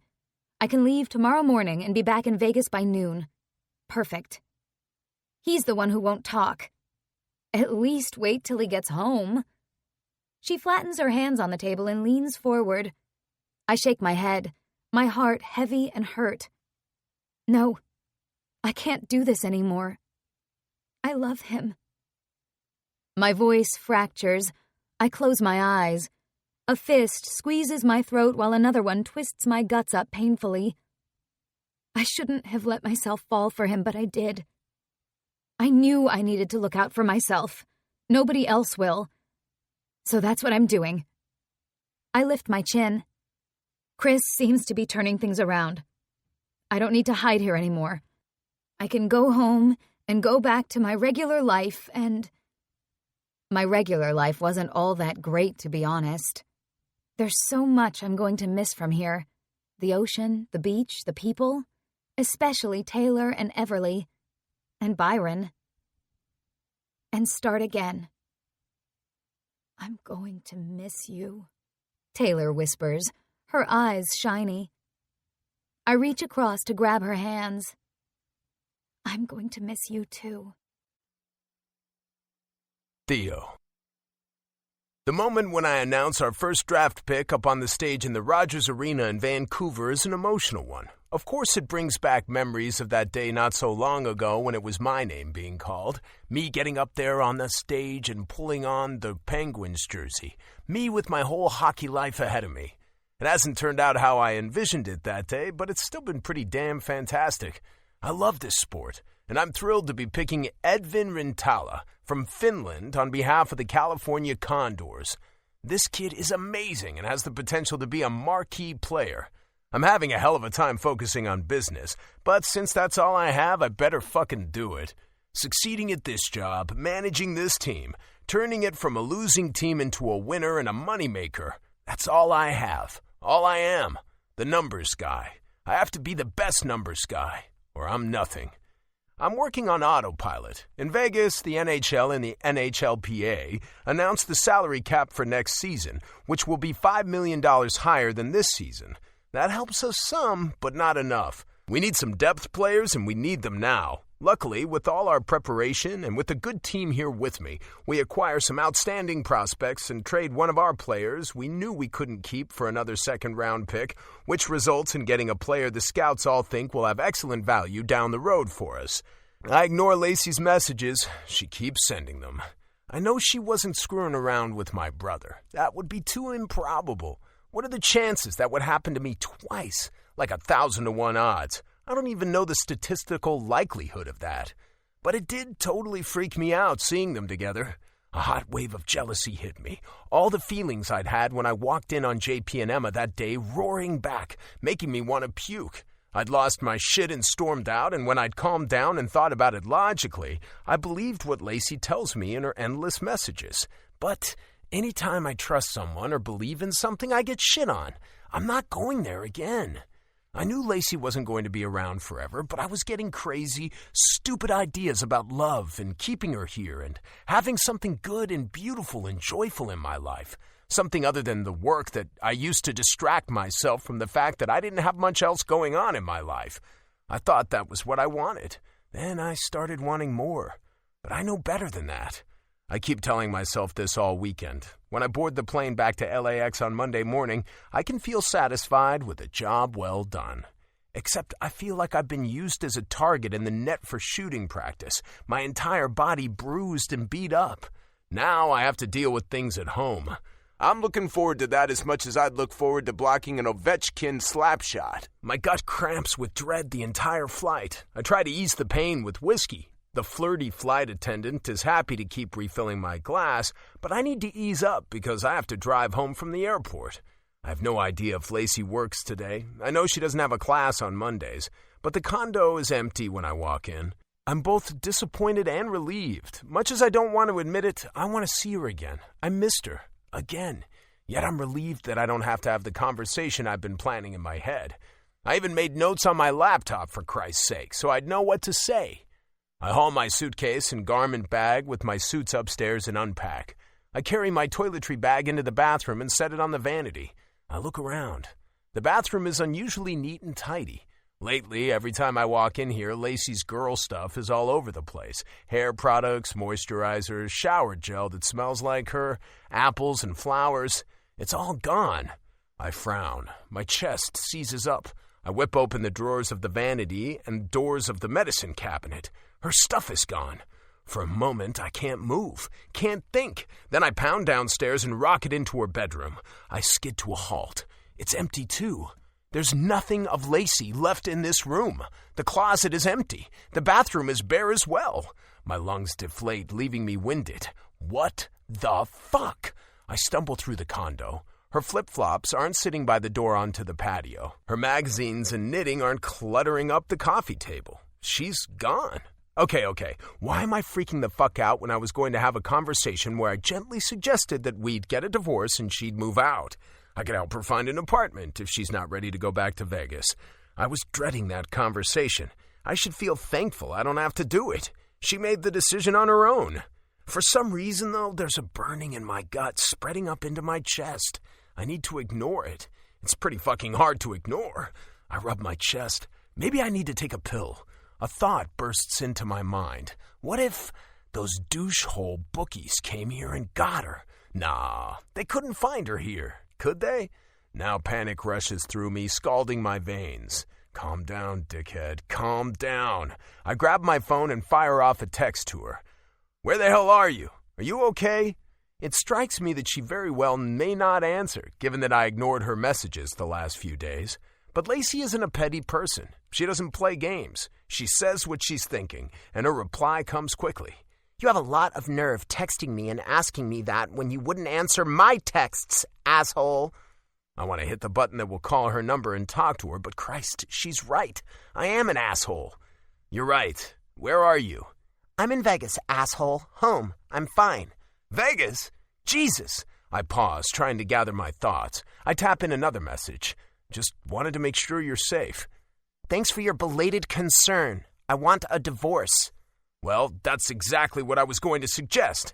A burn hits my chest again, and pressure builds inside me, all the way up into my head. My temples throb. I can't move. I don't know how long I stand there, staring at my phone, not even seeing it. It feels like the condo fades away around me, and I'm standing in the shadows. I swallow past the hockey puck lodged in my throat and tap in another message. Of course. Then I add, I'm sorry. I watch my phone for a long time, but nothing more from Lacey comes. Chapter 25. Theo. Get your ass over here. My demand is met with silence. Then JP says, New phone, who dis? I snort laugh. Ha ha ha. Look, we need to talk. It's been a week since Lacey left, and I'm losing my fucking mind. I can't stop thinking about her. I need to talk to someone. The only one I can think of is JP. He's always been my best bud, until the last year. I also need to know what was going on with him and Lacey that day I came home early, even though I know it was innocent. Yeah, I guess we do, he sighs. You come here. Jesus Christ, not everything's a competition. Okay, let's meet halfway. Time Out Sports Bar in Sepulveda, in Manhattan Beach. I shake my head. Fine, I'm leaving now. I end the call and Google the sports bar. It takes me about half an hour to get there. I find JP already there, which means it wasn't halfway. You made me drive further, I say, dropping onto a stool at the high-top table against the wall where he's sitting. Nah, I just drive faster. I roll my eyes. He doesn't have a drink, so he must have just gotten here. TVs above the bar are playing baseball and soccer games. A waitress in jeans and a black Time Out t-shirt approaches with a friendly smile to take our orders. We both request beer. JP an IPA, me a craft lager. What up, bro? JP asks, carefully casual. I'll just get right to it. Why'd you come to my place that day when I wasn't there? I wanted to talk to Lacey. Why? Because I figured she's probably the person who knows you the best, besides me. One corner of his mouth lifts wryly. I wanted to know if what Emma said was true. What Emma said? Now I'm confused. JP's face tightens and he drops his gaze. I know this doesn't make it any better at all, believe me, but she told me that she'd broken up with you. That day you found us. Thinking about that day for once doesn't make my stomach hurt. It's just something that happened in the past. She didn't break up with me. That's what Lacey said. So Emma lied to me about that, and apparently she told you that she and I had broken up. Yeah, she's a fucking piece of work. Yeah, can't argue with that. She comes across so nice, fun, sexy, but JP sighs. Yeah. Anyway, I broke up with her. I never should have gone out with her. He snorts. Grandpa was right about that. I meet his eyes. You never should have gone out with her because she's a piece of work? Or you never should have gone out with her because she's my ex? Or actually, she was my girlfriend when it started. He closes his eyes briefly, the corners of his mouth tightening. Because she was your girlfriend. No matter if she's psycho or she's the nicest girl in the world. I nod, my chest expanding. Thank you, I say quietly. Can you forgive me? Tell me why. Why'd you do that? The waitress arrives with our beers and we stop talking for a moment. I pick mine up and take a healthy swig. I don't know. Honestly, she's hot. She came on to me. We hung out while you were working and she flirted and made me feel good about myself. When she said she broke up with you and... Well, never mind exactly what she said. But for the first time in my life, I felt as if someone liked me better than you. I gape at him. What the hell are you talking about? He picks up his glass. Do you know how hard it is being your little brother? I was never as smart as you, as good a skater, as good a goal scorer. Are you fucking kidding me? I had to work my ass off to get anywhere. You have more raw hockey talent than I ever did. He lowers his glass and stares at me searchingly. Seriously? Hell yeah. I can't believe he doubts that. Wow. He shakes his head. You really think that? Yeah. I guess there are things about each other we never realized, even though we were best buddies. I guess so. My eyebrows pull down. I rub my mouth, then shove my glasses up my nose. I never realized you felt that way. You stuck up for me. I remember the time he took on a big kid in grade 7 who'd been tormenting me about my grades, accusing me of kissing up to the teacher and calling me a weirdo. JP had ended up with a black eye and a trip to the principal's office. Yeah, those kids who bugged me all the time made me feel like something was wrong with me. JP's face twists. That's fucked up. Yeah, I sigh. I loved it that you defended me, but I kind of hated it too. Huh? I was glad you did it, grateful, but I didn't want to have someone else defend me. I wanted to be able to stand up for myself. His forehead creases. Shit. I know your intentions were good. It was just a little humiliating. Also, I felt guilty because you got in trouble that day. He shrugs. I was always getting in trouble. I study his face, the practiced casual expression. You knew I didn't want Mom and Dad to know what was going on. You didn't even try to defend yourself to them.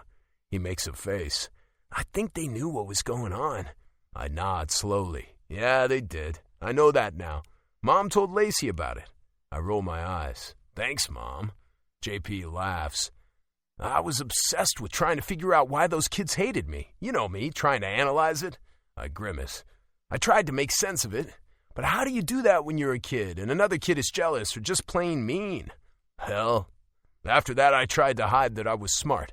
I stopped answering questions in class, stopped doing extra credit projects. I tried harder at hockey, tried to be tougher. I tried to be perfect. I figured that way they'd leave me alone. JP closes his eyes briefly. And I just tried to be badder because I felt like I couldn't be as good as you. He opens his eyes and meets mine across the table. I really hated that they were little pieces of shit to you.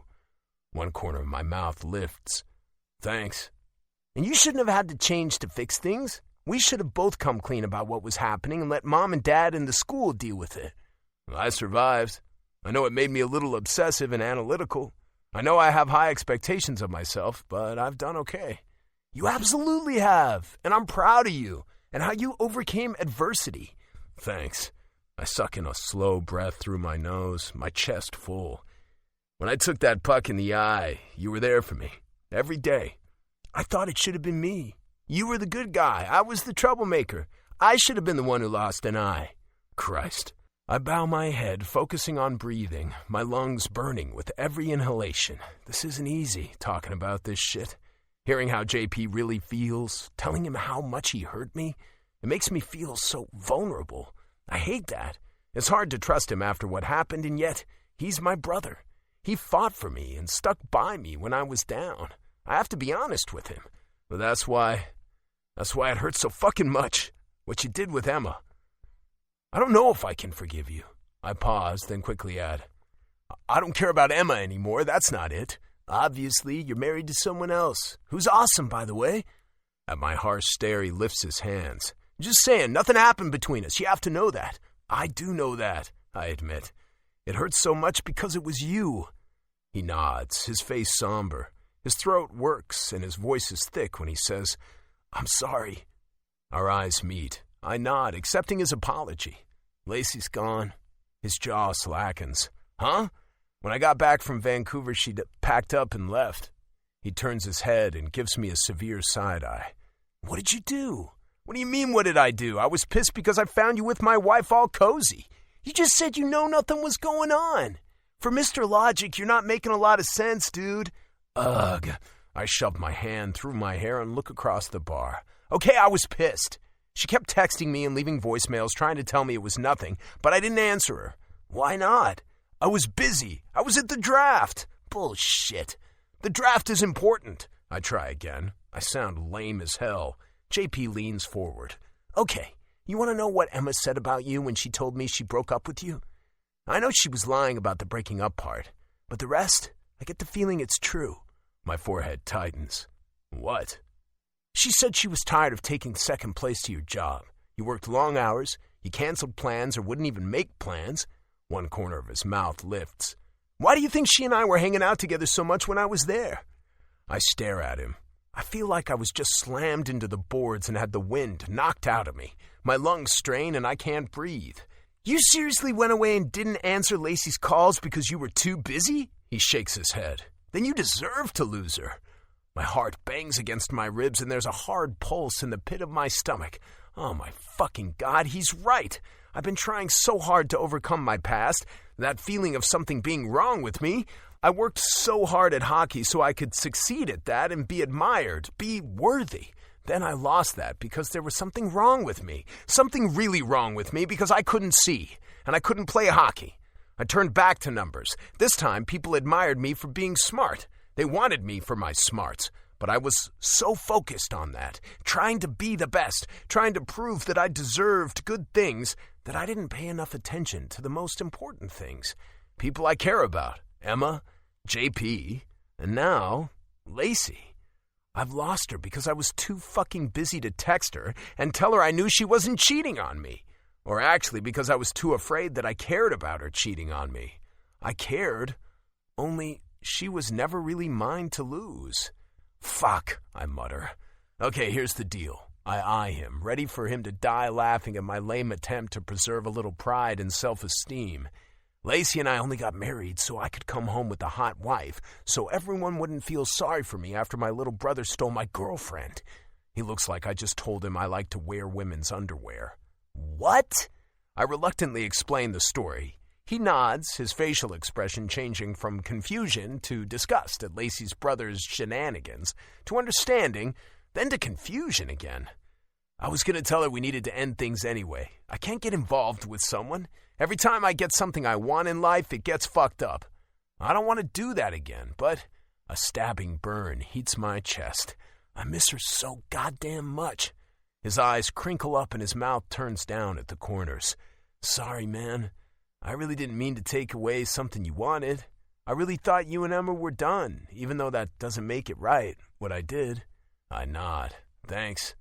You're in love with Lacey. No, I'm not. Yeah, you are. You were almost crying just now talking about her. Fuck off, I was not. Dude, it's okay to cry. Jesus! I glare at him. Then I sag, my head dropping. I'm fucked. How so, bro? I can tell he's keeping his tone deliberately casual, and I'm grateful because he's right. I might cry. You're right, I mumble to the table. I love her. I want her back. Say what? You heard me. He chuckles. I did. He drinks his beer. So tell her that. She wants a divorce. I don't believe that. I lift my head and peer at him through burning eyes. Why not? He lifts one shoulder. Just the things she said when we were talking. The way she talks about you. She's crazy about you. She hates me. You hurt her feelings, man. I bury my face in my hands. I did. She makes me lose my mind. I do crazy things around her. Things that aren't like me. Being horny makes you impulsive, that's why. That's ridiculous. I lift my head to frown at him. He looks affronted. No, it's not. The Japanese even have a word for it. Kenjataimu. Shut the fuck up. I'm serious. That's why you're supposed to jerk off before making important decisions. I've gone my whole life without knowing this. He chuckles. Come on. Every guy knows that rubbing one out is good stress relief. True. But no, it's not just sex. She makes me, I don't know. She makes me want more. She makes me want to make her happy. Even if it means jumping into a pool with my clothes on. What? His forehead creases. Never mind. Okay, what are you going to do now? About Lacey. I probably don't deserve her. All my life I felt like I don't deserve the things I want. But I can't think like that. She's too important. I can't let her go that easily without at least trying. I square my shoulders. I need a plan. Of course you do. He lifts his beer.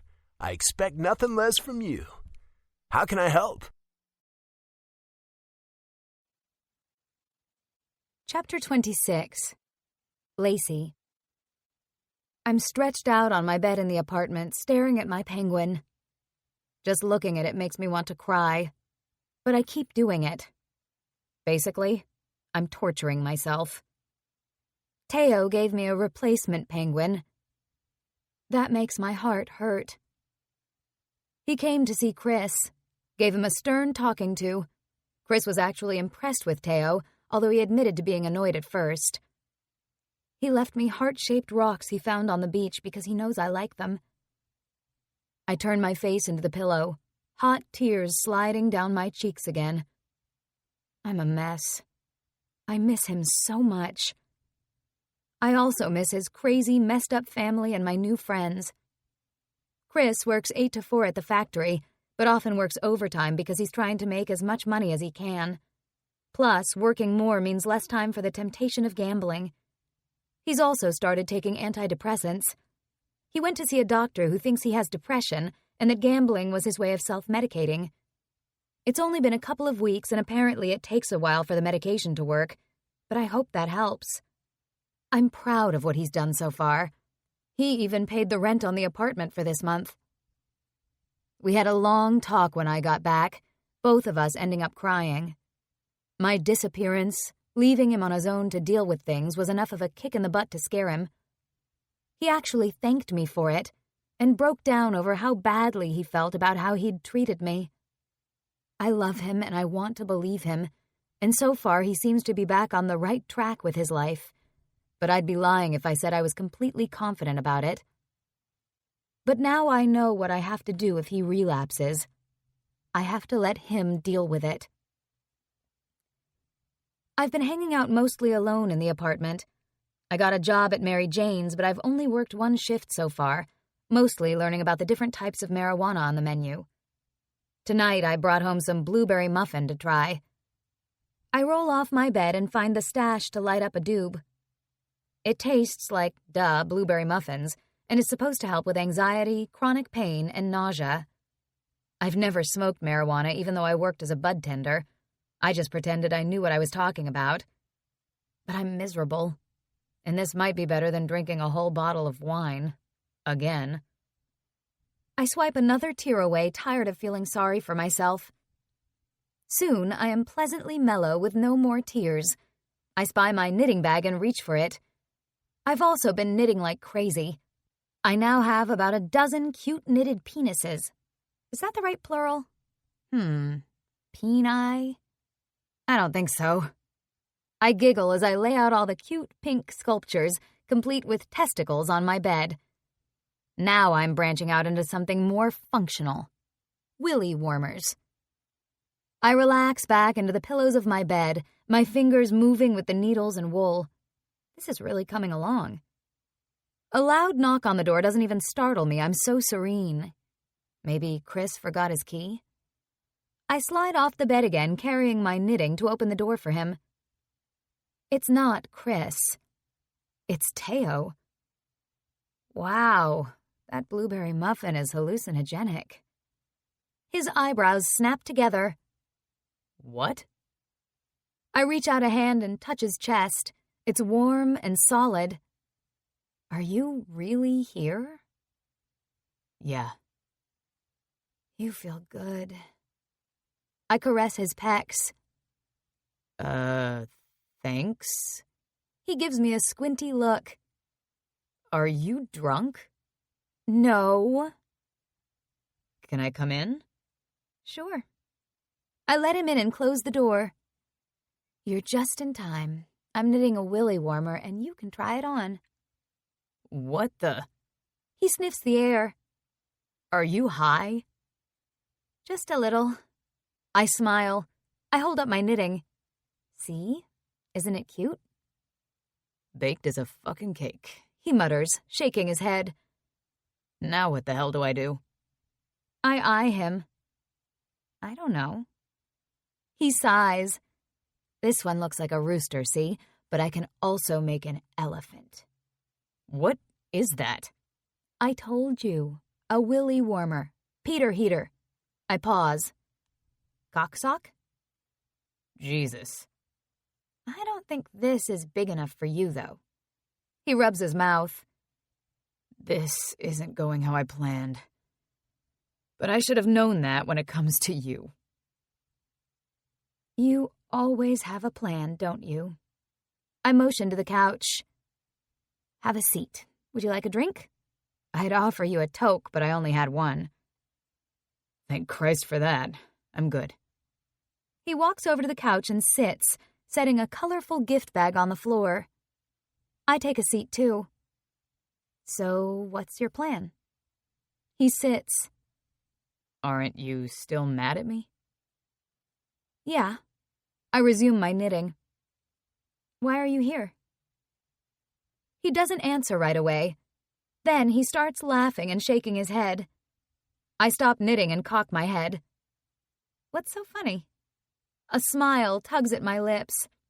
He laughs harder, falling back into the couch cushions.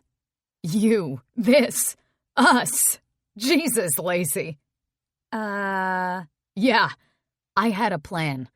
I came here to bring you home. After I'd grovel for a while. We're not getting a divorce. Oh.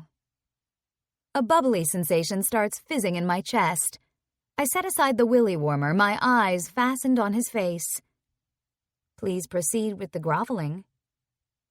He stops laughing, though his lips still twitch. He slides off the couch and moves in front of me on his knees. He takes my hand. It wasn't supposed to be quite like this. You will remember this, won't you? Of course. I'm not stoned. Just a little high. Actually, I think it's wearing off because I'm starting to freak out. My heart is racing so fast it's in my throat. My hands are trembling, and I curl my fingers around his. Don't freak out. Okay, first, I'm sorry. I'm so sorry.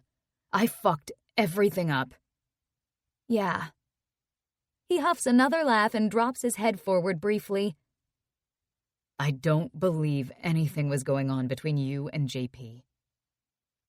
I meet his eyes, all humor disappearing. Really? He holds my gaze steadily. Really? Okay, I was upset when I walked in and found you two. I was shocked, and you can understand why. Yes. My tone is soft. But once I thought about it and analyzed the odds of something like that happening again, I can't stop the laugh that escapes my lips. Oh my God. And the fact that I do trust you, Lacey. I knew there was nothing going on. Plus, I kept telling you over and over in every text and voice message I left, all damn weekend. That too. And that's what I'm really sorry about. I should have talked to you. But this is what freaked me out. The fact that I was so hurt and jealous when I saw you and JP together, He stumbles a bit, and I can see this is hard for him. That meant I really cared about you. And I didn't want to, because I knew you were leaving at some point. Our marriage wasn't real. And I kept telling myself that was fine because I was too busy with my new job trying to prove myself and build a winning team. I had no time for a real relationship. I nod, my throat squeezing. But it was a real relationship. It is. I'm in love with you, Lacey. I go very still. I stare at his face. His dear, familiar, beautiful face. His eyes are earnest. A little notch between his eyebrows. His mouth firm but with a hint of anxiety. You are? He nods slowly. I love you. I couldn't help it. Everyone loves you, but not like I do. I love your honesty, your open heart, your loyalty to people you care about. I love how you looked after your brother even when I disapproved of it. I love your 50 billion hair products all over my bathroom. My hair is high maintenance. And I really love your hair. I nod. I know this. I love how you've made friends with my family and the people who live around us. I love how parties just seem to spring up out of nowhere when you're around. Are you sure you love that? I bite my lip. I know there are times he likes to chill, just the two of us. I do love it, as long as I get you to myself sometimes. I love that you laugh at my bad jokes, and I love your massages. Actually, it's not the massages. It's the fact that you know when I'm stressed, and you're willing to give up your fun to make me feel better. Because I choke up and have to swallow past a massive blockage in my throat, blinking my eyes. Because I love you, too. He lifts my hands and kisses them, keeping his eyes on me. My heart swells up huge in my chest, and I pull in a shaky breath, fighting tears. I love you, too. I love your bad jokes. A smile trembles on my lips. I love your nitpicky OCD tendencies. I love that you went to see Chris and kicked his ass. I didn't have to kick his ass.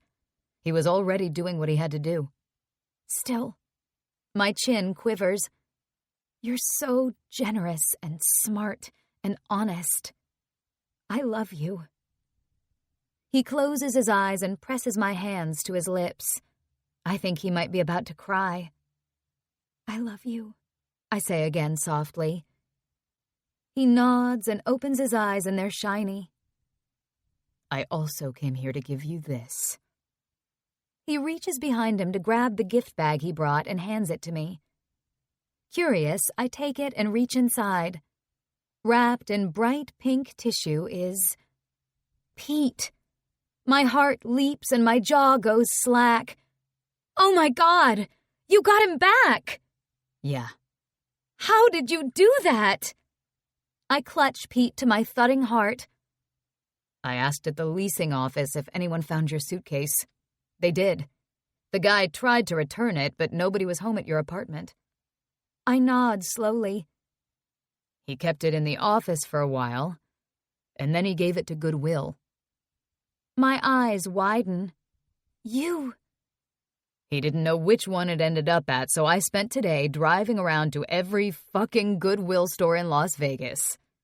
He shakes his head, but he's smiling. Because I'm smiling, too. Hugely.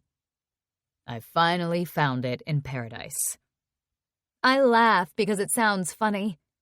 I can't believe you did that. I can't believe I remembered what Pete looks like. I hug Pete tightly. My heart expands hard against my breastbone, obstructing my breath. My eyes sting and I squeeze them closed. He did this for me. I didn't get anything else back, he says apologetically. But this is what I was looking for. I open my eyes and they fill with liquid. I rub a hand under my nose. Thank you. My heart is bursting. He did this for me. Thank you so much. My bottom lip trembles and I sniffle and swipe my wet face. And then there's this. He reaches into the pocket of his jeans, digs around, and pulls out a ring. My eyes go big as dinner plates. The diamond in the ring is nearly that big. Okay, I'm exaggerating, but it's huge. He lifts my left hand. You're still wearing your wedding ring. My cheeks heat. Yes. I didn't want to take it off. I love that. Now you can have the diamond engagement ring to go with it. He takes my left hand and hesitates, peering up at me before sliding the ring on, waiting for my response. We're already married, you goof, I say huskily. I wiggle my fingers. He slips the ring onto my ring finger. It's a plain, shiny gold, the same as the wedding band, with one solitaire diamond. It's gorgeous. You'll remember this, won't you? I don't want to tell our grandkids that I proposed while Grandma was lit. I sob laugh. I'll definitely remember this. I slide off the chair to my knees, too, and throw my arms around him. Although the first time you proposed, I think I was a little ham-sandwiched. He chokes on a laugh, and then our mouths meet in a long, heartfelt kiss. My heart is hammering, my body trembling. I'm floating, and it's not because of the weed I smoked. I'm in love, and Teo loves me back. He lifts his head to change the angle of the kiss, going deeper, his tongue sliding against mine. His hands on my body are shaking too as he pulls me closer. Then he slides a hand up my back and into my hair, tangling in it, tilting my head so he can devour my mouth.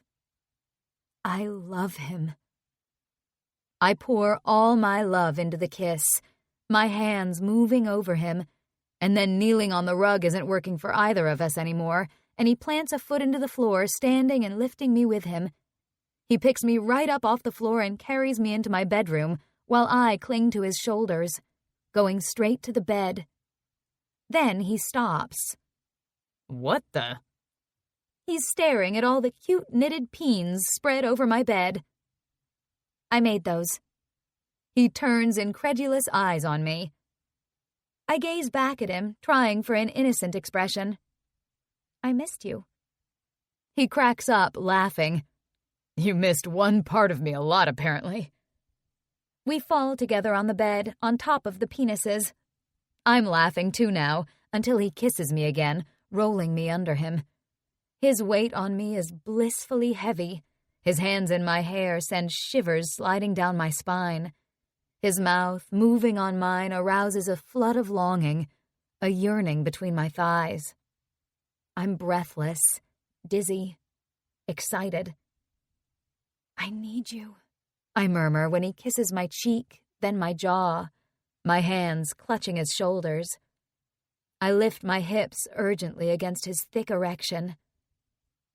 Need you too, baby. He sucks gently on my neck. We'll get there. Don't worry. He brushes a kiss over my mouth. Have more to tell you. Oh. My eyes are heavy. I stroke my fingers through his thick, silky hair. What? He props himself on his elbows to look down at me. I talked to JP. Oh, that's so good. Yeah.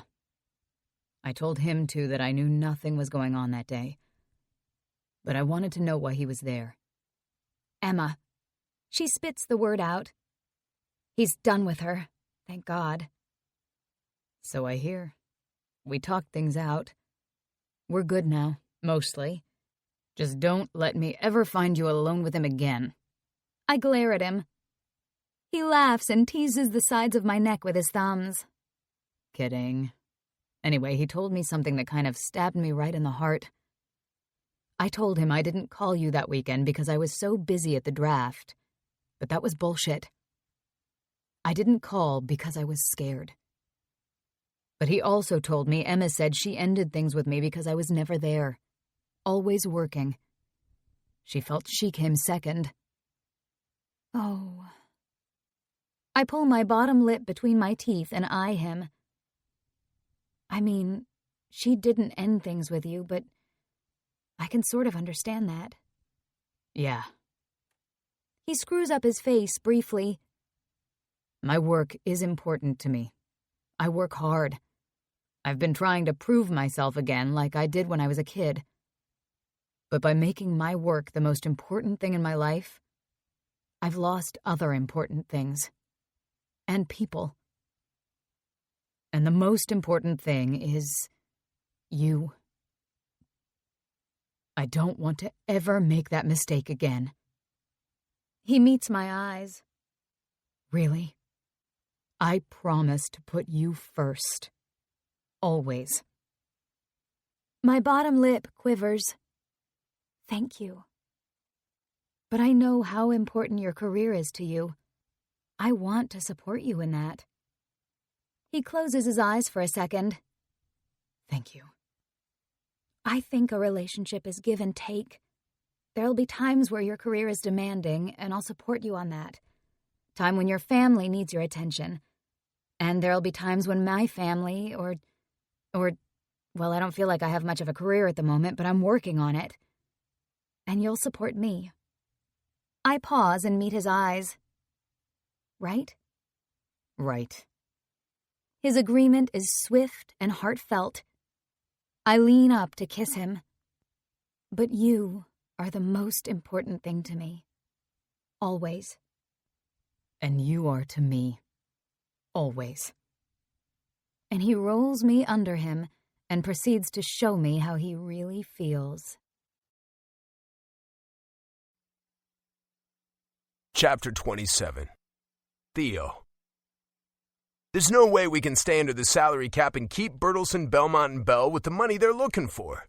I look around the table, taking in the frustration on the faces of my grandfather, Scott, Dave, our new assistant coach, Stanislav Petrov, and Barry Betlak, our director of hockey operations. I have a solution. Barry shakes his head. We have to lose one of them. No, we can do this. We can change how we do business in this cap era. How?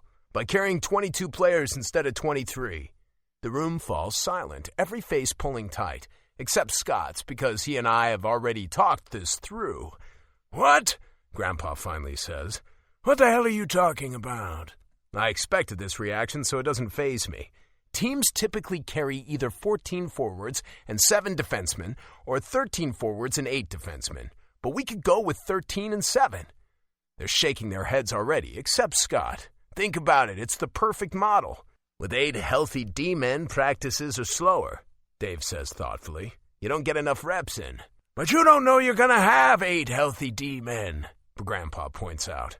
Guys are always getting injured. True, but we're in a good position because our farm team is nearby, I point out. If someone gets hurt, we can get a guy from Pasadena here in an hour if we need to. Yeah? Grandpa's still frowning. It does make calling a player up easy, Scott adds. I can see they're coming around to the idea. So let's look at which defensemen we definitely want on the roster and who we can send down, I continue. That'll save us money and give us room for our top 3 forwards.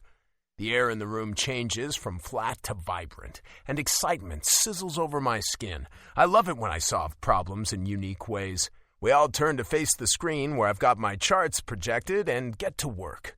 When I get home, Lacey's waiting for me. I expected this. What the hell? She cries on seeing me, rushing toward me. I know, I'm sorry. Why didn't you tell me? She lays her fists on my chest like she's going to pound on me. I rest my hand on her hips. I couldn't tell you. You know I couldn't. She's nearly in tears. Taylor's gonna be so hurt. I know. This is awful. I get it. The news broke today that Manny's been traded to Nashville. She leans her forehead against my chest and says nothing, but I can feel the emotion vibrating in her. It's a business, I say softly, running my hand down her hair. I'm sorry. I had to do it for the team. She gives a tiny nod and says in a small voice, I know. It's still hard. Yeah, it is. I'm dealing with people. Their lives are impacted. It makes it hard. I know, and I admire you for being able to do what you do. I'm just hurting for Taylor. She and Manny just got together. Maybe she'll go with him. Lacey lifts her head and blinks. Maybe? I shrug. But then I'll miss her too, she sighs. Oh, well, I do have some good news. Oh, yeah? Yeah, today I was at my class, and my instructor told me that Gina Peregrino approached her about someone to work with her on the set of her next movie. Who? Gina Peregrino. She's a makeup artist in Hollywood. She's worked on a couple of big movies. Anyway, my instructor recommended me. I'm meeting with Gina tomorrow. Well, that's fantastic. Pride expands in my chest. Yes, Blake Lively is going to be in this movie. I'm so excited. This is something to celebrate.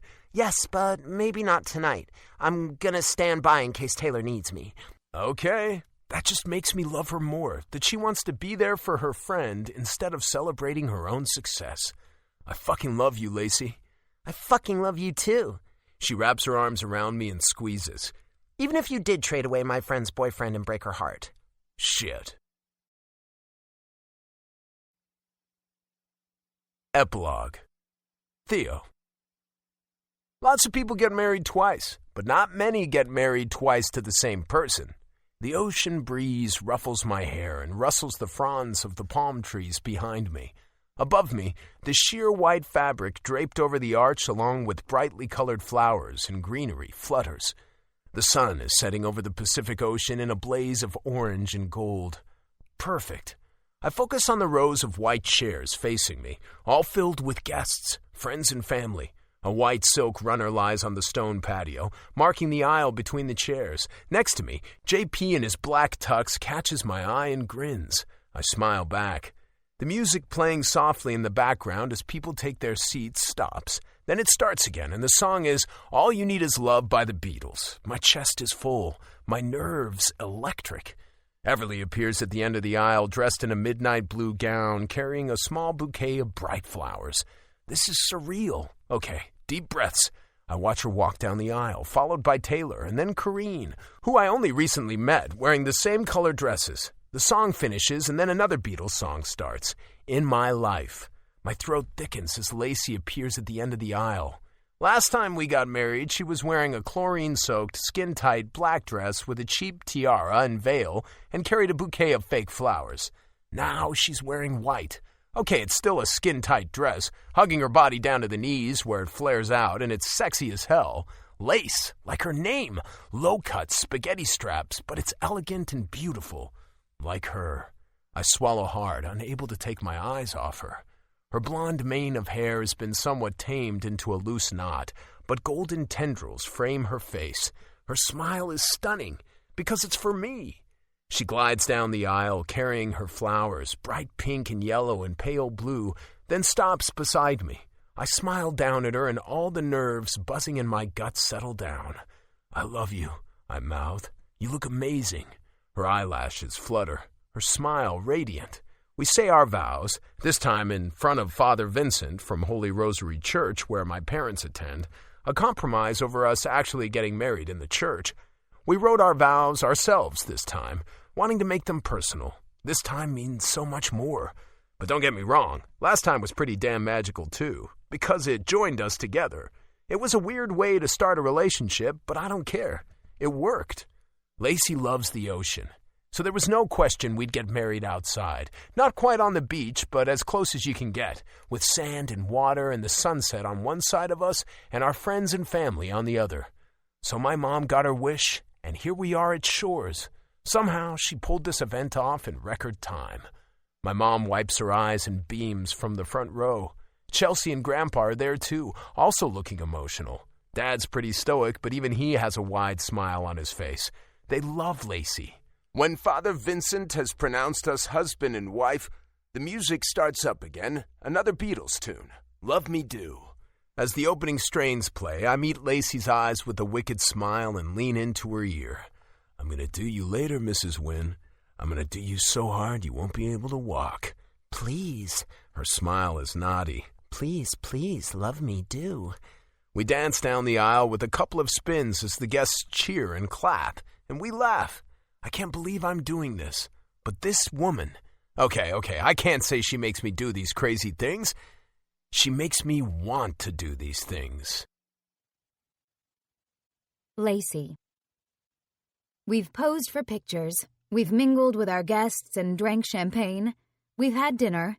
We've listened to speeches that made us laugh and made us cry. Well, me anyway.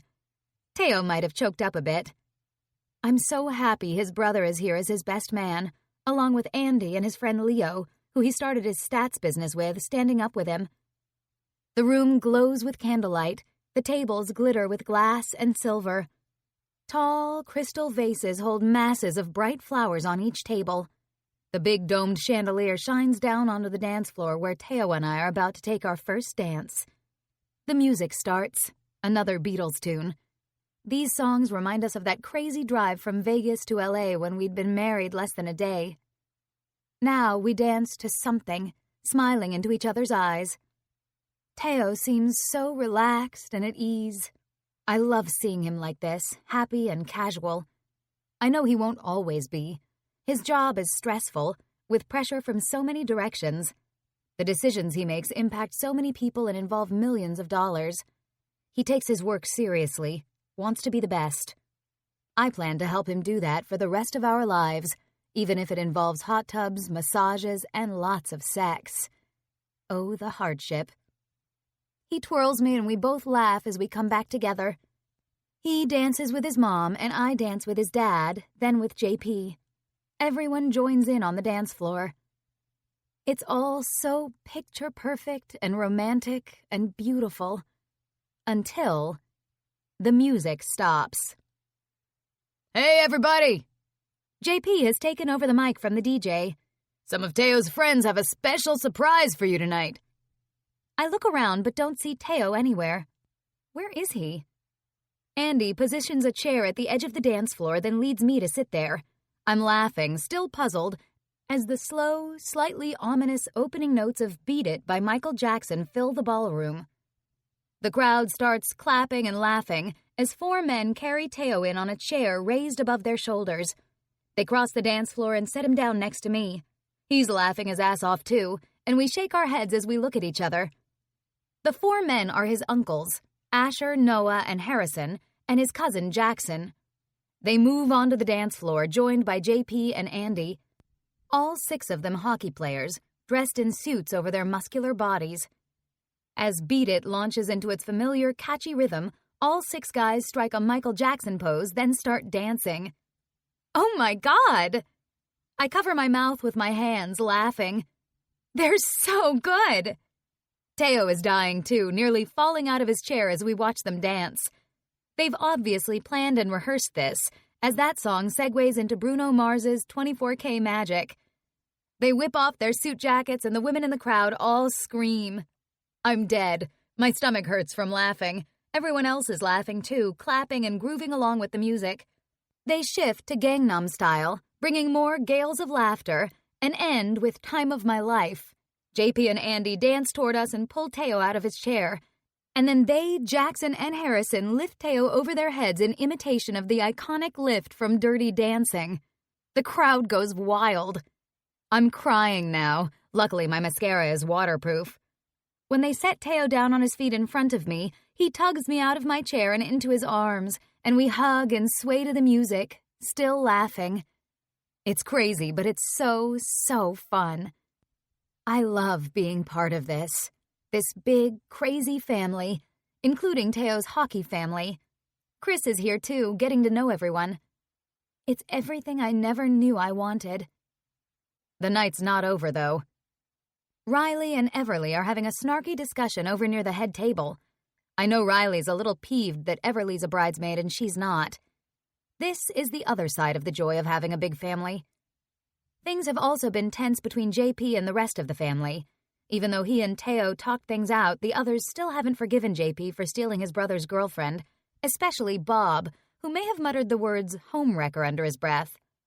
Also, Teo's Uncle Mark and his ex-wife Tori are both here, and the tension between them is heavy, with them politely showing their teeth in smiles, but eyeing each other with heated intensity. It's hard to tell if they hate each other or want to jump each other. Maybe both. Ha! I almost want to tell them to get a room. That probably doesn't help Riley's state of mind, with things between her parents so awkward. I hadn't met Jackson, Riley's brother, until this week, when he arrived for the wedding. He's even taller than Teo, the biggest of the Windmen, although they're all big. I look over at Taylor, now dancing with JP. They're dancing pretty close together for people who just met last night for the first time. JP seems taken with her, and she's smiling at him. He bends his head to say something into her ear, almost looking like he's kissing her. Wham! All hell breaks loose, with screams and people scattering as a body hurtles across the dance floor and tackles JP, taking him to the floor. Oh my God!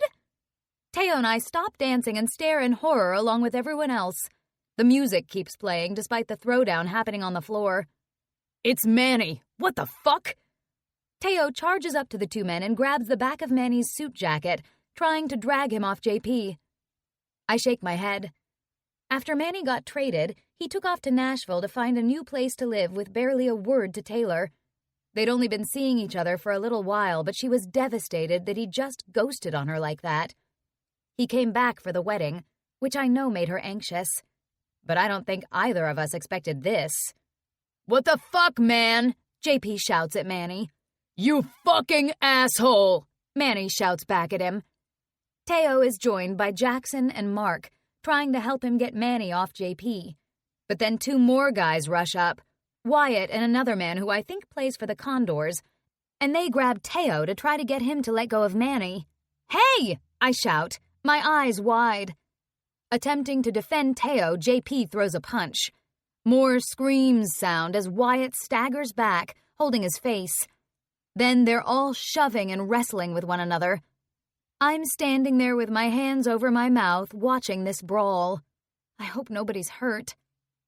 Aline moves up beside me, slides her arm into mine, and pats my hand.